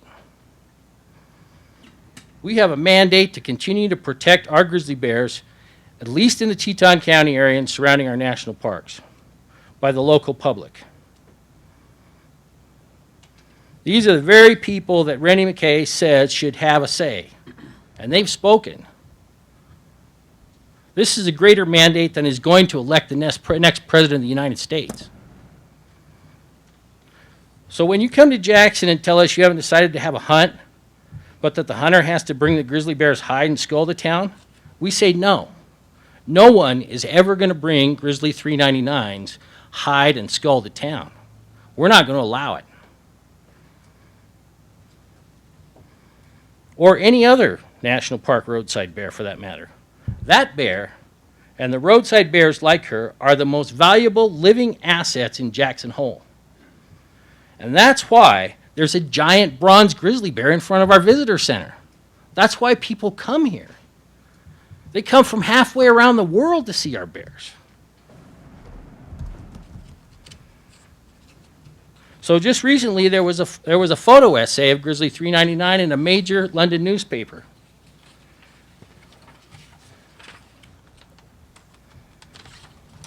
And I guarantee you that people from England are going to come here next year to see that very animal and contribute significantly to our state's economy. That's one of the reasons why Teton County's unemployment rate is so low while other parts of the state are struggling right now. If you do not acknowledge the economic importance of grizzly bears and continue to plan hunting grizzly bears right up to the boundaries of Wyoming's national parks, then you are declaring war on the international brand of Jackson Hole conservation and Wyoming's tourism economy.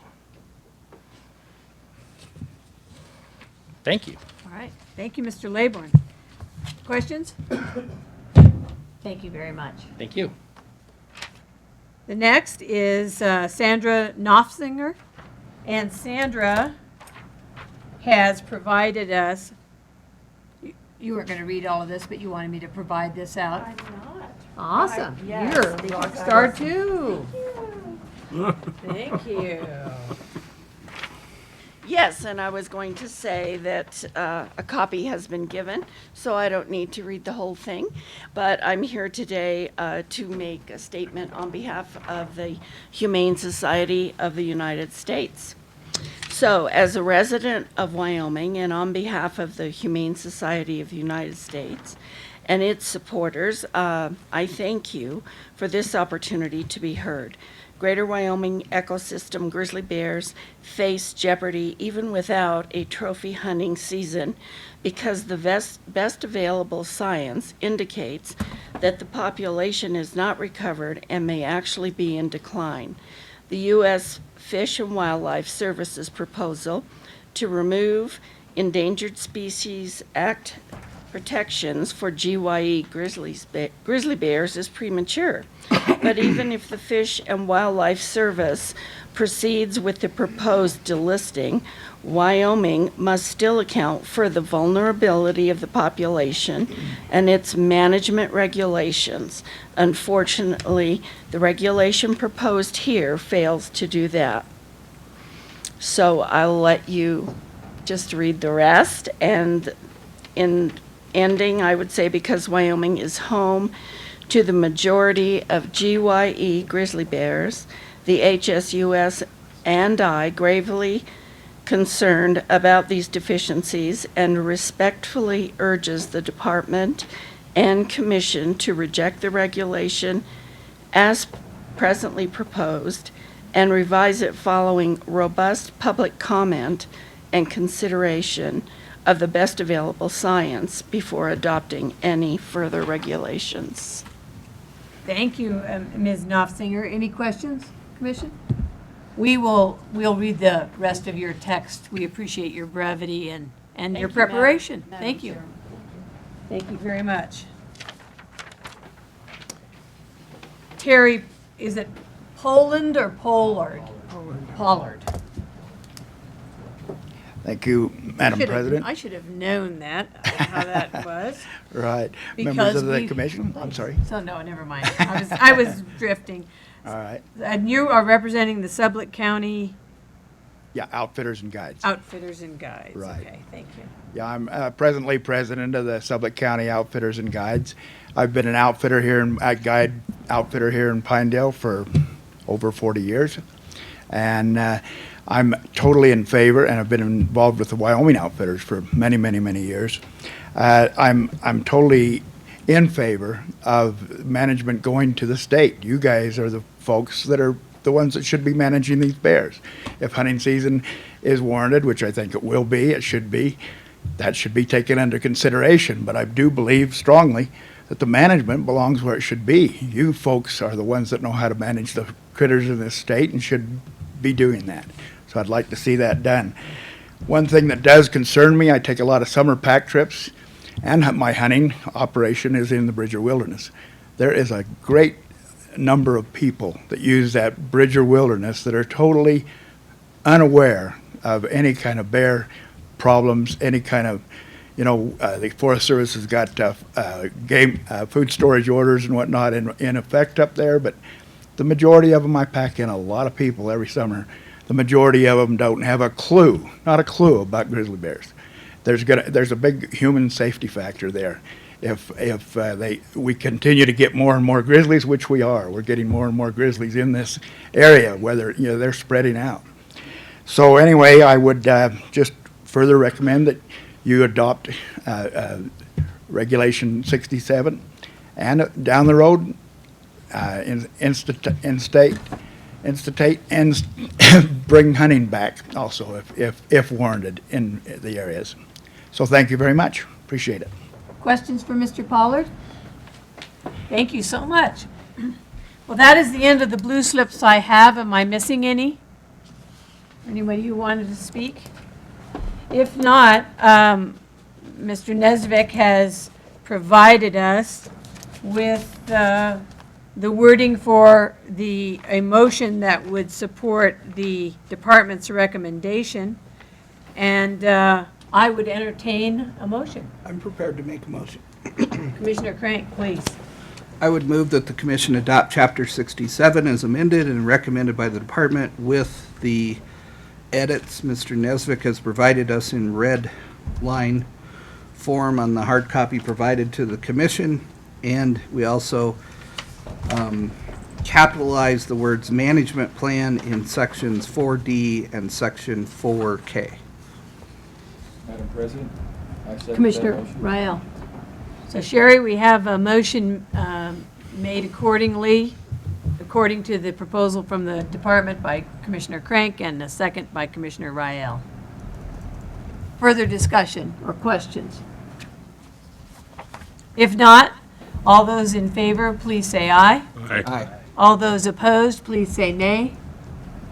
Motion carries.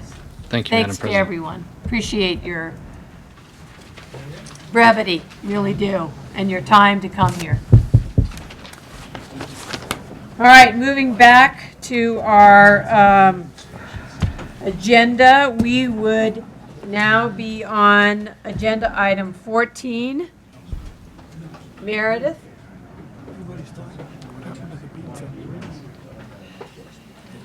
Did you want to eat, Madam President, or? Want to eat a little bit? Oh, are we ready to do that? It's up to you guys. Want to eat while we meet? You want to take 15, 20 minutes and eat some pizza? Well, 15 or 20 minutes. we probably should. We would be probably impolite to be. I think it's here, eating so here. let me. All right.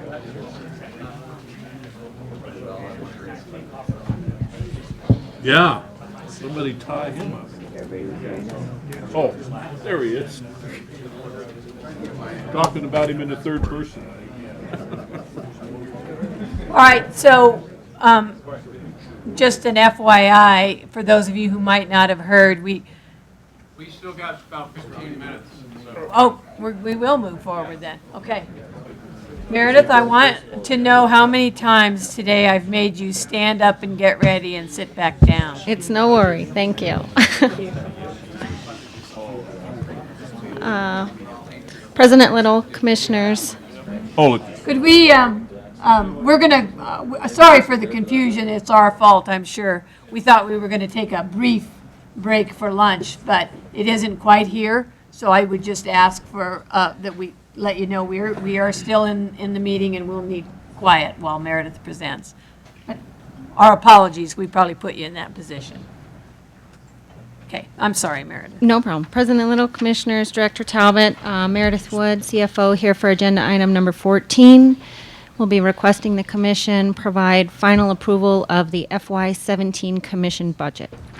I'll just go through a brief overview of what the Commission preliminarily approved in March and the changes since then, and then a request for the new final total to be approved. So back in March, we presented to you a Commission proposal of $75.6 million, of which all was preliminary approved by the Commissioners. Since then, we have had just under $1 million in modifications to that budget, the majority of which you're very familiar with. There's $785,000 related to the mule deer migration projects, which you've heard over the last couple Commission meetings. And then, of course, Rennie's presentation earlier today, the $131,000 is also in that modification. There are a couple of other items. There's a vehicle or $30,000 for the purchase of a vehicle at the co-op to assist them in conducting research on behalf of the department.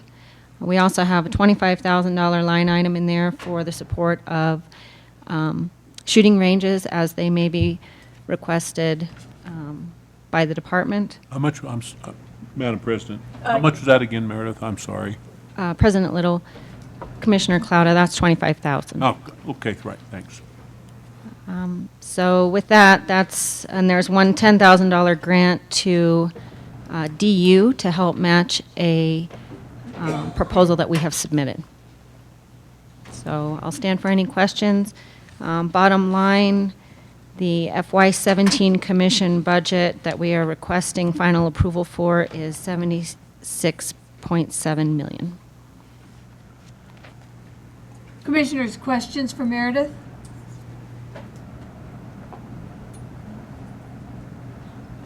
Hearing, aren't you glad I made Randy go through all of that before you got here? That was very helpful, thank you. Okay, so hearing no questions at this point, I would entertain a motion in regard to the FY17 budget. Madam President, I will move that the Commission vote to approve the fiscal year 17 budget as presented. Sherry, the motion was made by Commissioner Culver to approve the budget. Second. Seconded by Commissioner Clouda. Discussion? All those in favor, please say aye. Aye. All those opposed, please say nay. Motion carries. Thank you. Madam President, may I say something, please? Oh, you certainly may, I'm I'd like to sorry. thank Meredith, Jean, and Melissa, or not Melissa? Yeah, Melissa. Melissa. Yes. But they're always keeping us in tune with what's going on. Thank you. No. You're welcome, thank you. Thank you very much, Meredith. Yeah, yes. Oh, by way of explanation, the staff's already figured me out. I'm kind of going back and starting all over with the agenda that we left behind, so thank you. President Little, members of the Commission, Director Talbot, I believe this is agenda item number maybe 17? 16, thank you. The appointment of licensed selling agents. The department has several applicants that have been submitted to the department for consideration today. The first is in Commissioner Anselmi's district at the Manly store, from Hannah. They applied as a sporting goods vendor, and the local warden has approved them as qualifying as a sporting goods vendor. In Commissioner Culver's district, Off the Grid Sports in Sundance, Wyoming, has applied for a transfer of ownership, and that has been approved by the warden and the local regional supervisor, as well as Commissioner Culver. In Commissioner Little's district, we have an application that we advertised for, in Ranchester, Wyoming. We received one application from Bughorn IGA, and the local warden would like to appoint that business as a licensed selling agent. And the final applications were in Commissioner Rael's district. We advertised in Shell because we lost Dirty Annie's Sporting Goods, that business, and we received 2 applications, one from Shell Campground and one from the Fossil Rock Tavern. The local warden had a difficult time getting those evaluations completed and turned in, so you do not have those in your packet today. I did share them with Commissioner Rael. And the local warden would like to appoint the Shell Campground for that advertisement and not the Fossil Rock Tavern. That was his recommendation. So with that, the department would like to ask the commission for approval of those applications. Did you ask them how often they get their mail? I will say that the warden made 6 visits to that business trying to do an evaluation, and they were not open for business on any of those occasions. So, Further questions or comments? I would move. Oh, go ahead. I would move that we authorize those individuals and entities outlined by Gene as licensed selling agents. That motion's been made by Commissioner Crank, I second that motion. a second by Commissioner Rael. Further discussion? All those in favor, please say aye. Aye. All those opposed, please say nay. Motion carries. Thank you, Jean. Thank you. Thanks for your patience. Mr. Kennedy, I'll bet we can get this done in a shorter period of time than allotted. Madam President, members of the commission, Director Talbot, I think so. I think you're right. We have, as you know, the purpose of this agenda item is to discuss a proposed land exchange for the new Game and Fish Lab regional office in Laramie. This has been before you for quite some time. And for clarification, this lab, which we refer to as a Game and Fish Lab, is the Wildlife Forensics Fish Pathology Lab in Laramie. It's currently located at the Biological Sciences Building on UW campus. Okay, we've been working on this for a long, long time, as you know. Being able to build a new laboratory for our wildlife forensic and fish pathology work and tooth aging work in Laramie has been a high priority for several years. In the 2014 and 2015 budget session through the legislature, it actually gained some momentum, and we received, as you know, some support from the legislature to move forward on a couple of different projects that ultimately developed into what we have before us today, which is a proposal to build a complex, new regional office in Laramie and a lab complex. And to accomplish that, we were approached several months ago with a potential partnership with Laramie Economic Development Corporation to exchange properties, whereby they expressed an interest to the commission for our current property where our regional office is located, for another property to the south, about a quarter mile to the south. So in fact, we've been pursuing that for the last several months. It involves our property, again, which is 3.7 acres that you currently own, where the Laramie Regional Office is, for a 5.6 acre property down to the south of your current property. So it's bigger, it can accommodate a larger building complex, which is what we need. Our current property that you have is not quite large enough to accommodate that type of building. We have completed all of the elements and documents and agreements. Are we not? We are not on speaker. We are, I guess. You are not. Why not on? Are we not recording? Do you need to stop or?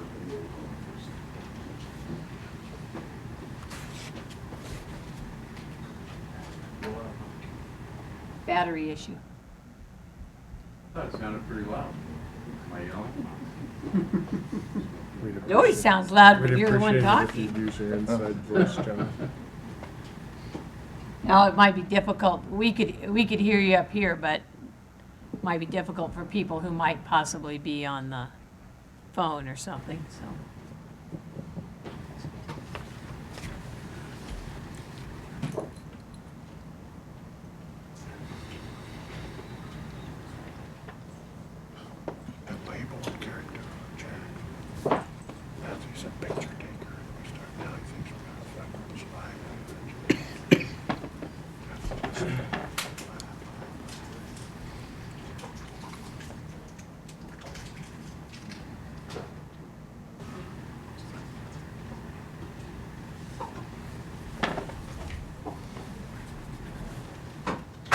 Tell us a joke, John. Come on. What's that? Tell us a joke anyways. I'm not good with jokes. Just ask Commissioner Crank.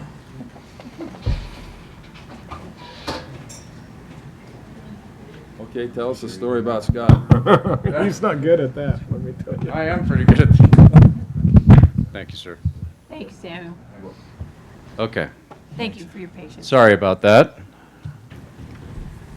Okay, we're back. Was that not recorded, any of that? Do I need to, we were? Okay. Oh, we're good. Okay, so continuing, we have now accomplished all the elements of this project, and we're ready for final approval from the commission to make this land exchange happen. And we are recommending today to the commission that you vote to approve the proposed land exchange for the new Game and Fish Lab Regional Office Building in Laramie. Commissioners, do you have any questions for Deputy Director Kennedy? Madam President, I do. Yes, Commissioner Crank. Mr. Kennedy, would you please inform us, I believe both properties have been appraised, correct? Correct. And our property with our building and the improvements on thereon appraised for how much? Madam President, Commissioner Crank, in you're correct, our property appraised for $1,050,000. And the property that we're acquiring in this, or we will acquire if the commission approves this, appraised for how much? $995,000. And I understand there have been negotiations that, so we can achieve full market value for our property, that there may be other consideration that will be conveyed to the commission to equalize the value of those two properties, correct? That is correct.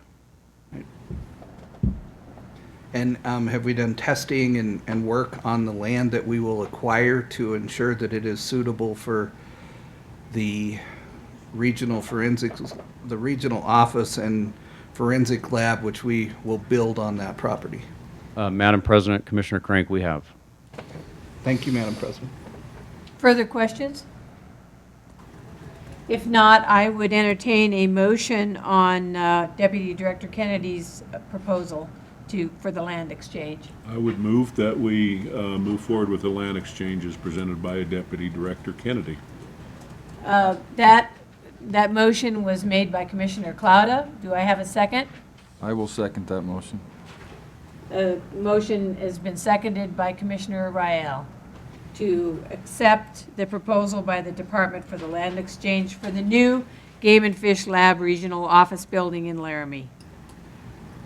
Discussion? All those in favor, please say aye. Aye. All those opposed, please say nay. Motion carries. Thank you. We are about to catch right back up on time. Yeah. We will let Deputy Director Kennedy go check and see if our lunch is ready.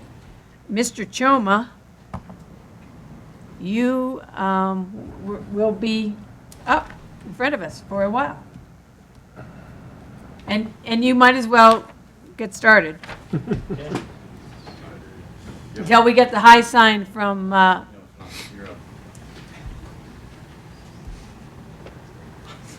hungry too. Jenny saved me. I had a banana, so I'm okay. Madam President, members of the commission, Director Talbot, I think I'm getting upstaged by lunch today, but that's going to work out just fine. What I am going to present today are a series of regulations. The first is Chapter 52, which is our non-game regulation. And I just have a few notes to go through. You have all the edits in your notebook, the statement of reason and so forth. But I just want to give you a little bit of background on how this regulation edit came about.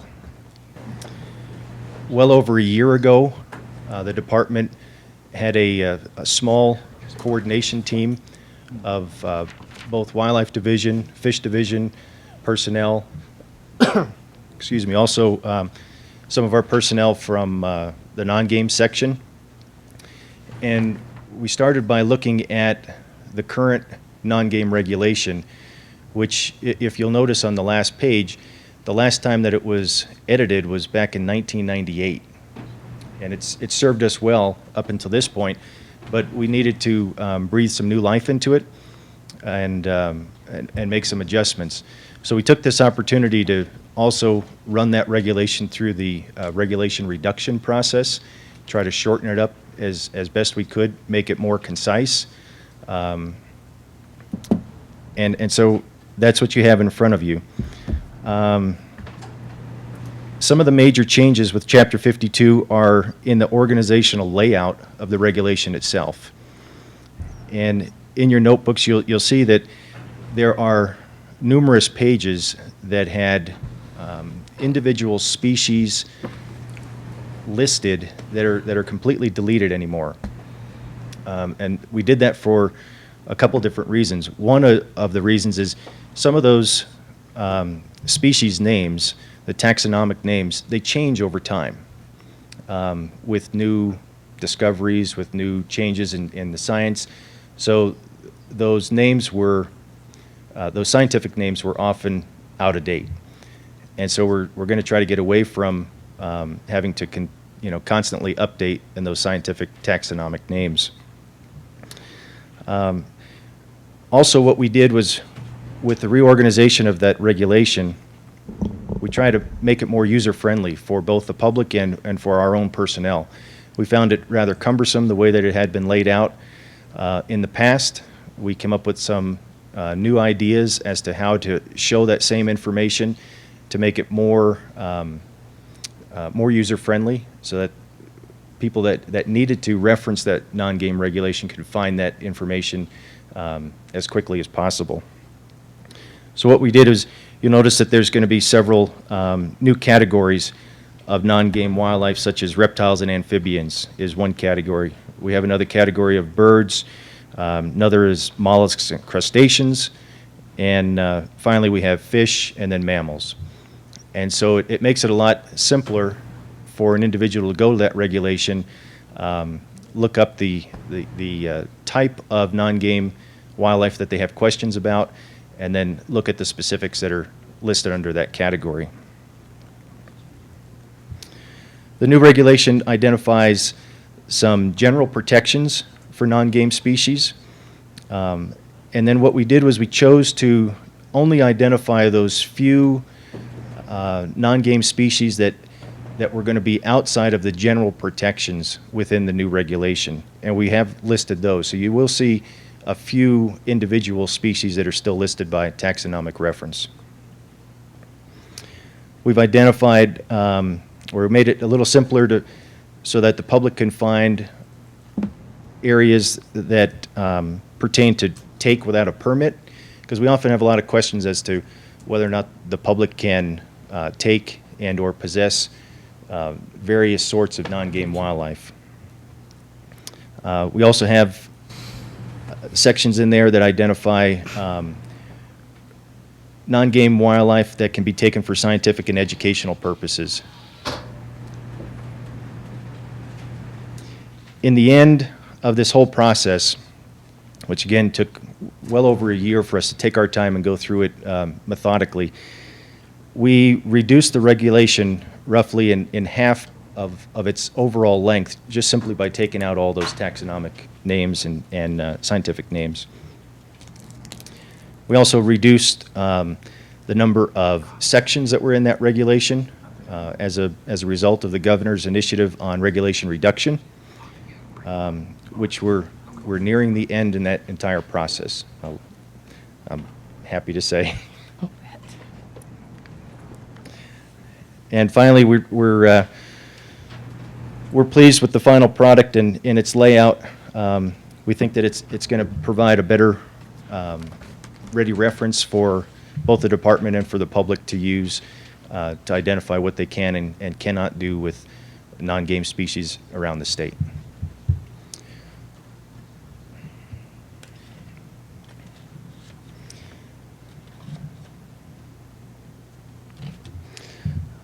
That's all I have to present for Chapter 52. The department would recommend that you entertain a motion to approve it as amended. Thank you, Mr. Choma. Great work. Boy, what a ugly little regulation. And you guys did a lot of work. Thank you. Madam President, I would move that we accept approve the changes as presented to Chapter 52. Okay, motion to approve the changes made by Commissioner Clouda. A second? Second that. Second by Commissioner Culver. Any discussion or questions? If not, all those in favor of the motion, please say aye. Aye. All those opposed, please say nay. Motion carries on Chapter 52. Sherry, did you get all of that? I went kind of fast and I didn't check with you. Clouda made the motion and Culver seconded. Thank you Lunch is very here. much. Lunch is here. And lunch is here? Saved by lunch bell. Perfect timing. Thank you. We will take about a 15-minute break, and that means we will be back here, let's say 1:50. So Thank you, Madam President.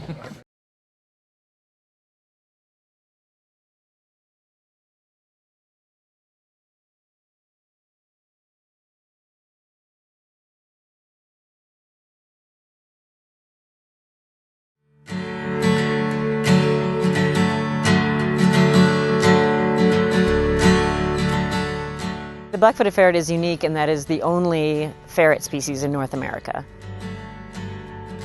They have black feet, they have a black tip tail, black face mask. They have very pronounced canines, which they use to suffocate their primary prey, which is the prairie dog. Black-footed ferret is often confused with the domestic ferret that you might see at pet stores, but is a completely different species. The ferret that you see in the pet stores is a domesticated European ferret, and the black-footed ferret is Mustela nigripes. That's its scientific name. Being that it was solitary and nocturnal, we really didn't know much about it until in 1851, John Audubon described the black-footed ferret. Generally, what we think, anyway, is that ferrets ranged from Canada to Mexico, basically wherever there was adequate prairie dog population to sustain them. Prairie dogs are fundamentally important to black-footed ferrets. Ferrets are nearly totally dependent on prairie dog systems and prairie dog habitat for their own survival. Prairie dogs are their main prey, and they live in prairie dog burrows. The ferret uses the prairie dog burrows to escape from predators like coyotes and badgers and owls, and also to raise its young in those underground burrows. Prairie dogs are basically room and board for black-footed ferrets. Whatever happens to prairie dogs, that basically dictates what happens to ferrets. During the early 1900s, there was a lot of poisoning of prairie dog populations. To reduce the competition that's perceived between prairie dogs and cattle grazing, livestock grazing in general. There was westward expansion of a growing North American human population and conversion of a lot of prairie habitat for agricultural purposes was lost. So unknowingly, we were losing black-footed ferrets probably. There is that history, and that, of course, early on was thought to be the main problem ferrets had. Also during this time, there was an exotic disease. It was introduced into North America in the early 1900s called sylvatic plague. Plague is something that North American animals, prairie dogs, are not evolved to deal with. Has a devastating effect, killing prairie dogs and black-footed ferrets. Back in the 60s, they were actually thinking that the black-footed ferret may be extinct because they just can't find it. A population was found in South Dakota in the mid-1960s. That population was studied. We did learn a little bit about the life history of black-footed ferrets. And actually some of those animals were brought into captivity and produced offspring. Unfortunately, all those offspring died.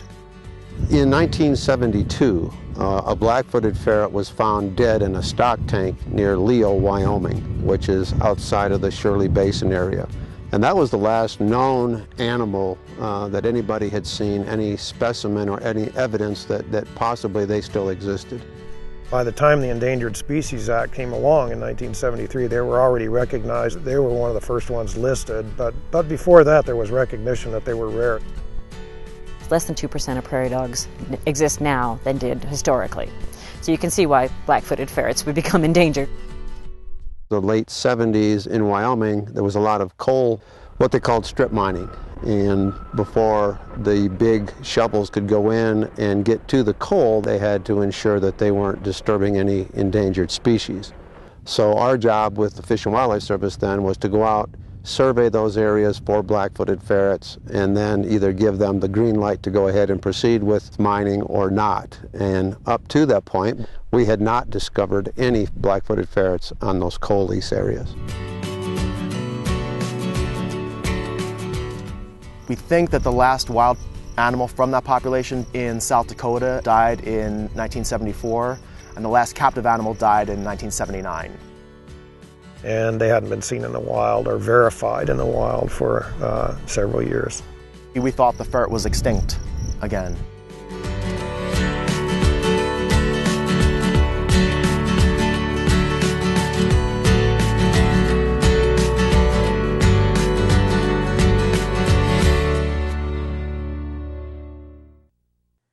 To his fellow mule deer, the buck on the right may come off like he's an antler short of a full set. But for antler collectors in Wyoming, that's just fine. Antler collecting is a popular and sometimes lucrative hobby for those who enjoy it. But the timing of when deer and elk shed their antlers is when these animals are also at their most vulnerable. The Wyoming Game and Fish Department is reminding the public that shed, horn, and antler gathering is prohibited on most public lands west of the Continental Divide between January 1st and April 30th.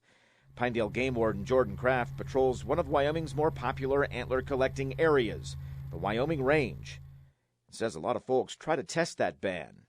This has become a pretty big deal for the greater Pinedale, Big Piney area, Cameron, kind of this western, southwestern part of the state.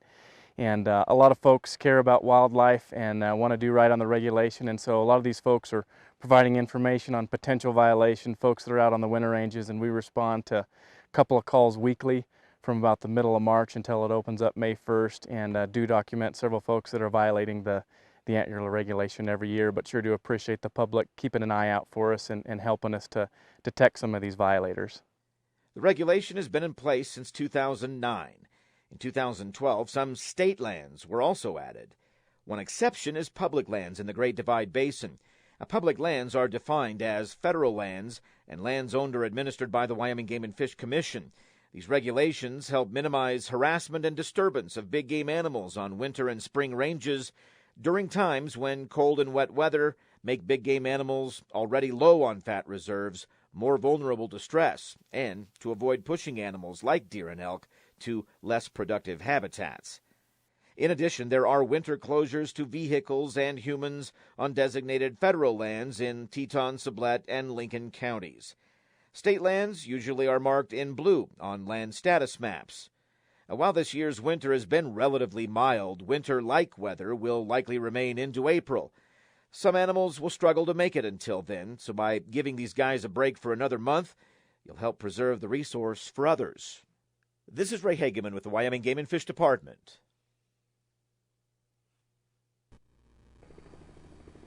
So let's say the plan is to get beaver to build some beaver dams. But there's a shortage of material for them to do their job. But what about dropping the goods off on their front porch? Wyoming Game and Fish Department is taking an innovative approach to improve water quality and reduce the amount of sediment being dumped into the North Platte River from Bolton Creek near Casper. And beaver are doing part of the job. By cutting down some nearby aspen trees, latching them to a helicopter, then dropping them in a place where beaver can build their dams, the Game and Fish hopes to restore the watershed in Bolton Creek, an arid stream susceptible to washouts during spring runoff. Casper Game and Fish habitat biologist Keith Schopp. We're going to start damming water up, which will ultimately start raising the water table because those areas in adjacent to those beaver dams will start holding that water back.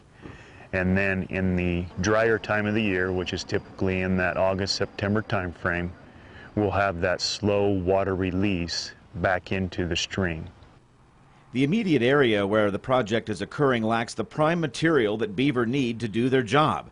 Since the project began back in 2010, over 250,000 pounds of aspen trees have been cut, bundled, and delivered to the beaver to do their work. We've got upwards of 12 new dams built by beaver in those areas where we've deposited that aspen. And so it's already starting the process of healing itself, if you will, where we've got that sediment loading being trapped behind those dams. We're starting to build those banks back up to get that floodplain back to be more interactive. And then once that occurs, we just need Mother Nature to start taking control, where we bring back the vegetation, willows, cottonwood, grasses, to fill in those sediment loading areas. Easing the force of flooding and sediment during spring runoff and raising the water table allows for expansion of riparian vegetation. By influencing the amount of sediment loading into the Platte River, there's the potential for creating better spawning beds and a better fishery for that segment of the Platte River. Better riparian areas can be created, benefiting a multitude of wildlife species. With help from Game and Fish videographer Lindsay Simpson, this is Ray Hageman with the Wyoming Game and Fish Department. Wildlife conservation not only happens in the field, it happens in a laboratory too. Whether it's forensic evidence to help prosecute wildlife crimes, detecting disease in a fish hatchery, or providing age data on specific big game herds to help set hunt seasons, the Wyoming Game and Fish Department's laboratory in Laramie is a critical component of wildlife conservation in Wyoming. That work was recently recognized by the Association of Fish and Wildlife Agencies, which awarded the Boone and Crockett Award to Game and Fish Laboratory Director Dee Dee Hawk.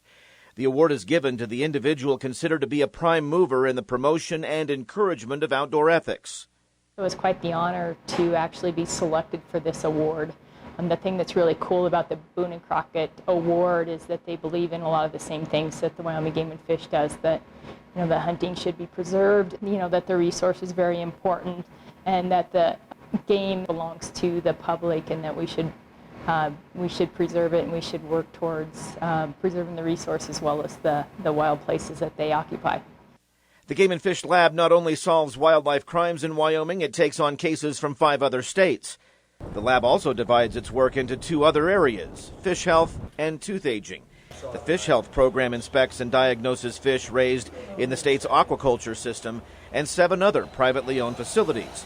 The tooth aging section of the lab helps biologists determine age structure and population dynamics for different species of Wyoming game animals, which helps set hunt seasons and license quotas. A lot of wildlife management does take place in here. Having these laboratories available to them is just another tool in the toolbox for wildlife conservation, for law enforcement, for protecting the fish reserves and the streams and the lakes in Wyoming. There are not a lot of laboratories that are full service laboratory like we have here at the Wyoming Game and Fish. We feel quite fortunate to be able to be here, to be able to assist the department with these types of needs.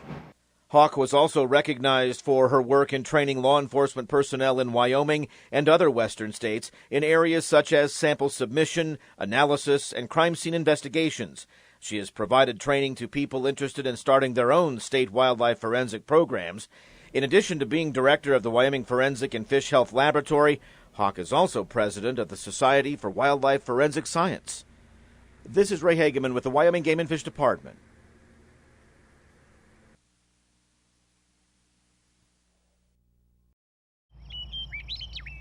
Even the birds are singing about the fishing at Lake DeSmet these days.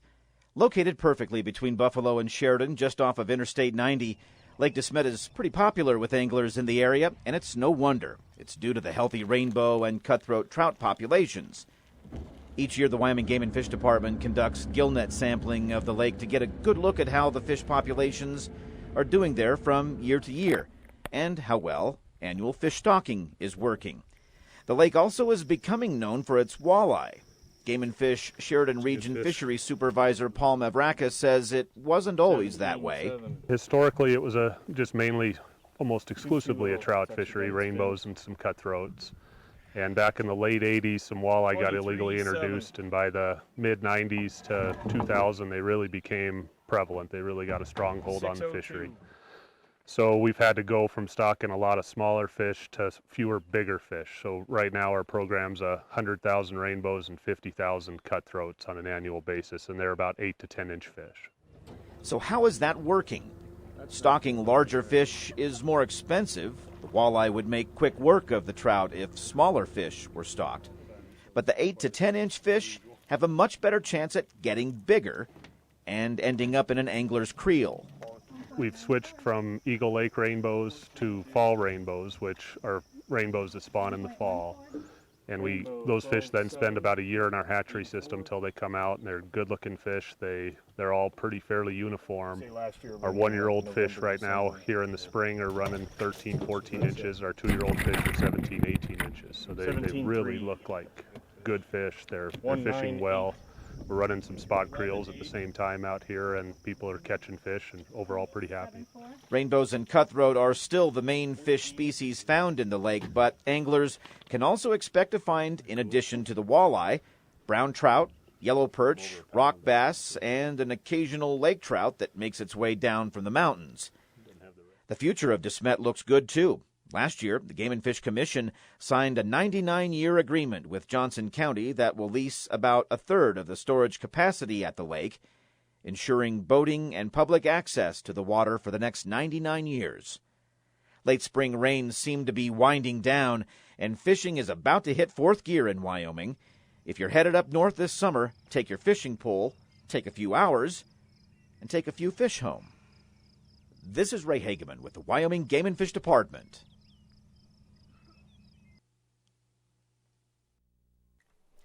Mother Nature is often left to do her wonders, but sometimes a change in the course of things is needed. Trout anglers that float the Encampment River in south-central Wyoming next year will be seeing the results of a stream bank stabilization project along the Encampment River just outside of the town of Encampment. This project is part of a larger effort designed to improve roughly 9 to 10 stream miles of fish habitat and spawning areas by stabilizing stream banks, providing cover for younger fish, and improving spawning areas. Wyoming Game and Fish Department aquatic habitat biologist Christina Barano talks about one of the improvements on this section of the river. We're no longer going to have this vertical bank that we have right now. We are going to end up sloping this back down. We're going to add in a woody debris structure that creates this intermingled mesh of wood, which is, if you can think of trout, really, you find them hiding underneath wood, they're going to love that habitat.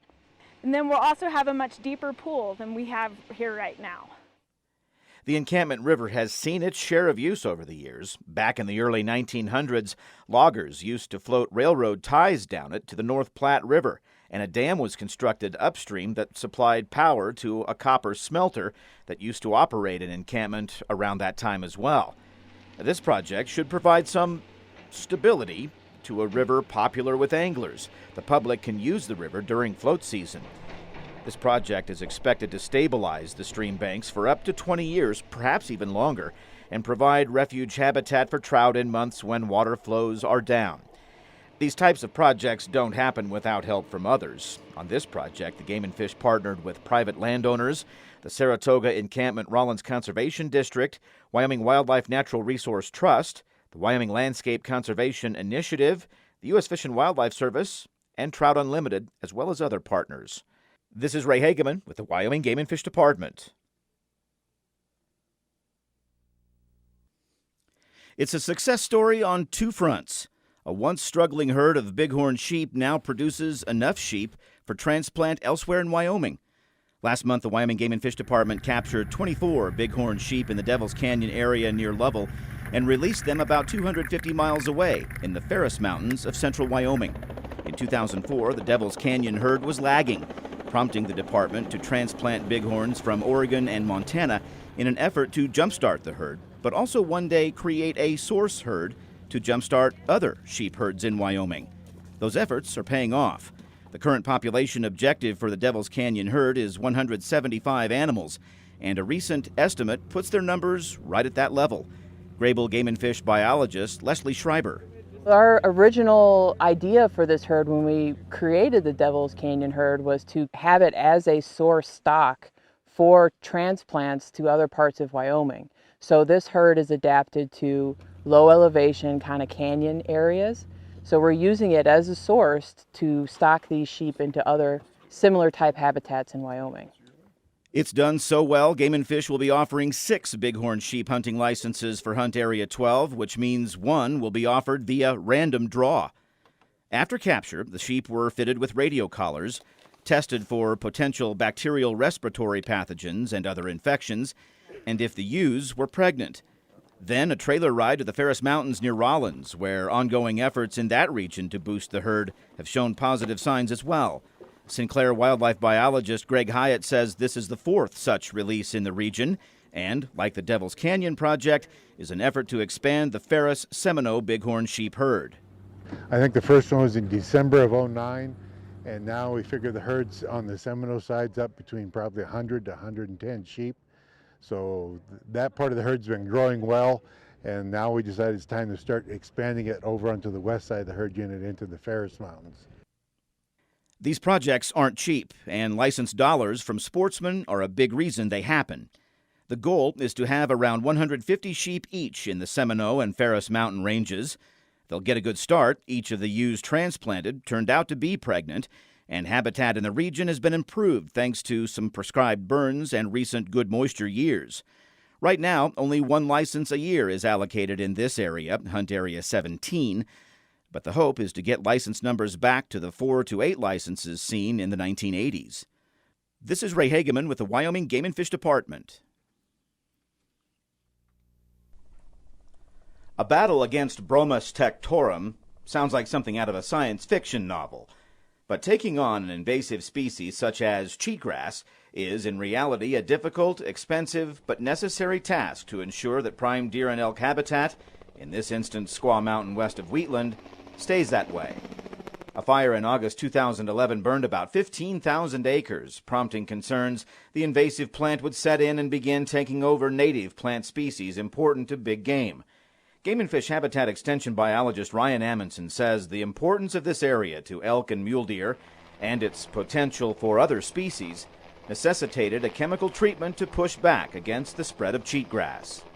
Squaw Mountain itself is all crucial mule deer winter range, year-round range for mule deer, same for elk.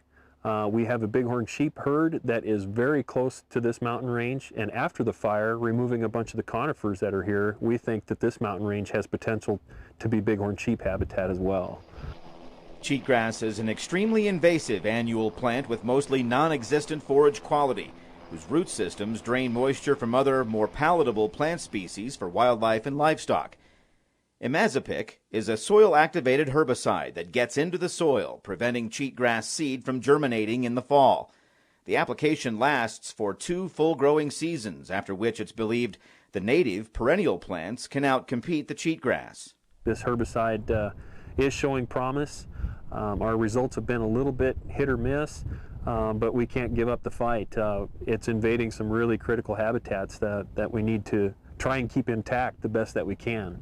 Cheatgrass is going to affect our ability to manage those habitats going forward. Doing things like prescribed burning would not be possible if we can't control cheatgrass.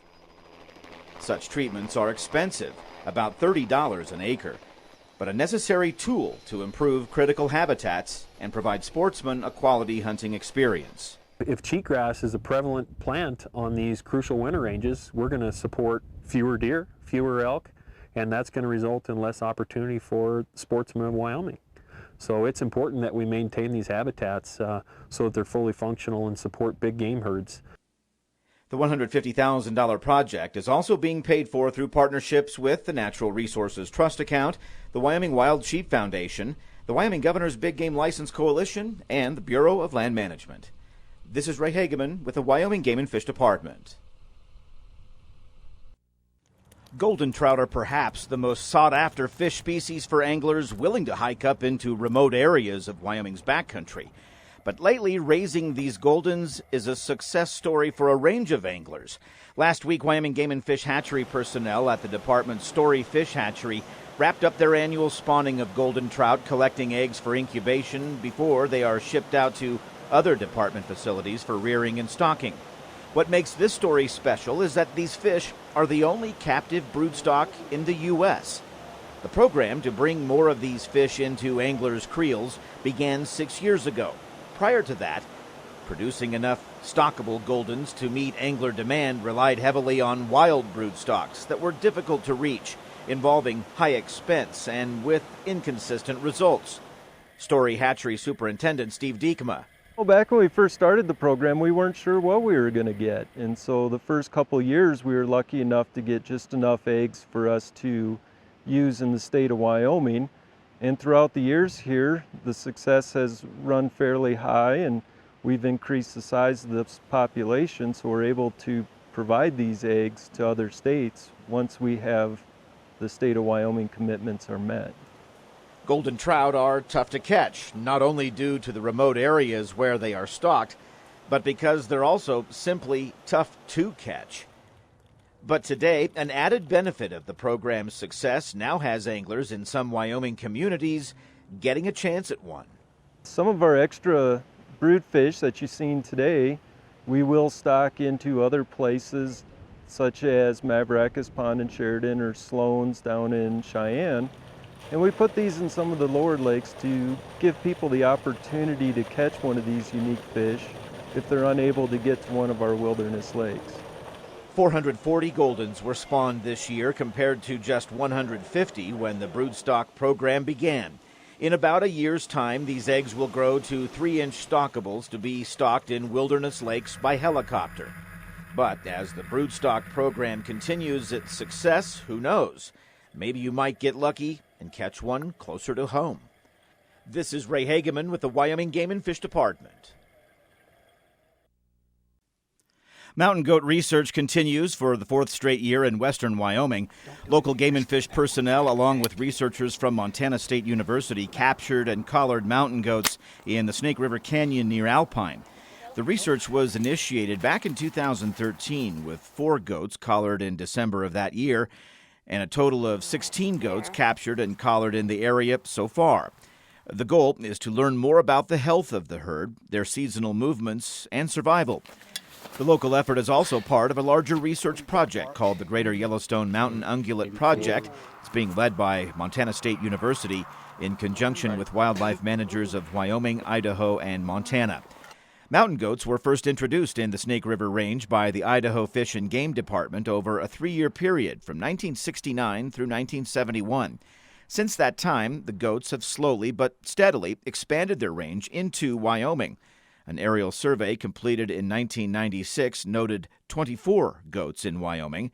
The latest survey, completed in August of 2014, recorded 165. The goats have not only increased in number, but also their distribution, with animals now being sighted in the Wyoming and Salt Ranges and in the Teton Range. In order to provide a recreational opportunity and help curb the growth, the Wyoming Game and Fish Department implemented a hunting season for the Palisades herd back in 1999, offering 4 licenses. Now, the number of licenses was increased to 8 in 2005 and again to 12 in 2015. This is Ray Hageman with the Wyoming Game and Fish Department.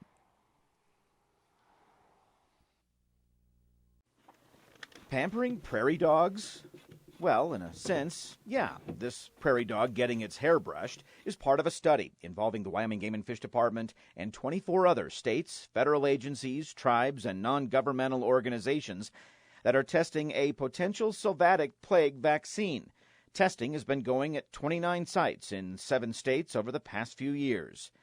Over 30 years ago, black-footed ferrets were thought to be extinct, but a colony was rediscovered on the Pitchfork Ranch near Meeteetse. Today, that ranch is hosting field trials to test this oral vaccine developed by the U.S. Geological Survey for sylvatic plague, an exotic but especially deadly disease for prairie dogs, the endangered black-footed ferret's primary prey.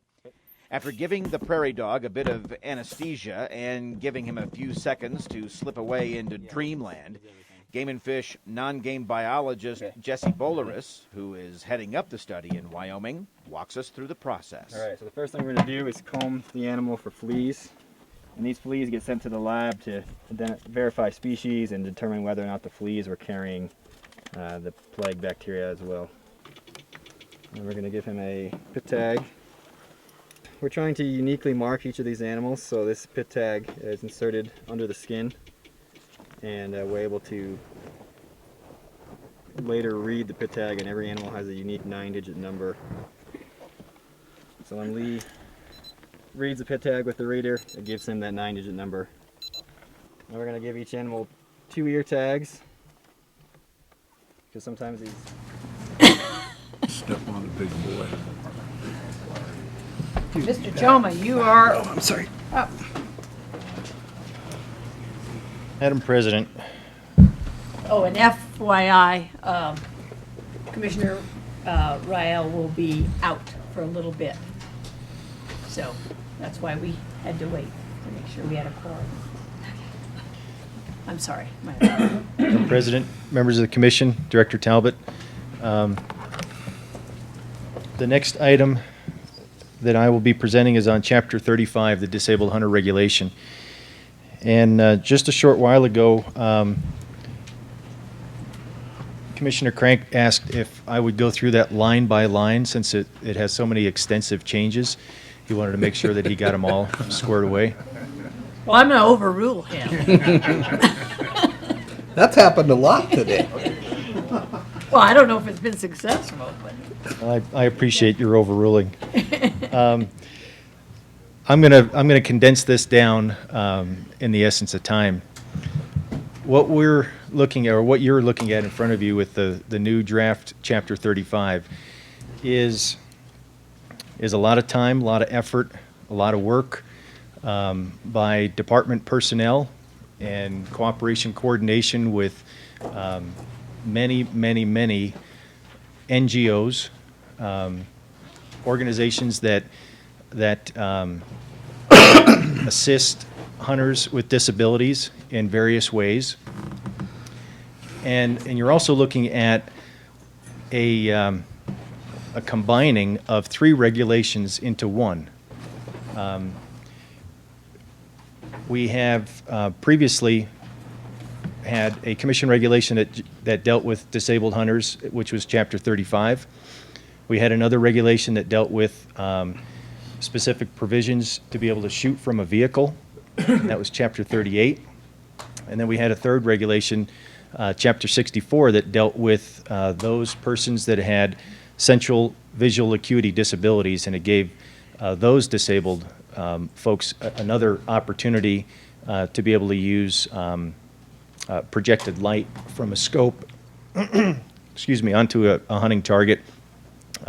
Basically, those people had to be legally blind, and that was signed off on by a physician.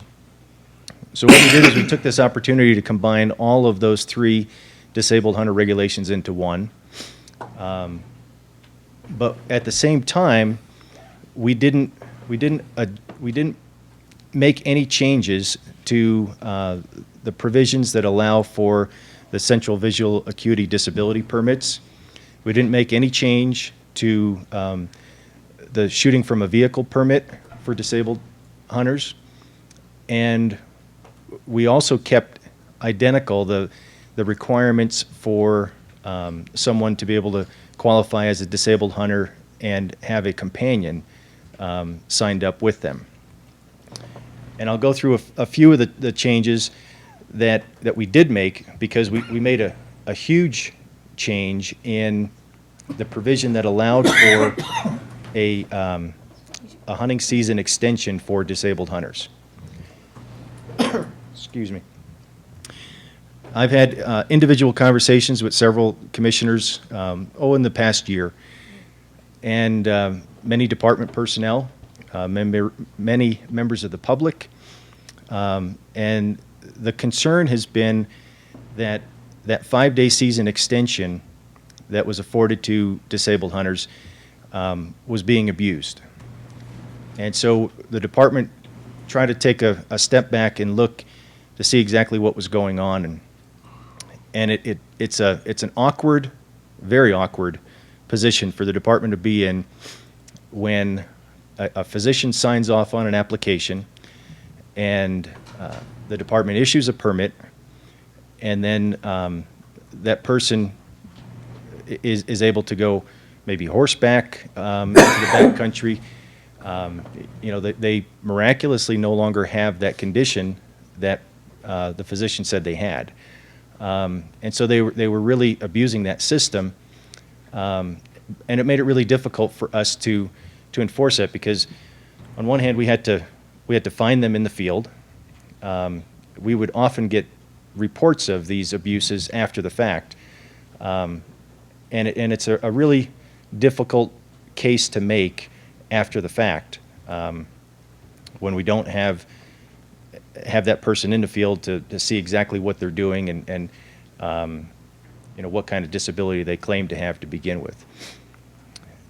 So we took a big step back, and we looked at what the original legislative intent was back in 2010, when the legislature gave the commission the authority to provide for a hunting season extension for disabled hunters.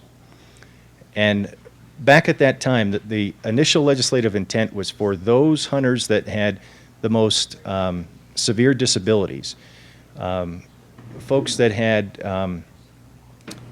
that were paraplegic, quadriplegic, and so forth. And that's what the original legislative intent was. So we tried to go back to what that original intent was, and we created a whole new provision in this regulation that just deals with the 5-day season extension for disabled hunters. And so that is a brand new piece of regulation language, and it's much more restrictive than we've had in the past.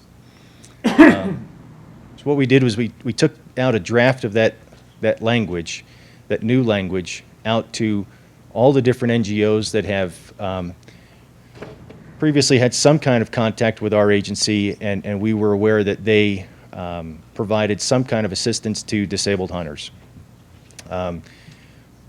We made personal contacts, we made phone call contacts, we sent emails, and we got a lot of cooperation and coordination, communication back from those different NGOs. They helped us to draft what you see in front of you as the new regulation. Through those communications with the NGOs, we made several edits, and we added some information in there that deals specifically with disabled veterans. We added some information that deals specifically with those persons that qualify by statute as having a life-threatening illness, you know, youth with life-threatening illness. And so we made some provisions to incorporate those different categories of people that weren't in our initial draft regulation when we took it out to them. But by having those discussions, we learned a lot more, and I think we have a much better rule before you today.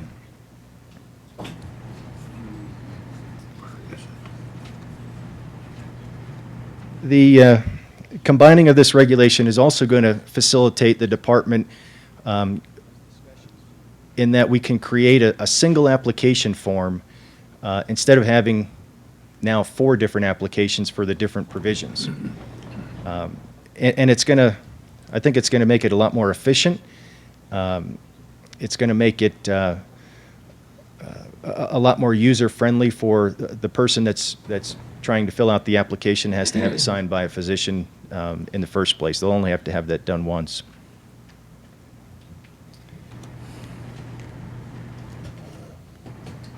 And before I forget, there are a few representatives of some of the organizations that we coordinated with in the audience today. And Madam President, I think you even have a blue slip there. Just waiting for you to reach the point when you're ready, when you have completed your portion.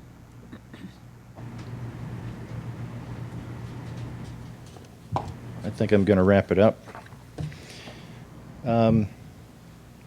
So I'll answer any questions that the commission has about this new regulation. Again, it was an opportunity for us to combine 3 regulations into one and to consolidate. It also allowed us to put together a separate provision just for those disabled hunters that would qualify for the season extension, the 5-day season extension that we currently have in regulation.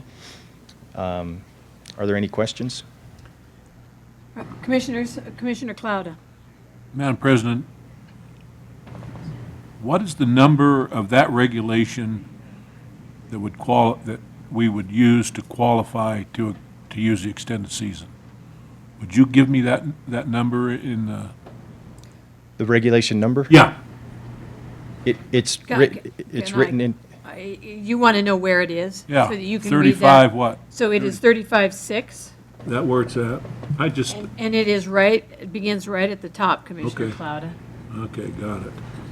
Thank you. Well, we won't move. We'll take other questions, but we won't move on. We'll let you read it and feel comfortable. No, I'm good with it. I'm good with it. I'd read it, but I couldn't re-find it. Okay. Go figure. Thank you. Any other questions from the commission?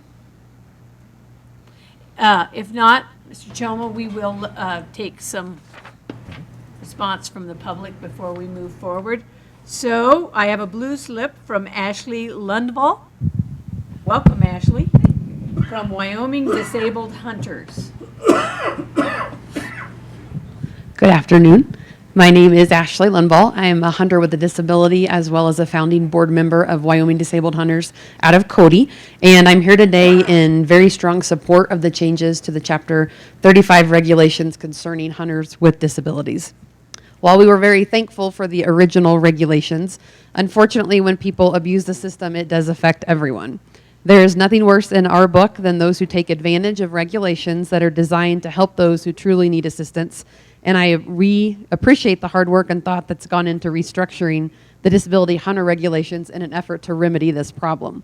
Enjoying hunting in Wyoming is a privilege, and I am thankful that this opportunity is made available to everyone regardless of their physical disability. I hope that you will vote in favor of the new regulations so that this experience can be protected for those who do truly appreciate it and certainly don't take it for granted. Thank you. Thank you. Are there any questions for Ms. Lundvall? Hearing none, I thank you very much for coming, and we appreciate your comments.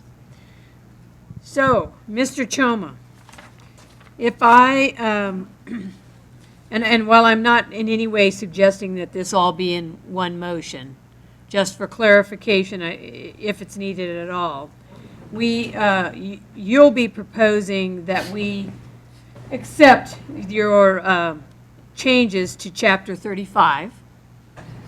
And then following that, we'll take a look at the repeal of Chapter 64, and we'll take a look at the repeal of Chapter 38, which you're asking for because of the the combination into Chapter 35. Madam President, that's correct. And the only reason I bring that up is that I thought it would speed us along a little bit if there was an understanding about that and making that quick. Madam President. Okay, I formulated a question. Sure, there's probably a rumble going through the building now. All right. I actually was working as a LSO in the Lander Regional Office last year, I think it was. This guy comes in, who I happen to know who he is, and I know where he lives and I know what he does, and he's got his piece of paper. And based on that piece of paper from a physician, he was issued a handicap thing. I can't even remember how that stuff was worded. Shoot from the truck sort of a permit. Does that sound about right?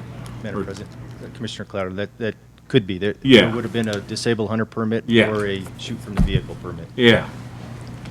So I'm thinking, well, you can't deny the doctor. Well, I mean, the forms was all filled out. So I thought, well, I'm going to sneak out there and take pictures of him, and we'll put an end to this, right? Which then his girlfriend kicked him out, so now I don't know where he is. So this particular section that we're talking about here on 35.6, that's going to take care of that kind of a problem. Is that what I'm reading in this? Because he did not walk in there with anything that related to what you have here in this regulation printed now. Or am I missing something? Madam President, Commissioner Clouder, I'm not certain what permit he would have walked out He with... walked in on his own. He's a knucklehead is what he is, and he's working the system. That's still gonna be possible, that somebody can walk into an office with a form signed by a physician and walk out with a permit for either a shoot from the vehicle permit or a permit that designates them as a disabled hunter. What that person's not going to qualify for is what you see on the top of page 35-6, that new provision. So that individual's permit is no longer going to qualify for the 5-day season extension if it was a disabled hunter permit to begin with. Yeah, and I think that's what I was alluding to, is that 5-day thing. I just couldn't get all that into my head. Okay, that answers my question. Thank you. Madam President, one other thing that I do need to mention is the effective date on this draft regulation is January 1 of 2017, and we did that for a reason. We currently have in excess of 1,800 disabled hunter permits that have been issued, and roughly 900 to 1,000, say 950 of those permit holders actively held a hunting license in 2015. So we need to be able to get the word out to those folks, and we thought it prudent to not have a change of this magnitude in this kind of a regulation in the middle or the beginning of a hunting season. So the department's plan, if the commission approves, is once we have a new regulation in effect, we are going to go through a mailing to all of those disabled permit card holders and let them know that the current regulation is still in effect through this 2016 hunting season, and that the new one will go into effect in January of 17, so that they can see exactly what the new requirements are, and we'll outline that 5-day season extension and the change there. Great idea. Super. Commissioner Crank. I'm ready to make a motion. I'm ready to have you. I'm going to move that we adopt Chapter 35 dealing with hunting permits for persons with disabilities, and we repeal Chapter 64 and Chapter 38 since those have now been combined into the new proposed Chapter 35. Second. All right. Sherry? Repeal and 38. Okay, so that is acceptance of the proposed changes on 35, repeal of 64, repeal of Chapter 38. Made by Commissioner Crank and seconded by Commissioner Clouda. Thank you. You're welcome. Discussion. Oh. And I will have to vote so that we can have a quorum. Okay. So just FYI, ahead of time. All right. I'm good with that. Right. Oh, I'm tempted to do this. Anyway, whatever. All those in favor, please signify by saying aye. Aye. Aye. All those opposed, please say nay. Motion carries.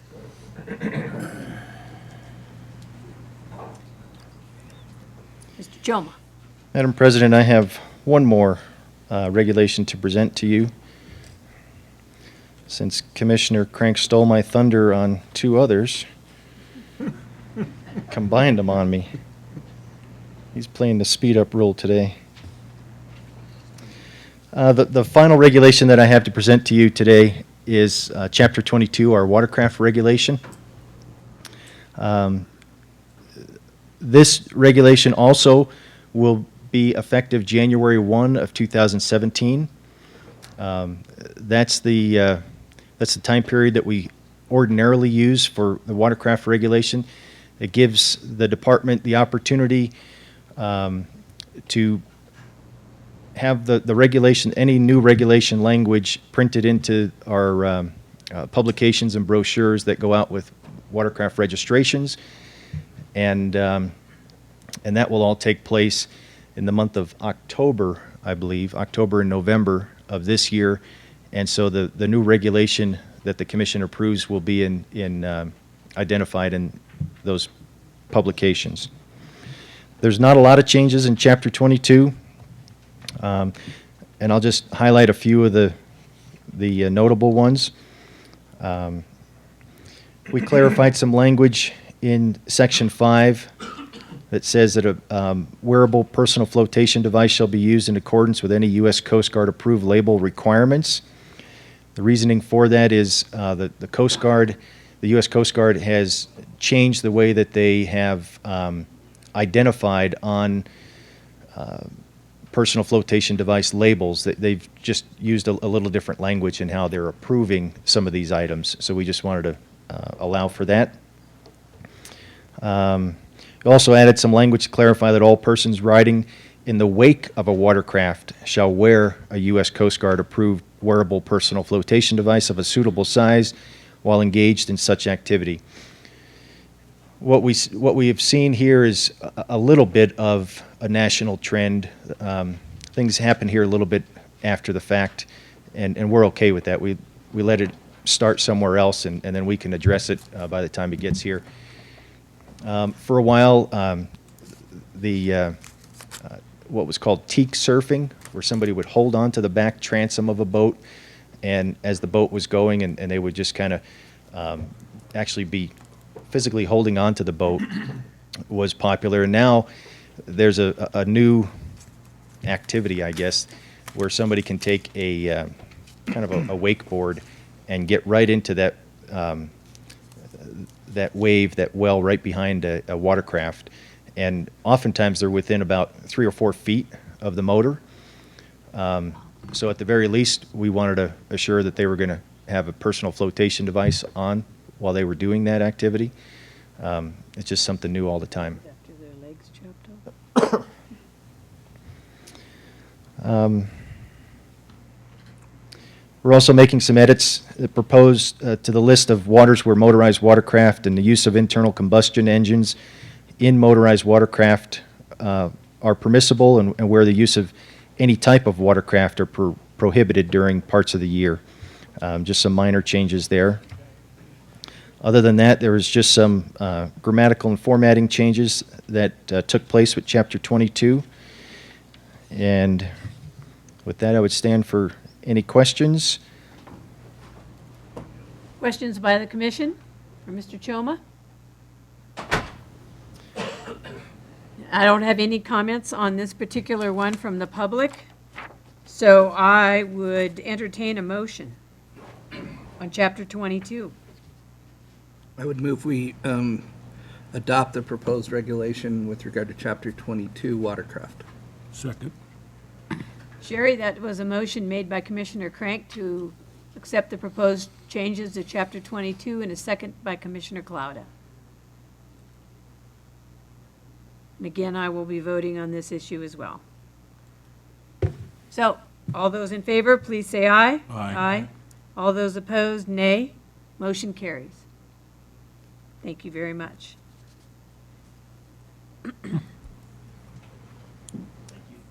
Thank you so much. Appreciate it. And we are more than back on time, so thank you to each and every one. We are now at agenda item 24. Justin. Oh, Dan? Oh. Madam Chair, members of the Commission, Director Talbot, Justin Clapp is our large carnivore biologist out of Lander. He took my old position, so we have a much better biologist actually doing mountain lion work for the state. You see the director. But Justin's going to be presenting this year's, this is the third cycle. We run mountain lion harvest on a 3-year cycle. This will be our third cycle. As many of you are aware, we've increased harvest on mountain lions over the past several years due to many factors, and Justin's going to present that information and the public comment process, and we'll go from there. Thank you, Dan. Welcome, Justin. Thank you, Madam President, members of the Commission, Director Talbot.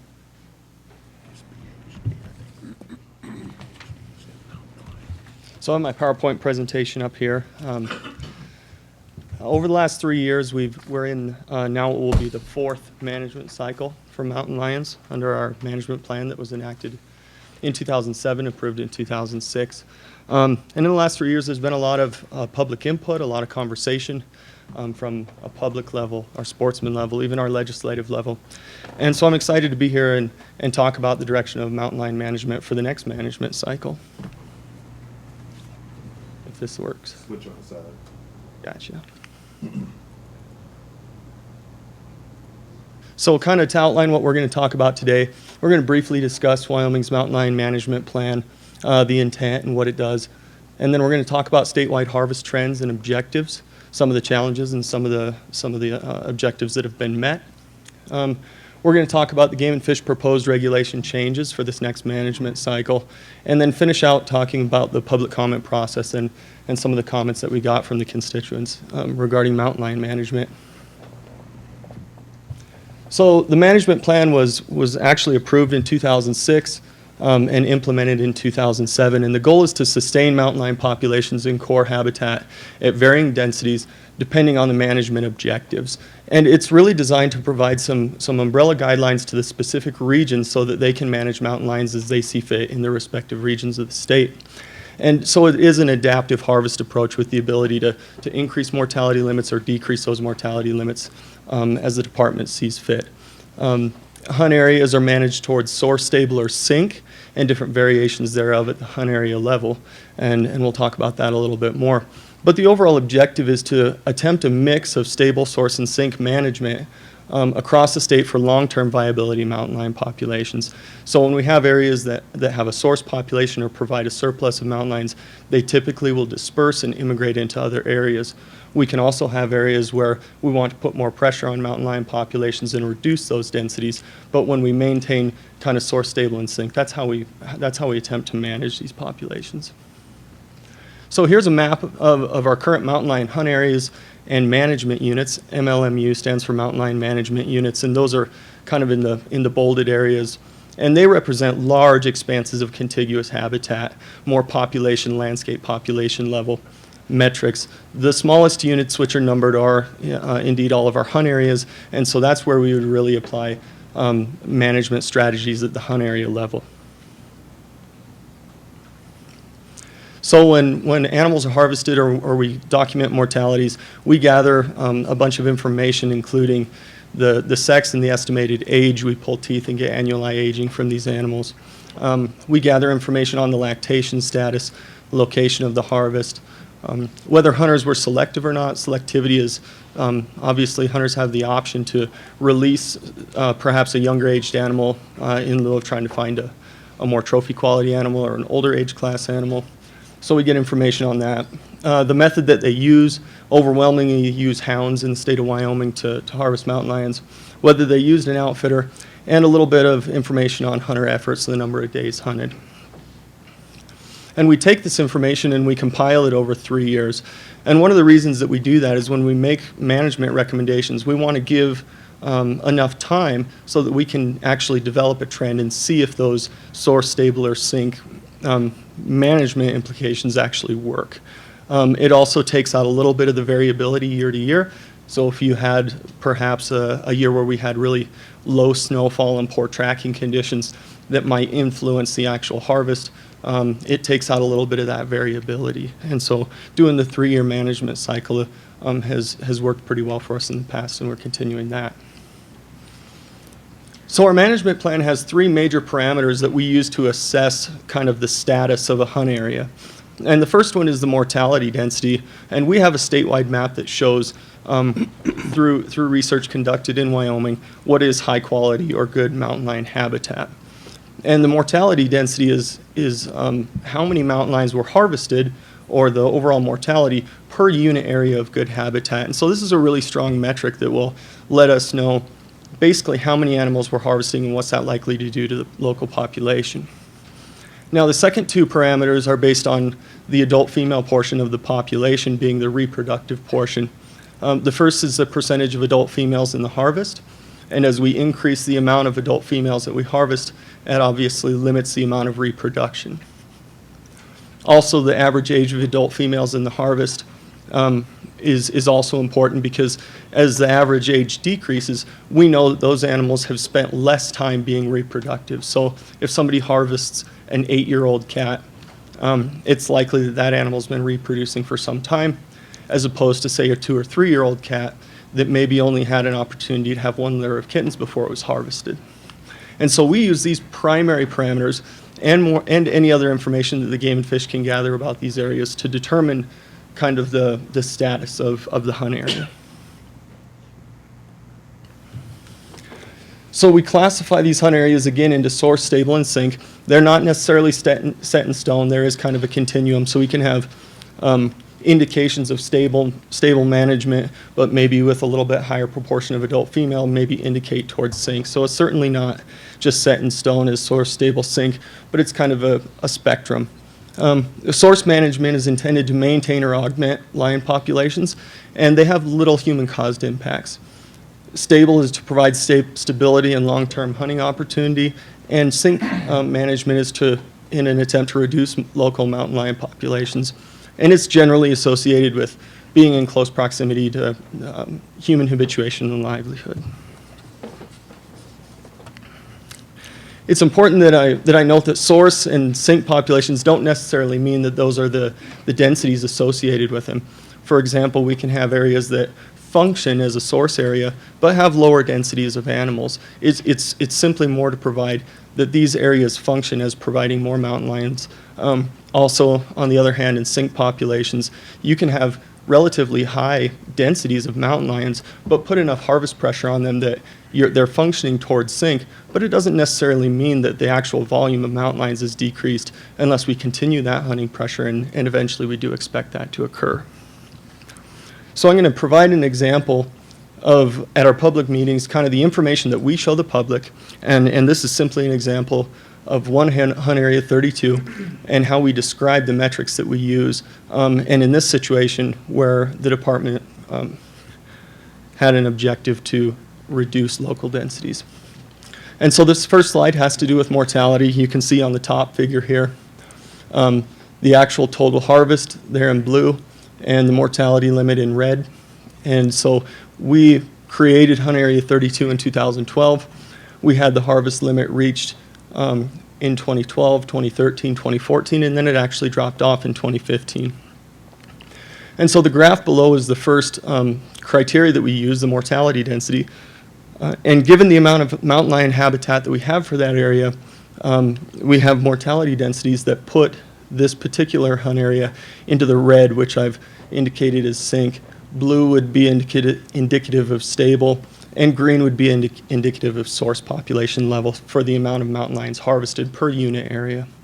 And we also know that this is built off of a model not in Area 32, and the Black Hills in particular have a high likelihood of supporting higher densities of mountain lion than which the model was built. But nonetheless, this is a relatively high proportion of mortality per unit area. So the next two slides are the other two primary criteria based on adult females. And we can see from the top one the proportion of adult females in the harvest getting up into that red zone. There was also quite a bit of hunting pressure on this area before we created it. It was actually Area 32 and 30 were one hunt area when we partitioned this off and increased the mortality limit. But it's really unreasonable to have 30-35% adult female harvest consecutively year after year after year, because eventually you remove those adult females and you have to wait for younger animals to mature or other animals to move in. So what we often see is a high proportion of adult females maybe for a year or two, and then it begins to fluctuate. The bottom graph is the average age of the adult females. Typically, if we have the average age over 5 years old, it's indicating that those animals have been reproductive for some time, and we can see this slight reduction over time down to a little over 3 years old in 2015, indicating that the adult females are getting younger. So those are all the primary criteria. Some of the other things that I show people at the public meetings is some additional information that we gather. And the top graph here is just the overall age, and this kind of gives us a general indication of the overall quality of hunt that people are getting if they're looking for mature animals. And again, in Area 32, we can see that the overall age has decreased through time, and that's indicative again of sink population. The bottom graph shows the age sex composition. So we classify these animals as subadults or adults. For females, it's based on lactation status. And for males, it's anything older than 3 years old is considered an adult. And so we break these down where the subadult males and subadult females are in the purple and green, and the adult males and adult females are in blue and red. And what we see is that starting at about 50%, so if this is a sample of animals taken from this hunt area, we would say that about half of the population it was adults to start out with, and as we've moved through those reductions down to about only 30% adults being harvested, and the rest being subadults. We also can take a look at just the portion of that's red, and we can see that the adult males in the harvest, these red bars have kind of shrunk down a little bit, and so they're a little bit narrower. So now in this hunt area, we're estimating that about 10% of the animals hunted in Area 32 were classified as mature males. So that's kind of an example of how we went through every hunt area, and when we went to our public meetings, we discussed and did these analyses with each hunt area in the state.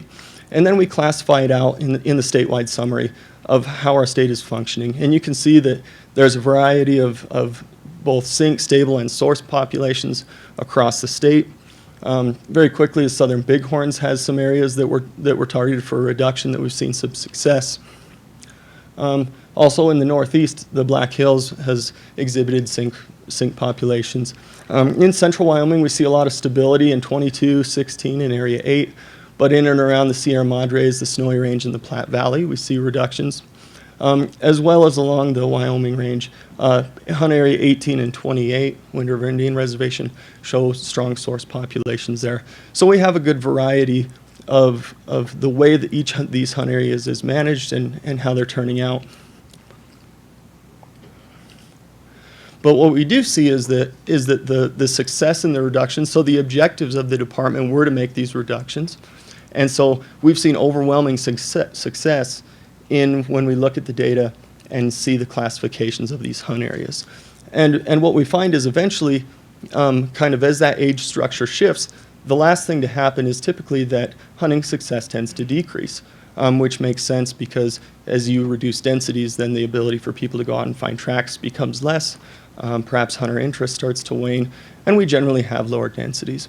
And we can see in the statewide summary, although not all of the hunt areas are experiencing these downturns, a lot of the areas where the objectives were to reduce densities have been successful, and we're seeing that overall, as a state, we're starting to see a reduction back to about the level that we saw in 2009 and 2010 in our overall harvest. We can see that the mortality limit is stayed quite a bit higher. This annual harvest limit, it has an asterisk there, and that just means that we couldn't quantify an overall harvest limit because we do have 3 hunt areas that are unlimited in the state, and so we use the last known limit to basically create that red line.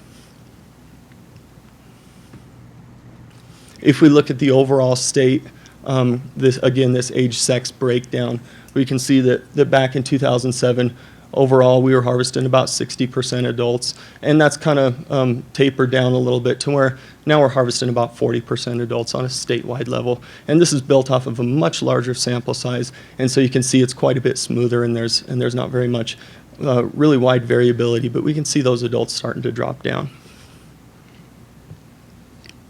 If we look at the number of licenses that are sold, we can see that they've increased with harvest pretty consistently from 2006 up to about 2012, 2013, where those license sales have seemed to kind of stagnate, but the harvest has decreased over those last 3 years.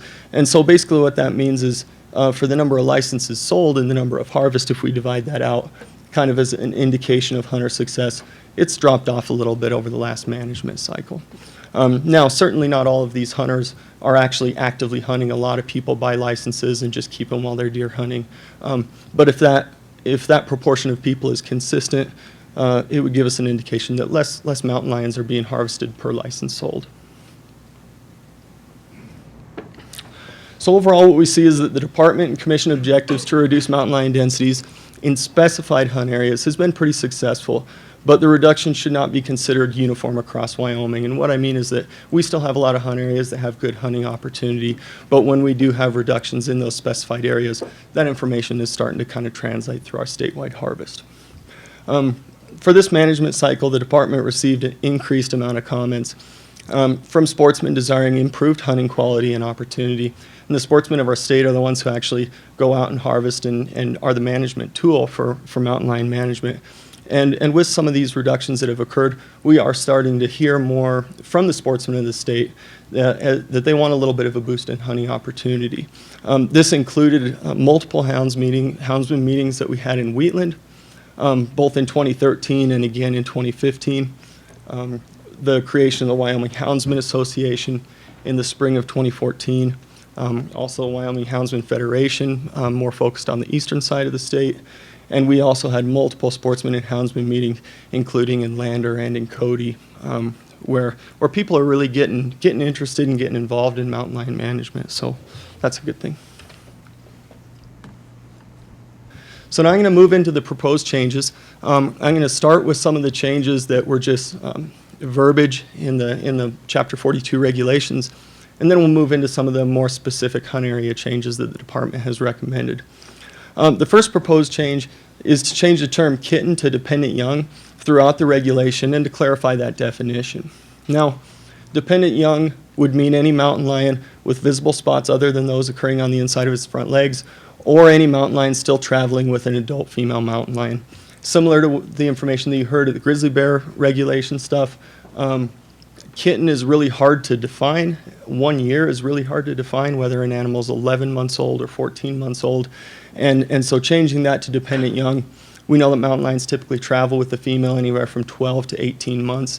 And during that time, we do consider them still dependent on the adult female. So those are protected portions of the population. So we want to clarify that.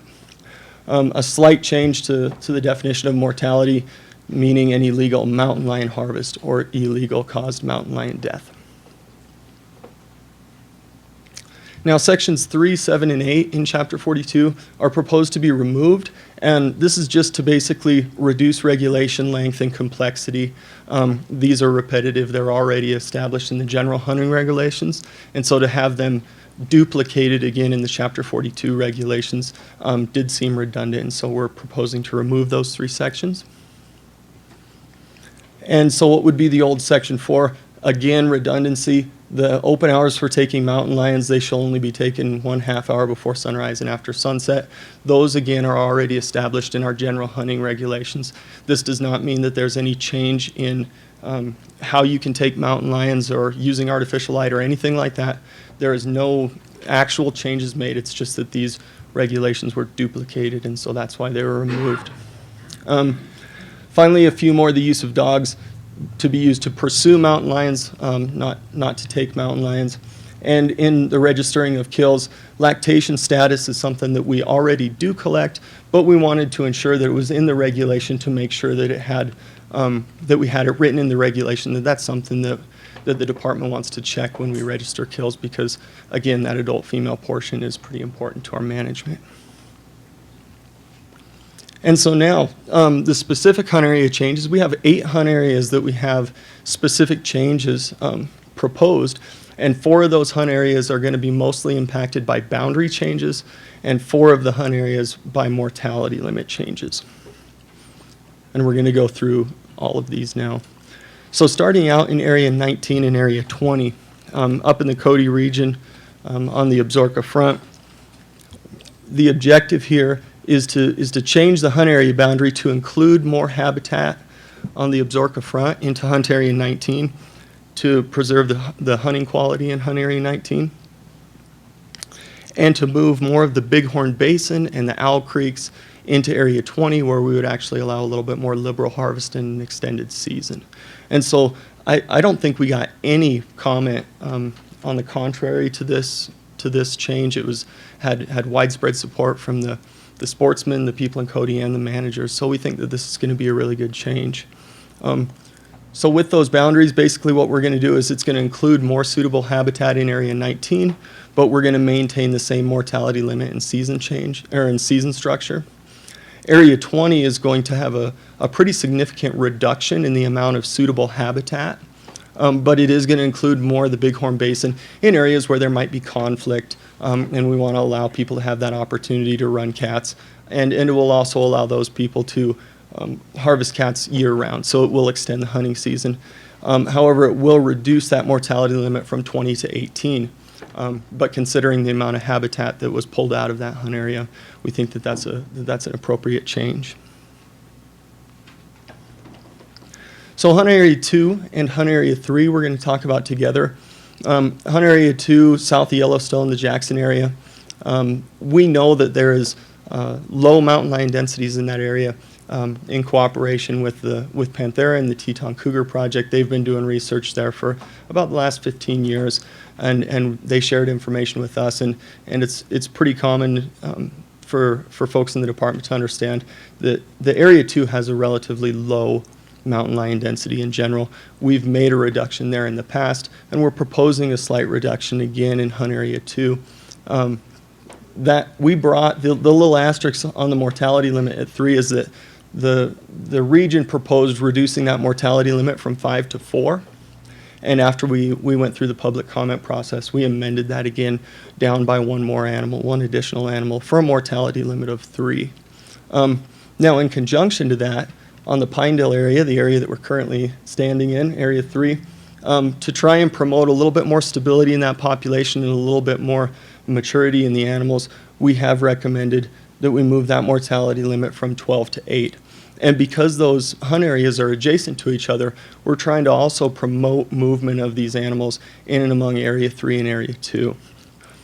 We did get a lot of public comment for people that wanted further reductions for Hunt Area 2, but we also know that we have within Hunt Area 2 Grand Teton National Park, kind of a refuge bordering Yellowstone National Park, made this adjustment in Hunt Area 3. And also Hunt Area 18, you can see here at the DuBois area, is also classified as a source area. So we're really hoping that we can support some stability in Hunt Area 2 by making these changes in that region.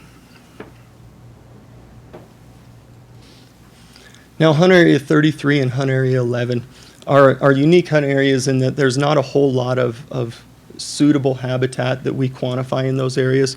Hunt Area 11 is basically the red desert. It doesn't mean that there isn't mountain lions moving through or that they can't sustain there, but there's really not enough suitable habitat to support strong breeding populations. And this is similar to like Area 24 in Thunder Basin grassland area. Hunt Area 33 was actually created during the last management cycle to allow a few harvests in that bags area, particularly on mule deer winter range, because Area 10 occasionally did close. And so Hunt Area 33 was added as a hunt area just during the last management cycle. Now for Hunt Area 11 and 33, in the last 10 years, we've only had 2 harvests in those areas. So there's really not much happening out there. And after we did have 1 harvest in Area 33 just this year, but they're similar hunt areas. They function about the same. They're adjacent to each other. And for simplicity, we propose that we merge those hunt areas together and just make them one big Hunt Area 11. And so we have combined the mortality limits of 2 and 2 to make what would now be the combination of Hunt Area 11 and Hunt Area 33 with a mortality limit of 4. Now Hunt Area 12 is south of Rock Springs, and in 2010 that mortality limit was moved from 6 to 8. And after the information that we've gathered, we also did some monitoring. The state did some monitoring down there. We did see that area was likely seeing some reduction in mountain lion densities. In the Green River region, their objective there is for stability.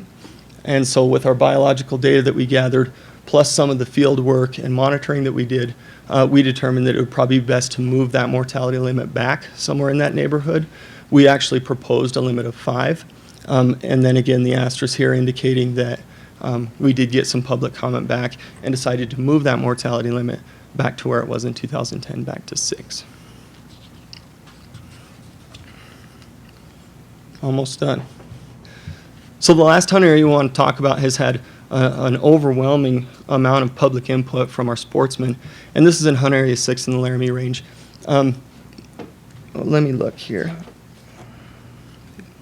In 2010, this mortality limit was increased from 12 to 21. So it was an increase of 9 harvests, which was quite a bit. We did want to provide the sportsmen more opportunity to harvest more cats. We anticipated that it would likely cause a reduction in density through time. And the sportsmen started coming back to us in about 2013 saying, you know, we feel like there's a lot of adult females getting harvested out of this area. What can we do? We explained that we were in the middle of a management cycle and that we'd like to get more comment from them as this time approached. And they certainly came through, and we've had multiple meetings in and around that area around Wheatland.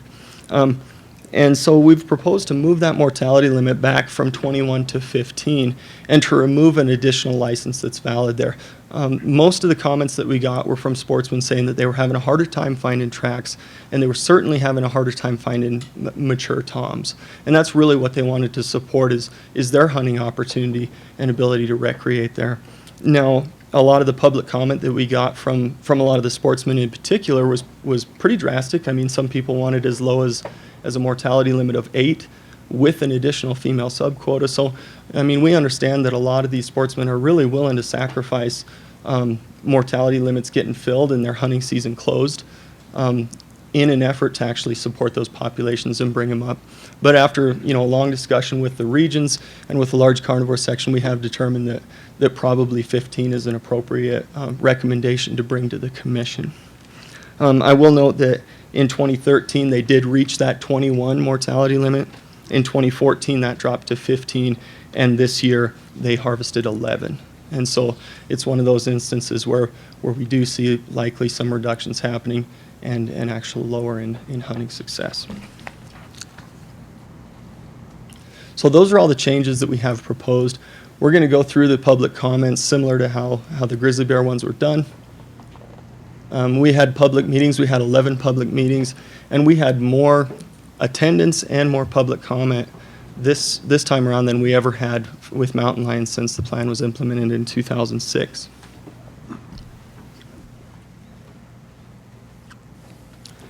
Now we got the only thing that doesn't match the handouts that you have is the public comment, because we did have to make some changes because we missed some public comment.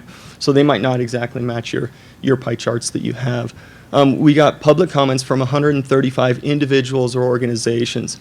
And we determined a public comment if somebody commented online, if they signed and dated and gave us a written comment, or if it was a letter from an organization or a nonprofit or a research group. And we were overwhelmingly getting comments from people with Wyoming addresses. About 85% were Wyoming comments. From these 135 individuals, 95 of them were comments that stated they were impacting a hunter. So basically these people identified as a Wyoming Houndsman Association, an outfitter, or a sportsman. In the comment they say basically, I hunt in Wyoming, or I'm an outfitter in Wyoming. We had 29 that were unaffiliated or did not mention if they were a sportsman or part of a sportsman group. We had 8 comments on behalf of nonprofit groups or research groups, and 3 specifically identified as landowners. And so if we break down these comments, we actually got 305 individual topics. And we broke those down basically into 27 specific kind of categorizations. And this is a little overwhelming, but just wanted to kind of show you basically what we had as far as resident and non-resident. Obviously that's Wyoming address or not. The highest on the top here is addressing non-resident harvest and overcrowding was a big push. Female sublimits, everyone pursuing must have valid licenses. And down here, the 4th one, general support for the Game and Fish Department's proposals and or to further reduce those limits, because we did get a lot of comments that said we like the reductions that you've put in place to try and rebound some of our hunting opportunity, but we really wish that you'd go a little bit further. So I basically just show all those to show some of the categories that we had. I'm going to show a pretty cumbersome pie chart here. And I'm gonna quickly go through some of these on the top, because these are the comments that I wanted to include, but there wasn't a lot of them. This includes about 5 comments to develop a population estimate. Enhanced conflict prevention was one. A handful of people didn't like using dogs to hunt. A couple people wanted a later start date, basically, so that houndsmen were in competition with deer and elk hunters. 3 people satisfied with the regulations as is. A comment to remove additional licenses, again, to remove sink management, 12 comments to abolish mountain lion hunting in general, and 1 comment to change the boundaries in a hunt area. And so that kind of sums up a lot of the smaller comments. But now I'm going to go through some of the bigger comments, and you can see this section here, 127 comments, was from the public to address non-resident harvest and overcrowding in the Northeast. This has been a really big deal. We've had a lot of input, we've had a lot of meetings, and we're trying to figure out a way to mitigate for these issues. And basically in the Northeast, what it comes down to is we have a limited resource and we have a lot of competition for it. And hopefully we'll have an opportunity to have some more discussion on that. Specifically from the houndsmen and their comments, very strongly implementing a female sublimit. They really want to protect that female portion of the population. And kind of in conjunction with that, implementing a pursuit season or a training season for these guys that just want to run their dogs. They put a lot of money and a lot of effort and a lot of time, and they're pretty passionate about it, so they obviously want to have that opportunity to pursue. More education for selectivities by hunters, that ties back into this female sublimit and supporting not harvesting females. And so that's most of the big push for changes that the department did not address. We can look at these last 2 sections: general support for Wyoming Game and Fish changes and order for the reduced mortality limits, specifically in Hunt Area 2, Hunt Area 6, and Hunt Area 12. So those are the areas that the Game and Fish Department did make changes to. So that's what this section of the pie chart means, that we made recommendations for changes and that we got support or additional comments on those. This last slice of the pie here, other desired reductions, we had 32 other desired reductions where people wanted to see, and I'll put them kind of in the order of how many comments we got. Implementing stable management in the Northeast was a big push for additional reductions. Hunt Area 29, south of Hunt Area 2, we got quite a few comments to reduce that to try and support Hunt Area 2. Removing unlimited areas, some comments on reducing in Hunt Area 13 and Hunt Area 14, which is in southwestern Wyoming, and then some comments to align the mortality limits that we have set where we've been successful in reducing mountain lion populations. The last thing that I want to show about the comments here is we did have some opposition to reducing limits or to increase. We had 5 comments that said that they wanted to maintain or increase the limits in a lot of the specified hunt areas here, and that's shown in the red slice. So those are the comments that we got from the public to either maintain what we have or actually increase.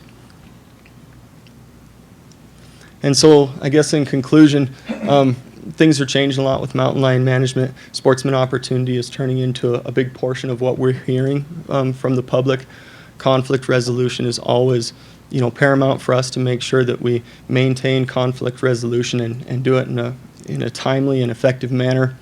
Public education and input, when we talk to our public and we get input back from the public, continuing to monitor and research and learning more about mountain lion populations. So those are the proposals that we have brought to the commission to consider, and I'll take any questions that you might have. Questions for Justin? Good job.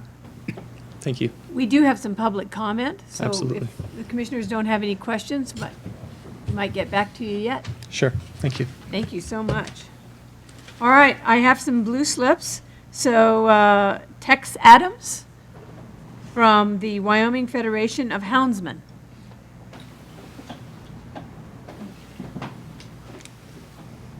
Hi, I'd like to take this opportunity to thank the commission for allowing me to speak here today. I'm not very good at this, so please bear with me. My name is Tex Adams, and I'm here as a representative of the Wyoming Federation of Houndsmen. Whether it was for sport or to protect livestock from predators, Wyoming has a long and storied history involving hound hunting pursuits. The Wyoming Federation of Houndsmen is an organization that acts as a voice for hound hunters from every corner of this state. Unlike other groups who would like to see large predators entirely wiped out, or those who would like to see them completely left alone with no management whatsoever, the houndsmen of this state hope to suggest and help implement sound, scientific, and common sense practices so that we may all enjoy Wyoming's wildlife resources. Houndsmen have been working since early this year to bring forth ideas and suggestions that will help protect and promote the mountain lion as a trophy game animal and create more quality hunting opportunities for those who pursue this game species. Unfortunately, we have been met with discouraging hurdles and opposition almost every step of the way. It is my understanding that almost half of the public comments received by the Game and Fish Department concerning mountain lion issues have been directly related to those proposals we have brought before the department. It has been our desire to work directly with the Game and Fish representatives in the field, as well as those in upper management and on the commission, in hopes of seeing positive change. But we have been told some of those changes were introduced too late and were impossible to implement due to a lack of authority granted to this commission. With your permission, I would like to read through those proposals, and hopefully we can find a positive direction in which to proceed without having to go the legislative route. I'm good with that, Mr. Adams. In the Northeast Mountain Lion Management Region, and more specifically Hunt Area 1, we have been facing major issues of severe congestion. The problem not only affects mountain lion hunters, but also those in pursuit of other large game species, as well as area ranchers and residents. Hunt areas in the northeast part of the state are highly desirable for non-residents, as these are the first and best areas most hunters come to when traveling in from out of state. We're also having to face and deal with large amounts of traffic from residents of our neighboring states. Many times, hunters are coming over in the middle of the night to start looking for tracks, and upon finding one, they will telephone others, who then go and buy non-resident tags so that they may pursue and harvest the lion. More often than not, there will be parties of non-resident hunters with 5 and up to 10 vehicles of people involved with a single lion pursuit, while only 1 or possibly 2 of those hunters hold a valid mountain lion tag. It is our belief that these problems can be alleviated by implementing a limited non-resident subquota and requiring each hunter who is actively involved in a hunt to have a tag. The non-resident subquota will most likely be reached very early in the season, which will drastically cut down on traffic, and the requirement of all hunters actively involved in a hunt to have a valid tag is no different than the regulation requiring fishing licenses. Just like other states who allow hunting of large carnivores, the Houndsmen of Wyoming would like to work with the Game and Fish to implement a pursuit or training season. Specifically, once a hunt area reaches its quota, we would like to see it remain open until the scheduled end of season for training and pursuit only by licensed resident hunters. As a whole, the houndsmen are more concerned with training and making better hounds than they are with harvesting their quarry, and we feel this would help many cats learn a healthy fear of man, as well as allow some to mature to reach trophy quality.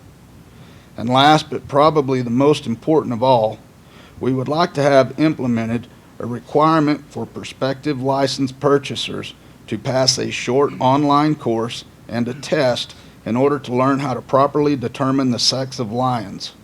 It is our hope that this will help eliminate the unintended harvest of females with dependent young. Thank you, Mr. Adams. Are there Thank you. questions for Mr. Adams? Thank you. Thank you. Thank you very much. The next is J.D. Downer, who is with the Wyoming Houndsmen Association. He's the president. Yep. Welcome. How are you? I'm JD Downer. I'm representing Wyoming Houndsman Association. We definitely approve the changes that Justin brought up. However, everybody across the state is seeing a huge decline of lions in most every area, and that when people are asking for a low in numbers as they are in Wheatland, that's a huge sacrifice on their parts, because they're not going to be able to run in their backyard for the rest of the winter. Those seasons will close really quick, and that's monumental that they're asking for that, just because they can't go run anywhere else. It's a big sacrifice on their part, and that shows how many lions are there. I know that conflict with livestock is huge, and there's some areas where we need to manage for that, and that's good, but we want to see more source areas in the state. as well as a pursuit season would be great when areas close quickly. That would allow these guys to go out and enjoy what they do without being shut down in their own backyard. The overcrowding is a big issue, particularly in the Black Hills and Bighorns.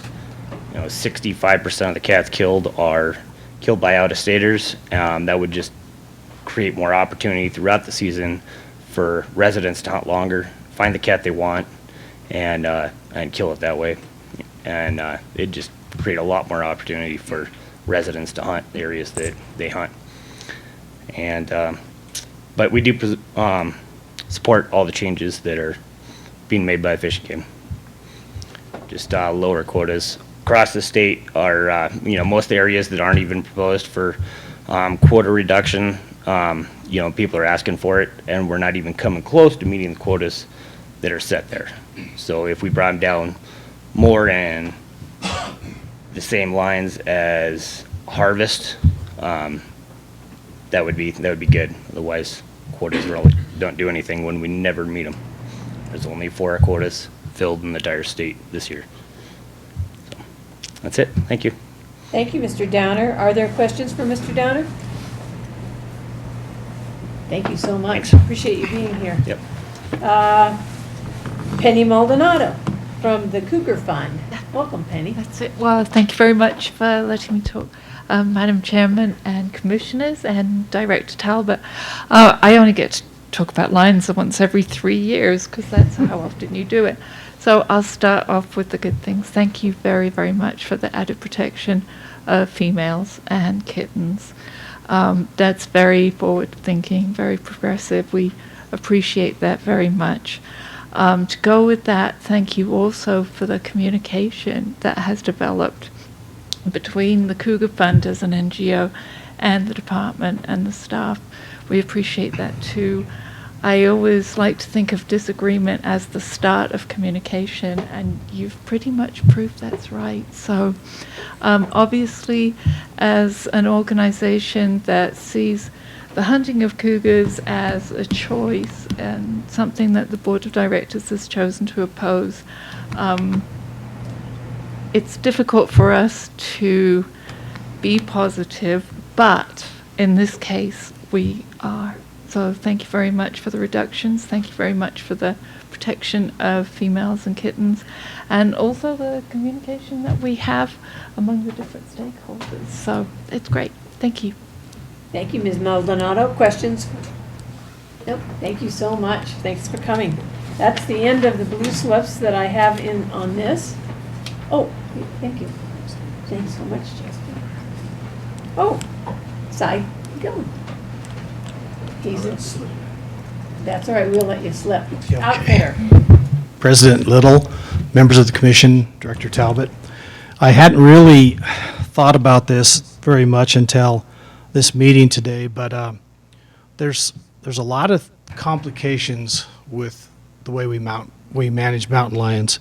And I would have to say probably the most obvious thing that's hit me today is that during these discussions, when we have these public meetings, these meetings were attended largely by people that primarily hunt mountain lions. They weren't attended by those of us who hunt other species, mainly mule deer, elk, that type of animal. So what we've got here, what I think we're getting here, is a situation where we're starting to, we're going to start pitting. We're all in the same boat. We're all sportsmen, and several of our Outfitters Association members are members that do hunt hounds, or hunt lions with hounds. And my concern is that we're going to start pitting each other against each other as far as which species is more important. To hear the houndsmen talk about it is they want lower quotas, they want more mountain lions. Well, mountain lions eat meat, and they eat mule deer at an incredible rate. That's what they live off of. And so I hunt mule deer. One of the ranches that I'm most familiar with is in Mountain Lion Area 22. Prior to the big winter die-off we had in 1994, my organization used to hunt out of 3 different camps on that ranch. We'd hunt 90 mule deer a year. Now we're hunting 12 mule deer a year. We've got an incredible lion problem. 2 years ago, I had a horse killed in my camp. This is not a wall tent camp. This is a full-fledged building camp. I had a lion come in there 3 times that night. He finally got one of the horses to try to jump out of the compound. The horse impaled himself on a steel post stake and died. That summer, the ranch came off the mountain 54 calves short. And, you know, they probably lost 12 to natural mortality. The rest were from lion. We had a lion follow us with a pack horse with an elk on it. Another guide came over the hill, and he saw ahead of him, he saw this big, huge tom following that guide out. He was less than 100 yards behind him. The guide didn't even know that the lion was behind him. So when we start talking about this situation, and all we're hearing from is the houndsman that we want more lions, we want more lions, we want more lions. That's at the expense of another whole large sector of sportsmen, which is mule deer hunters. And I'm glad to see that we're still managing some of these areas in a sink capacity like the Grays River, which needed it. But there's a couple things I think we need to look for and look towards is that if we're going to coalesce around some kind of quality management plan that satisfies both needs, I think we all need to sit down in a little more in-depth and have a more in-depth conversation about this so that each side understands how it's impacting the other. If I want all the lions killed, which is what I would like, it's not going to happen, that's going to impact these guys. These guys want more lions, it's going to impact me. We're going to have less mule deer to hunt, period. And so I think we need to have a pretty serious dialogue over these next 3 years. And one of the things that has helped our big game management over the years is we have herd objective meetings. We talk about herd objectives every 7 years, and we define what those are, and then you guys, the Game and Fish, manages towards those herd objectives. It sets the framework on how we're going to do things. I would like to have a serious discussion on how we pick an area to be managed for a source population and how we have an area picked to be managed as a stable populations, et cetera, because there's other factors besides just the fact that I chased lions for 12 days and only cut 2 sets of tracks. You know, in my mind, that's good, and I think that's a good thing. But in the houndsman's mind, that's not necessarily what they're saying. The fact that we have a serious overcrowding issue in the Black Hills is good. We're finally getting those lions in the Black Hills knocked down, which is what we needed to do. And so, but they see it differently. So I guess what I'm saying here is, just from listening to this, I think we really need to gather these groups up and have some really serious dialogue amongst ourselves so that we can all work in concert for the best of all species and not pit one species against each other, which is what we're doing. If we manage for a lot of lions, it's to the detriment of the mule deer. If we manage for minimal amount of lions, it's the benefit of the mule deer, but it's to the detriment of the houndsmen and what they're trying to accomplish. So just a minor observation from what I've heard today, I would really like to see us go in some kind of direction like that to talk about these things. Questions for Mr. Gilliland? Madam President, so I'd urge you to do that. I mean, get out there. You got houndsmen here, you got folks set up. I mean, that's something that needs to occur way below our level so that you can then have input to our guys and ladies so that we get good, solid information when we're to make a decision. But that's all something that needs to occur. I suggest outside of our presence and you know, way before today. So good idea. I just think get going on it.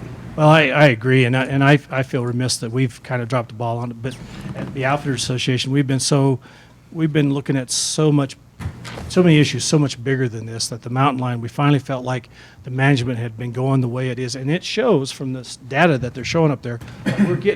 We're starting to get this statewide population of these critters turned down, which is, in my mind, a good thing. So, but now we have the houndsmen who see that as a bad thing. So I agree with you, Commissioner. We need to talk about this. This is a pretty big deal. Yeah. Thank you. That's all I have. Any others? Can I say something else, please? Thanks, Si. Yeah. Thank you very much. I will allow it because we happen to be running ahead and you're in good favor right now. I'll just make this quick. Houndsmen just want scientific management. We don't want big numbers. We don't want to encroach on other species, other hunters. We just want stability where we can all do what we like to do. Thank you very much. Can I say something? Commissioner Ryle. sound science is what you're going to get here. Not maybe from this panel, but from the biologists in the field. I guarantee that. Yes. Justin, you're back up. So, are there any additional questions here? Because if not, what we're looking at is a recommendation from the department to approve their changes for Chapter 42. Right, and do you have anything else to add? I don't think so, President Little, Commissioners, Director Talbot. I would like to say that in response to mule deer numbers, that's something that I'm glad that Mr. Gill stood up and talked about. It is something that we consider with every region with the recommendations that we made. We certainly didn't get a lot of deer and elk hunters that showed up to a lot of our public meetings, so he's absolutely correct. Those public meetings were brought out and broadcast to the general public, just like we do at any public meeting. It is always kind of one of those things where when you have public meetings and people feel pretty passionate about making changes and showing up and getting a lot of comment. We did have overwhelming comment from our houndsmen. And so I don't know that it's anybody's fault, but we didn't get a lot of people that were opposed to the changes that we recommended. But I would also note that with each biologist in each region where those recommendations were made, consideration was given to the ungulate populations, elk and deer populations in those regions, and were only made where it was deemed appropriate and feasible. So it certainly wasn't without regard to other ungulate populations. That's written in our management plan for mountain lions, and so it's something that we also take very seriously. Thank you, That's Justin. all I'd like to say. Thank you, Justin. I'm prepared to make a motion. Go for it. I move that we approve the mountain lion regulations as proposed. And that would be for Chapter 42, Sherry. I second that motion. So a motion made by Commissioner Crank and seconded by Commissioner Rael. Yes, Commissioner Culver. I want to address the overcrowding issue in the northeast corner. Obviously, it's a concern for a lot of people. 127 comments concerning overcrowding in northeast Wyoming. So I say it's a good thing. I think it's a car wreck. You know, we've got a situation where we have an area up there with the highest density of lions in the state. We've got a forest with the highest density of roads in the state. It's right next to an interstate system on the state line, and we're bringing a ton of out-of-state hunters in. The last 2 years, 55 and 60% of the lions harvested have been by non-residents. That's correct. Now, we've got, and because I live up there, I hear a lot of these horror stories about hounds being turned out on top of other people's hounds and everybody meeting under the tree, and there's a big dog fight and then a big fist fight, and it is a mess. And I have tried every way from Sunday to come up with a way that this commission could address that situation. And it pains me to say that after consultation with our Attorney General and with our staff, it's my belief that this commission doesn't have clear-cut authority to pass a rule to set a female subquota, or excuse me, a non-resident subquota, or do a reciprocity rule. I guess it's not that we don't hear you folks, it's that right now our hands are kind of tied. It is my hope that we can work together, the department, the houndsmen, the other hunters, the other sportsmen, and the commission, with our legislators, and get some kind of legislation passed that will give this commission authority to address this issue, because this commission is where that issue should be decided, in my opinion. So I'm sorry that we can't do more for you. Good job. All right, we have a motion and a second. There's no further discussion. All those in favor, please say aye. Aye. Aye. All those opposed, nay. Motion carries. Thank you very much, Jeff. Thank you for your time. Now, agenda item 25. Madam President, Commissioners, Director Talbot, I'd like to introduce Jordan Kraft, South Pinedale Game Warden. Jordan's going to be giving a very interesting presentation, a very unique deer poaching case that happened right here in Sublette County, just south of here, if I'm not mistaken, Jordan. And it's called the Copenhagen Killers, a case of the Veterans Day deer. I think you'll find this a very fascinating case. Jordan? Thanks, Scott.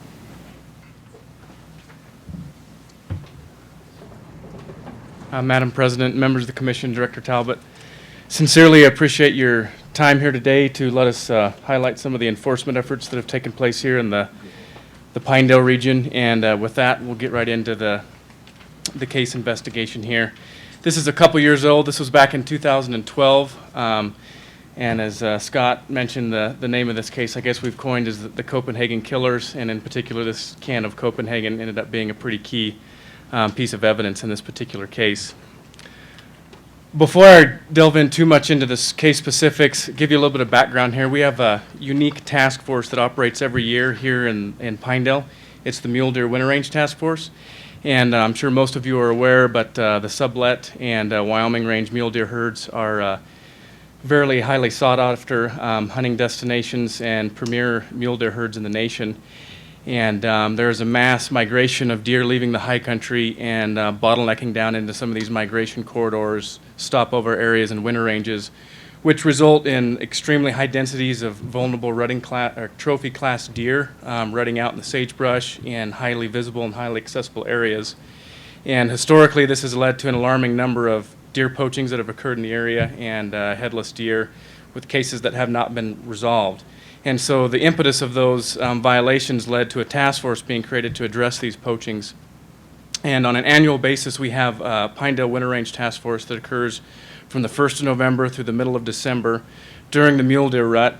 And if you'll remember our seasons in this part of the state, we hunt those deer high and early to maintain high buck numbers and buck quality. And then, of course, during the migration and on the winter ranges, those deer are protected and deer hunting is not allowed for bucks. And so this puts folks from other regions outside of Pinedale, game wardens all around the state come and help us patrol these winter ranges in light of other daily duties that a game warden has dealing with existing cow elk seasons, damage, feed grounds, brucellosis, etc. It was too much of an insurmountable challenge, I guess, to protect these winter ranges, and it was something important enough that we created this task force. And obviously the goal is to protect these vulnerable wintering deer and deter these violations from occurring. This particular case was initiated in November 12th of 2012 and was actually during our Winter Range Task Force. Green River retired game warden Dwayne Kerr was up here for the week doing his patrol efforts, and during that morning he discovered a headless buck deer. Part of that process with the task force is once a violation has been discovered, the local wardens are involved in the investigation and respond. We may have some more familiarization with the country, potential routes that folks might be exiting, things like that. And so myself and Warden Bubba Haley, also a game warden here in Pinedale, responded to process the crime scene. And at the crime scene, we did discover a partially processed deer carcass here. It had been field dressed. This is the guts removed. Had the left shoulder and left hindquarter removed. We took temperatures from the deer to give us an indication of estimated time of death and found that it had been killed that morning around 7 o'clock, which was right at daylight that time of year. And it was readily apparent that this was simply a dump site location. The deer had not been killed here. This was a location where the deer was processed and dumped and looked like in a fairly quick manner. We had a lot of good evidence that we collected here at this particular crime scene. One being a Gerber saw sheath that was recovered in the area. We had very, distinct boot prints, 2 different sets here indicating 2 individuals involved, and a really nice set of tire tracks that were associated with it. In addition, we had an empty box of 223 Remington PMC ammunition and our infamous can of Copenhagen long cut, and looked like a fresh can that was bought within the last day or so. Maybe 1 chew had been taken. It was all. So with that, we expanded our search effort, and I guess just to back up a little bit, this occurred, I'll show you a map here in a little bit, but this occurred in the Prospect area, which is kind of in between Pinedale and Lander, off the Lander Cutoff Road. But we kind of worked backwards in chronology where we found this evidence, and we were working back towards Pinedale, kind of investigating the crime scene area. And this was several miles away.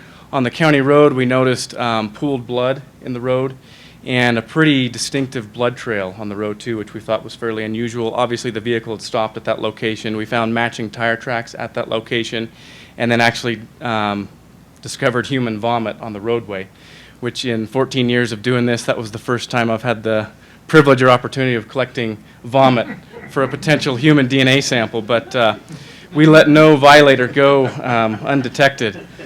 So had some good evidence here at this site. Appeared that they had stopped there. Driver had to clean his stomach there, and they proceeded down to where they processed and dumped the deer.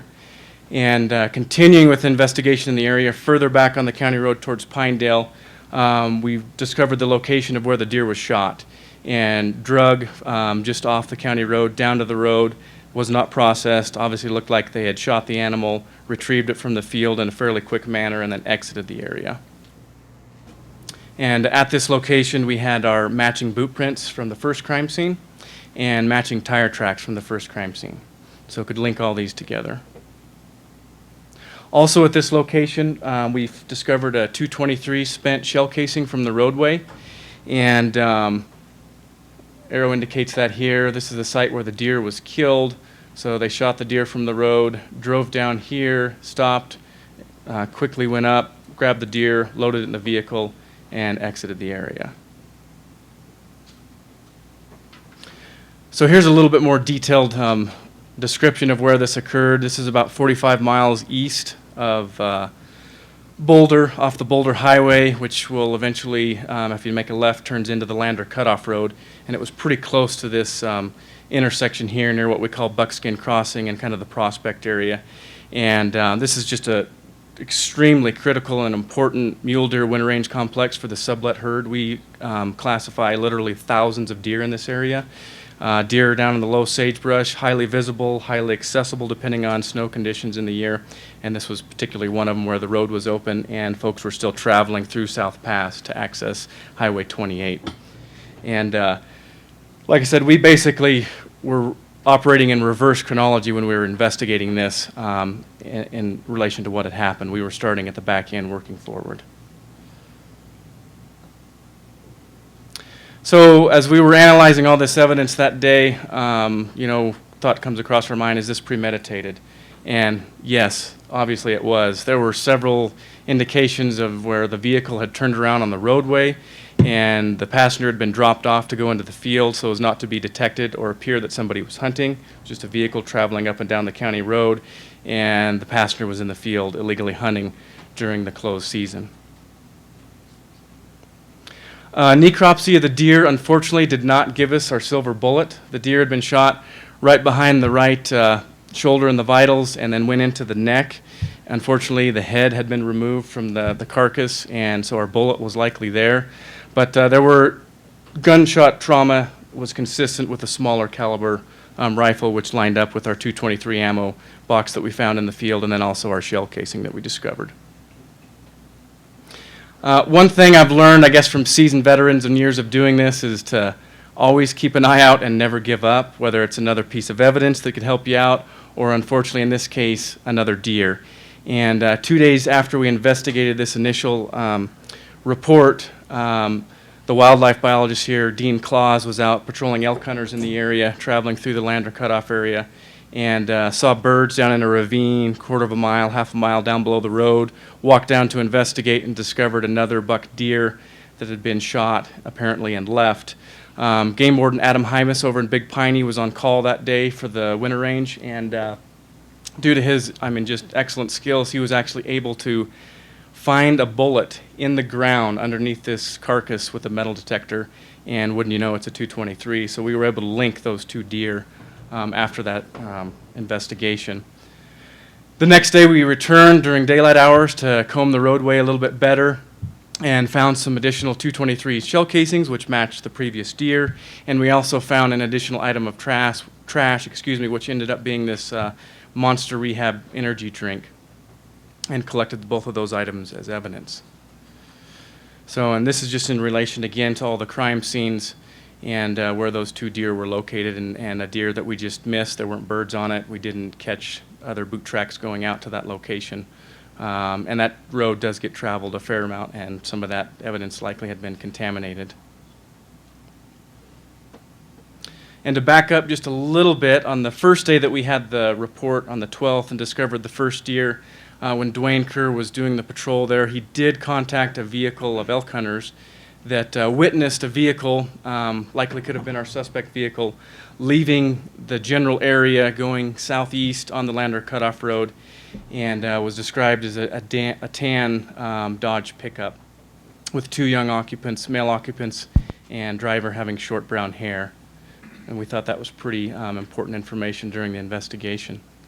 So we've got all this evidence. Unfortunately, we don't have a suspect at this point, but we need to start developing that and progressing the case. And so I went ahead and sent the vomit samples to DCI for human DNA analysis. Unfortunately, that was going to take several months.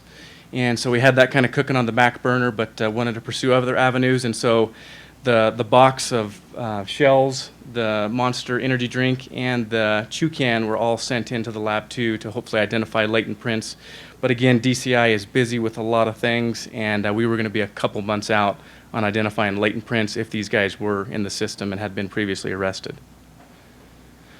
Another avenue we were going down to try to identify a suspect was just the fact of the box of ammunition. Did somebody buy that box of ammunition locally within the Pinedale, Big Piney, Farson area? This unfortunately turned in to be a dead end. There was nobody that sold this particular brand of ammunition with that sticker price and that color of sticker price, and so we eliminated that in the investigation as far as being able to quickly identify a suspect from one of our, sporting goods stores here in town or in the surrounding area. But remember, we did have a couple of items of evidence, some trash that was left, and one being the Monster Rehab energy drink, and the other the can of chewing tobacco, the Copenhagen Long Cut. And so at that point, I began contacting convenience stores here in Pinedale, Farson, Boulder, had the wardens in Rock Springs helping out, and took these items in with a specific barcode and hoping maybe they could tell us where that specific can of chew or energy drink was purchased from. Unfortunately, that didn't work out. They can just tell you what the product is, these stores, when that rings up, but they can't tell you that that specific can of chew was sold from that store. But during that process, we did make a huge jump and lead in the investigation. And I guess just kind of as a funny side note on the side here, this was kind of back in a little bit of the boom and the gas fields here, but the combination of folks coming in and buying a can of chew and an energy drink was fairly common at 5 a.m. in the morning amongst a lot of the oil and gas and energy workers. So the huge break that we got here was specific to that flavor of the Monster energy drink. That lemonade flavor was pretty unusual in all the surrounding stores, and it was only found at one store here between here, Farson, and Rock Springs, and it was at the Boulder store here just east of town. And wouldn't you know it, we found that both of those items were sold in a transaction on the day in question when this deer was harvested and poached. And these items were sold at 6:15 in the morning, which is perfect drive time to get to the location to where the deer was harvested based upon our estimated time of death measurements from the temperature. And we got lucky on this one. We really did. We were probably a couple of days. This system, their electronic sales database was going to be purged in the next couple days just automatically. And so if we hadn't stumbled onto this within a couple days, this information, this lead could have been lost. But we lucked out on it and found this connection here, and were able to pull some surveillance video from the Boulder store, who was great during the whole investigation. Once they found out what we were investigating, they opened up their doors, provided us access to everything at will, and were extremely helpful during this investigation. And these were the two individuals that we identified. This individual here had purchased the energy drink and the chew can, and this individual was with him when they came in together. And then we also had external surveillance cameras from the store that identified, lo and behold, a tan Dodge truck, matching our elk witnesses as a potential suspect vehicle. And one thing I'll just note here is that it did have a tonneau cover here on the back. which I'll kind of point out later why that's important with some of the evidence that we collected in the field. Some further corroborating evidence was one of the tracks at the crime scene was kind of more of like a tennis shoe or sneaker style. Actually, not the truck owner, but the man who arrived at the store as the passenger and left as the driver was wearing just some low-cut white tennis shoes. And then our other track was kind of more of a cowboy boot, kind of an Ariat style cowboy boot. He was the owner of the vehicle. He arrived at the store as the driver and then left as the passenger. Probably some premeditation going on there, getting things ready to go for their poaching event over through the Lander Cutoff. So a lot of good incriminating evidence just from the footage as well. With that, we discovered that both the transactions that folks were not made with cash. They were made with a credit card, so we could link that back to a credit card number in the hopes of identifying who had purchased those items. And with that, we developed probable cause subpoenas and issued those to 2 separate banks out of Oregon and Washington. And once the banks received the subpoenas, went through the proper legal processes, they released the contact information on both of the card holders. And this is what we came up with. We identified a Matthew Mulcair of Moorcroft, Wyoming, and Joel Newberry of Gillette. And just kind of an interesting side note, I had these receipts sitting here for quite a while before I got the subpoenas sent off and got the information back, and I can't tell you how many license queries on trying to figure out what this last name was to see who our suspect was, to no avail. So eventually we had to wait to get our subpoena information and put the pieces together. Mr. Mulcair was the owner of the Gold Dodge pickup. He had purchased general deer and elk licenses at the end of October. This is the footage of his vehicle from the store, and then this is a picture of his truck from this Facebook page matching. And here's his driver's license photo, Facebook photo, and then a photo from the Boulder store, which matches young male in his 20s, short hair from our witness's description too, that they passed on the Lander Cutoff Road exiting the area. Joel Newberry was the other occupant of the vehicle, ended up being the driver, we found out during this poaching incident. Had a couple of vehicles registered to him, none that were involved that we had detected, and had purchased resident general deer and elk licenses in the end of October as well, on the same date. And here's photos of Mr. Newberry on Facebook from the Boulder store and his driver's license. So we had identified our suspects, and we're continuing to compile information. And we had such great tire tread impressions. We had some fresh snow in the field that day, really good tread impressions based upon the snow. And the tire den helped us out with kind of sending some of these pictures out. And pretty early on in the investigation, we identified these as Cooper Discover STT tires. And once we had identified those tires and identified Mr. Mulcair and Moorcroft, we contacted the Moorcroft game warden, and he went to Mr. Mulcair's residence and observed these tracks going in and out of the driveway, which were the same, matching Cooper Discover STT tires. And then again on Mr. Mulcair's Facebook page, it's kind of tough to tell from this picture, but we could actually zoom in on the tires, and they were Cooper Discover STT tires as well.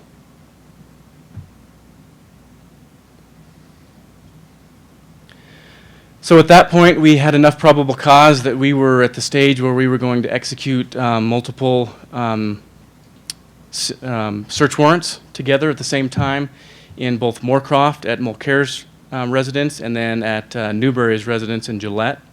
We had 2 3-officer teams. We had search warrants for the residences and all their vehicles. And during the process, we had also identified that these individuals, or at least Mulcair was from Oregon, had some ties back there. The Oregon wardens were very familiar with him and his family for various poachings that had occurred in the past, and so we were kind of on standby in communication with them, and just to detect and see whether some of these illegal wildlife parts, namely the head, had been laundered back to Oregon. When we executed the warrant at Mulcair's house in Moorcroft, he wasn't there. We found out he was at the job site in Pinedale, and he was currently working for Unit Drilling. And he kind of worked, I can't remember if it was 7 on or 7 off or 12 on, 12 off, but he was on his work shift, and immediately after that, he was planning on going back home to Oregon for the Christmas break.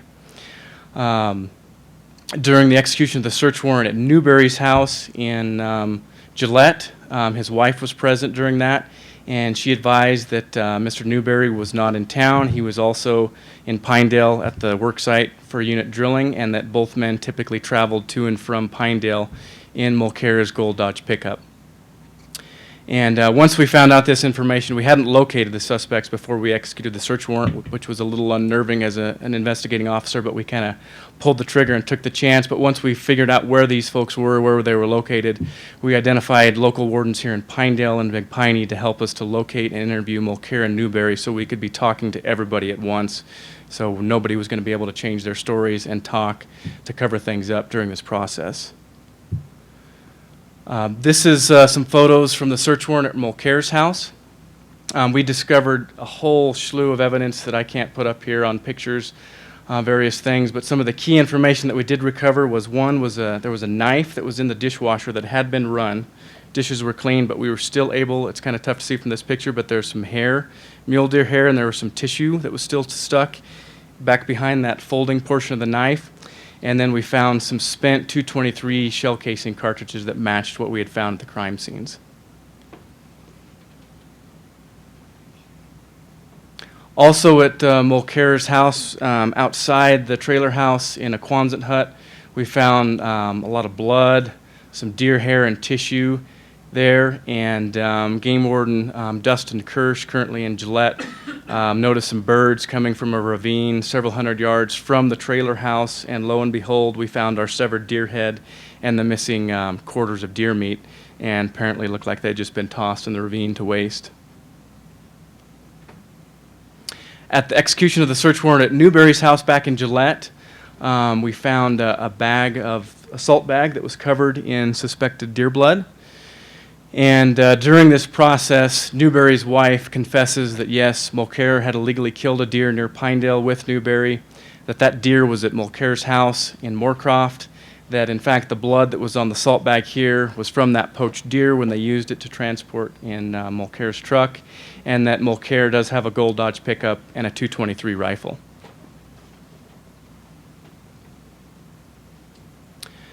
So shortly after, or in the process of us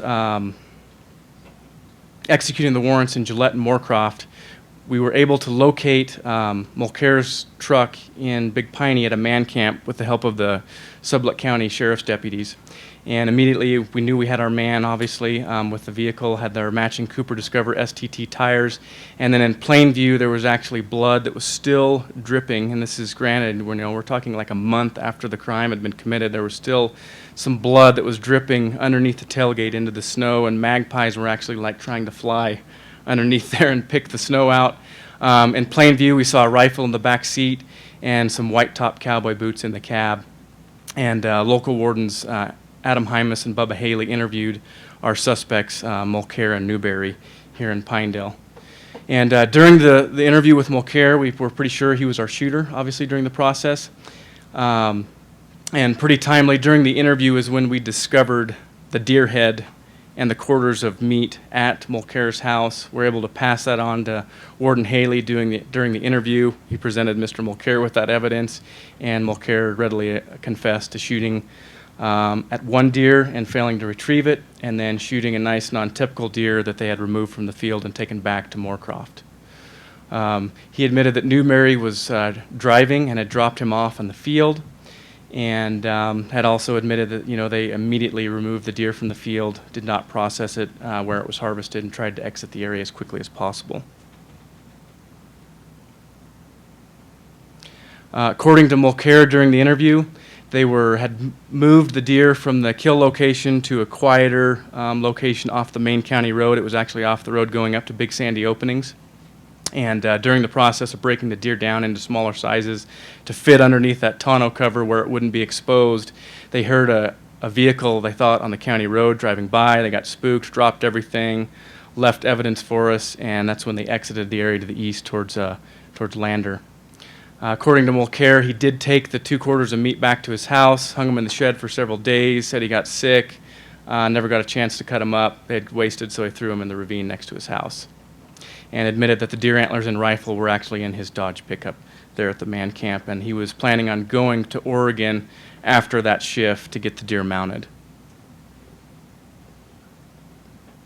During the interview with Mulcair, he allowed us to look at his cell phone and showed us a picture of the poached deer, and you can see the salt bag in the back that was found at Newberry's house. And then again, this is where that tonneau cover kind of comes into play. During the investigation, that was always kind of a red flag for me, the pooled blood on the county road and a pretty good stream of blood on the county road. You know, likely this deer the rack was large enough they could not fit it underneath the tonneau cover, so the head was likely hanging out, dripping blood on the roadway, and they had to drive it to a location to break it down into smaller pieces to hide it underneath the tonneau cover. Mr. Newberry was being interviewed at the same time that Mr. Mulcair was, and he confessed that Mulcair shot at a large buck and failed to retrieve it, the first one, and that he came back and shot a second one, and that was the one that they retrieved. He admitted that they ran up, collected the deer, he was out of shape, took it back to the truck so quickly that due to his physical exertion, he drove down the road for several miles, had to stop, got out and puked based upon the stress of the incident and the poaching and going through this whole ordeal. So at this point, we got the judge to sign off on a search warrant of the truck, and we found all the pieces of the puzzle, so to speak. Up at the top left, we found the Gerber saw, which matched the sheath that we found at the dump site. We found the .223 rifle, which of course matched the box of shells and shell casings from the roadway. We found Mulcair's distinctive cowboy boot, which matched boot prints in the snow at the crime scene. And he was still chewing Copenhagen long cut, matching the same type of chew that we found at the crime scene. And then, of course, the non-typical deer antlers were underneath the tonneau cover in the back of the truck. In addition to that, we did have a confession, a lot of evidence, but we didn't want to risk anything with this case, so we processed all the evidence. And we got a digital search warrant of Mr. Mulcair's phone. We pulled the photo that he had taken of the poached deer, which was date and time stamped for the day that the deer was poached at 7:33, followed along with the same timeline. He had also sent pictures of this deer to some friends back in Oregon and throughout the state that he's bragging about killing this deer in northeast Wyoming where he lives in Moorcroft. Also claimed that there was another bigger buck in the area that he couldn't get a shot at, and was texting to friends that he was thinking about getting this large non-typical mule deer mounted.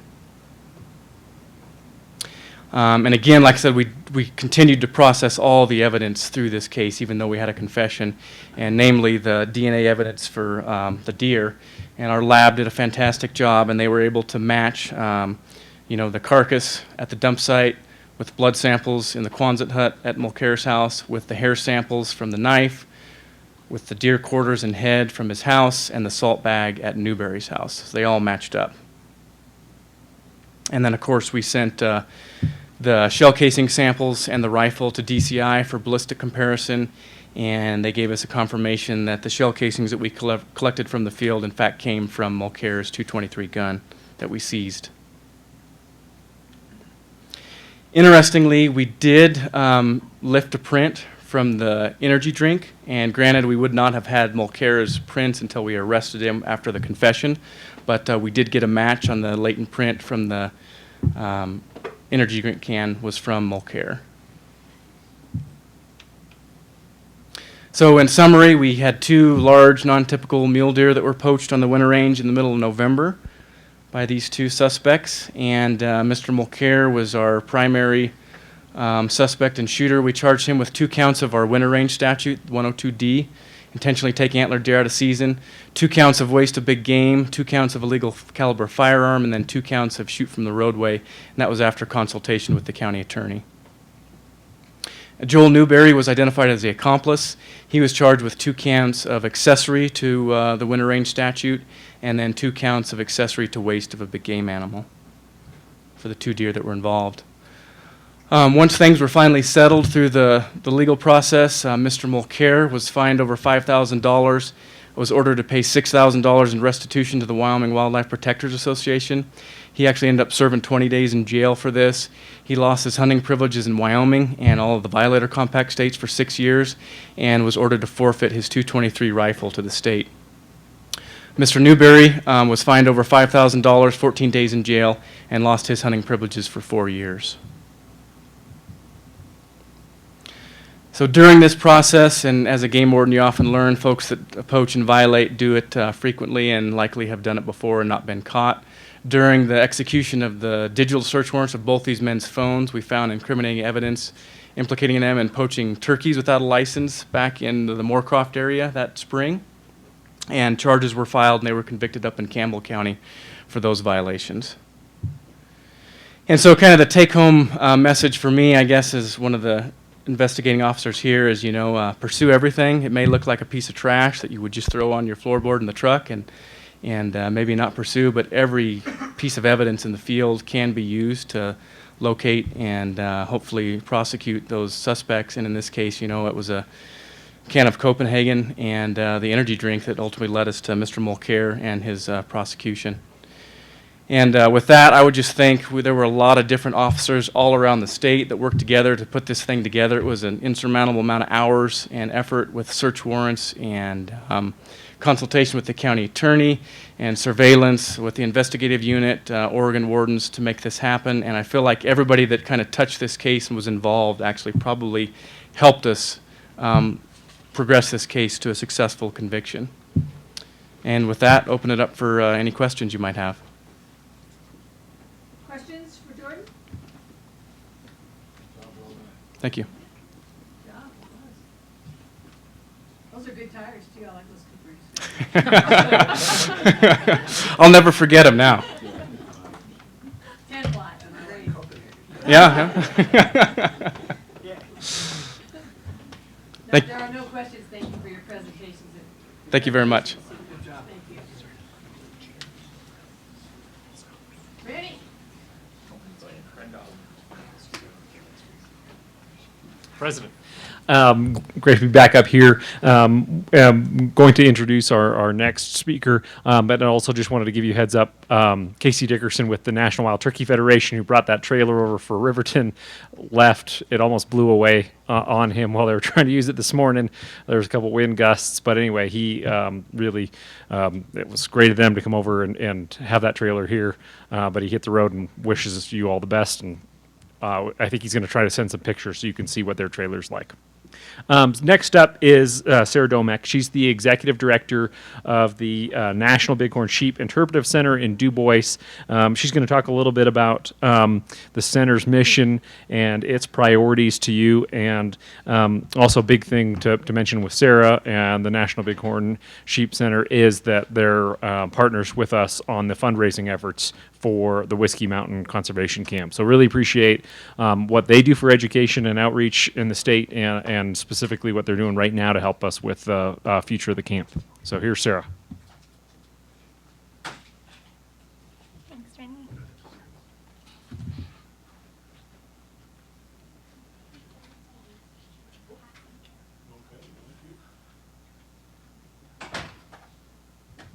I know me being the last one on the agenda is, I appreciate everyone that's sticking around. So, Madam Chair, Commissioners, Director Talbot, and all our game and fish partners and the public, I'm really grateful for the opportunity to visit with you today about the National Bighorn Sheep Interpretive Center and the association that I have the privilege of being a part of.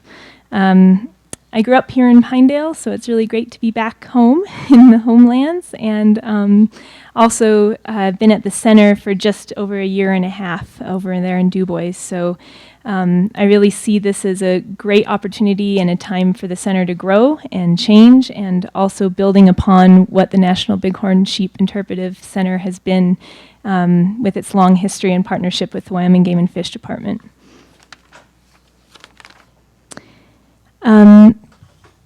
Our partnership with the Game and Fish goes beyond just with the Game and Fish Department. It also ties in with other agencies, the U.S. Forest Service, the BLM, the town of Du Bois, and other organizations. We also depend on a large extended community to make our to keep our center doors open. We opened in 1993, and many people here were a part of that. So I'm grateful to that history and all those partners that made that possible in the past. We are a nonprofit organization that operates and maintains the center, and we're open year-round. So right now we're in our busiest time of the year, 7 days a week from Memorial Day through Labor Day, seeing a lot of tourism come through the center. Our organization is made up of a board of directors, really hard-working group of locals that are committed to our mission and make what we do possible. So I'm really grateful to these 6 individuals right now. Just had a new person join. I'm the only full-time staff. We also have an administrative assistant, Moni Finley, who's been there for quite some time, and an incredible group of part-time seasonal hires that we just hired on. And I want to particularly point out to our education assistant. This was a new position, a brand new position for us. It's a 4-month position. We're really hoping for a longer-term position with that because that's where we see the most potential for us growing. And of course, our volunteers, they make everything possible. We have, in a small town of 900 people, it's pretty incredible. We have 30 people that show up on a regular basis to help out with everything from staffing the front desk to helping with programs, doing things in the field. And we also depend on, of course, our members, donors, and partner organizations and agencies. We had over 7,500 people just in 2015 come through the center, the majority of that coming through from June through September every year. So this is our biggest time. Just a quick welcome to our newest staff. That's Karen Sullivan, Troy Sullivan, and Bernie Rose, Karen's education assistant that I'll be visiting or sharing a little bit more about too. I'm going to go through some of these photos, but I definitely want you all to pay attention to them. They're all fun photos, so they're no bars and grass, even though those are really important.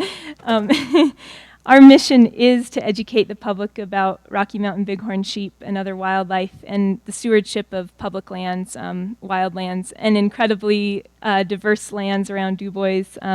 We're really privileged to have that there. Bighorn sheep are our model, our icon. They're an inspiring wildlife that calls DuBois home. So that's something that is a place-based education tool that we're really excited about at the National Bighorn Sheep Center. My favorite thing to do is being able to provide opportunities for people to engage, in particular youth, not just in the DuBois area, but all the visitors that come through our center. I think that's one of the incredible opportunities that we have at the National Bighorn Sheep Center. Our audience is really broad. We have people coming from all over the world through the center doors, and an audience there that is engaged and wants to learn about wildlife in Wyoming. So this aligns well with the Wyoming Game and Fish Department's efforts. These are some of the SOAR students as a gap year program of students with learning disabilities and needs in DuBois that came out with the volunteers and researchers on those captures in DuBois this spring. Connecting those youth with on-the-ground opportunities is a really exciting opportunity for us too. This was just a couple days ago. We did an exploration of bighorn sheep, kind of their survival, everything from elements of habitat to carrying capacity, looking at bighorn sheep disease. And it's surprising how literal these little tiny kids will take things you talk about. I was telling them that sometimes bighorn sheep can survive a big disease die out. Some of them got all the tabs for disease, and they were really concerned about that. So we were able to kind of work our way through that without hurting anyone's feelings too much. I'm going to go through these in the slides to come here, but I think it's hard sometimes to measure your success when you're a small organization in a small town, maybe somewhat isolated up there in DuBois without seeing the numbers on the ground. And I wanted to share these as I go through some of the photos. But again, we had a large number of visitors last year, and this June alone has been our highest visitation as far as people coming through our doors that we've had on record ever. Last year we had over 420 school visits. Like these kids, we also bring them out in the field to do to explore local sheep trap sites. Sheep eater Indians that had we have over 18 of the 30 in North America, right in the upper Wind River Valley. So it's really fun to get out with these kids. We also do guided wildlife tours up into the Whiskey Basin habitat area. Typically, these are mostly in the winter months in the fall, so we bring guided tours up there. We did 18 of those last year. And also, we're trying to do some fun events, just bringing people back into the National Bighorn Sheep Center who maybe know it from its history and wanting to bring those people back in. Us being a museum and an exhibit hall, making changes there is important, and improving that is important. So bringing old friends back into the space is a big goal of ours this next year in particular. These are some of the fun things we do as well. So not only wildlife related, but we also do things with local people, outreach related to primitive skill workshops, scat, track, and wildlife games at a recent summer block party. Most of these photos are from the last 2 weeks, so it's been pretty busy.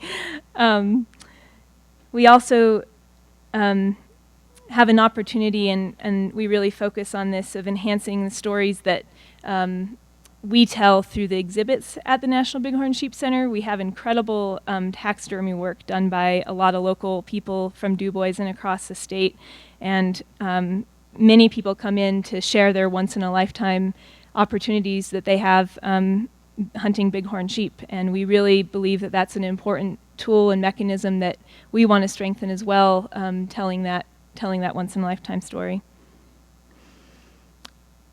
We'll visit a little bit more about this, I think, with Jason and perhaps some others. But I think that all of this effort and all of it, and the thing I get most excited about myself, is that youth engagement. I think I'm somewhat of a product of that. I went to that Whiskey Mountain Conservation Camp when I was in middle school and grew up hunting and fishing here in Pinedale. And I think that kind of mentorship, that those kind of tangible programs like Project Wild and the other programs that the Game and Fish Department is working on, that leads the way for future of wildlife conservation. And I really believe that we have an incredible opportunity. We have an incredible place, as these two kids are out in that place learning about bighorn sheep and the teepee rings up on Table Mountain.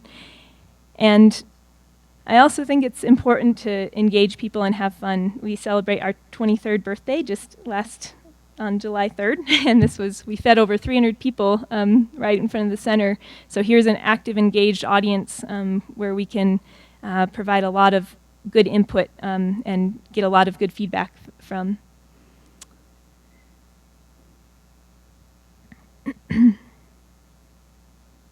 We also provide opportunities for adults. There's a Whiskey Mountain Technical Committee, does a lot of important management work up on Whiskey Mountain. We've engaged a lot of volunteers with opportunities to go out and work on the ground with technicians and biologists on the ground, whether it's doing habitat sampling on Whiskey Mountain in the spring and fall, helping with the surveys that the Wyoming Game and Fish does locally to count sheep. Bringing students into the center, that's a year-round project that we work on. Most of these groups come in for an hour and a half to 2, so we have somewhat of a limited time, but while they're there, we definitely try to capture their attention and do a lot of hands-on activities. What is most exciting right now is the programs we're developing in tangent with some of the local schools. We're working with the Du Bois Middle School and Elementary School, kind of it's a K through 12 school, but those age groups, to try to focus on 3rd and 4th grade education, which I'm really excited about, tying in with some of the other Project Wild work that Rennie talked about earlier. And getting people out. This is last year, going to the sheep trap site.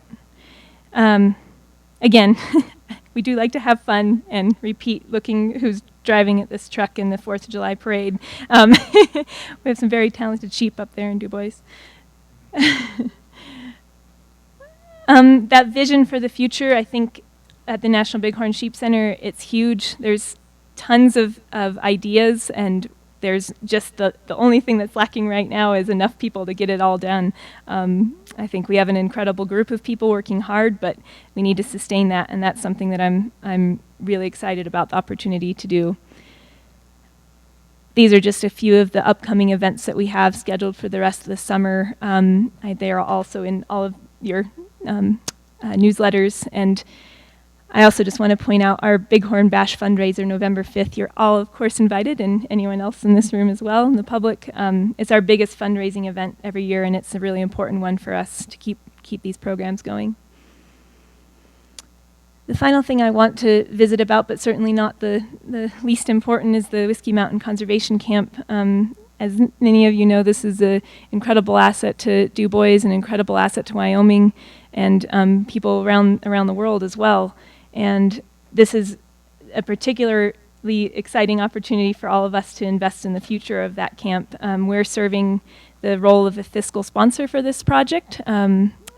Our board of directors and myself have agreed to provide that fiscal sponsorship for the Wyoming Game and Fish Department, so that as funding comes through from this fundraising effort, people are able to get a 501c3 tax benefit to any of those donations. We also believe really deeply in the opportunities in the future that the camp provides. Like I said, attending that camp for me was a really inspiring time in my youth, and I think it probably is for a lot of people, everyone that's come through that camp in one form or another, whether it's Forever Wild or the Families Program or the Women's Program. It's certainly an investment in the future, and we're excited to be a part of that effort. And I'll just take any questions if any of you have any. Commissioners, do you have a question from Ms. Domick? I know, but you're... Madam President, thank you so much for helping us with the conservation camps. Yeah, you're welcome. I'm really excited about the opportunity too. Mr. Clouda? If we don't have any questions for Ms. Domick, Jason Hunter and Commissioner Clouda would like to add to this portion of the presentation if they may. Madam President, thanks. I asked for a little time. One of my tasks this week was to visit with all the commissioners about what's going on at the camp and the National Bighorn Sheep Interpretive Center. With that said, I asked Sarah to come here today, and I with Deputy Director Kennedy to get her on the agenda. I think Sarah and I are still kind of feeling our way around each other as to are you real or not real sort of a thing.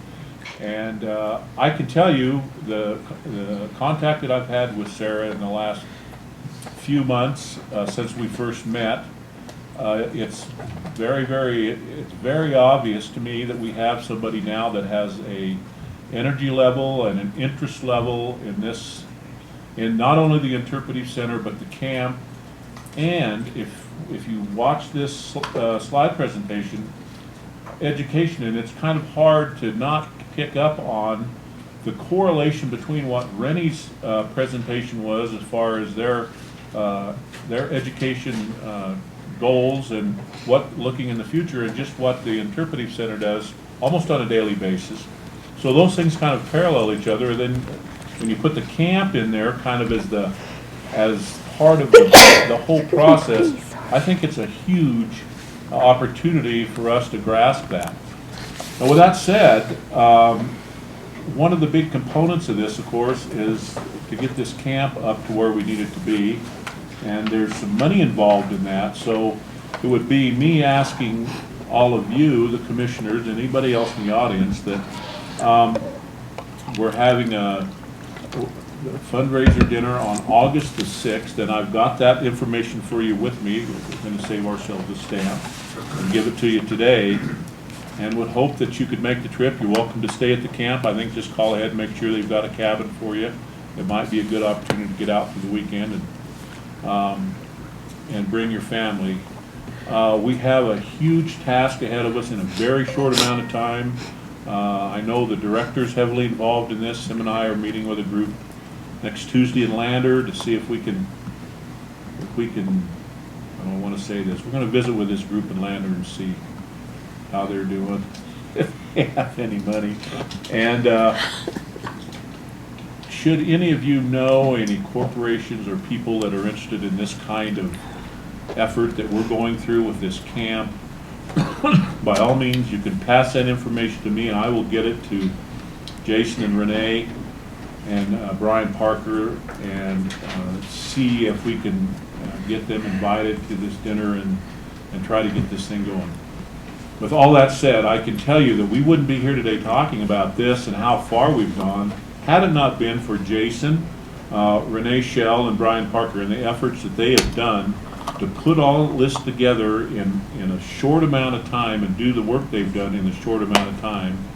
And it's amazing. And with Sarah's help, I think that it's gonna come together. Whether we're gonna have enough money or not, I don't know. But it's not because they have not worked diligently to try to put this together, to bring this camp to be what we have vision for it. With that said, I would stand for any questions, and I would also offer up the floor to Jason if he should want to offer anything else. And I do appreciate Sarah coming, and she sure is a breath of fresh air in Du Bois, Wyoming. President Little, members of the commission, Director Talbot. You know, the only thing I have to add to what Richard did is we do need, not just for the dinner, but we do need help getting this information out to any potential donors you guys may have. The town of Du Bois, you know, we're going to hit them pretty hard. We've hit them pretty hard in the past, but this needs to come from more than just Du Bois, money outside of Du Bois, because that camp is used by everybody in the state and will be in the future. So we really need help getting as much funding as possible for this.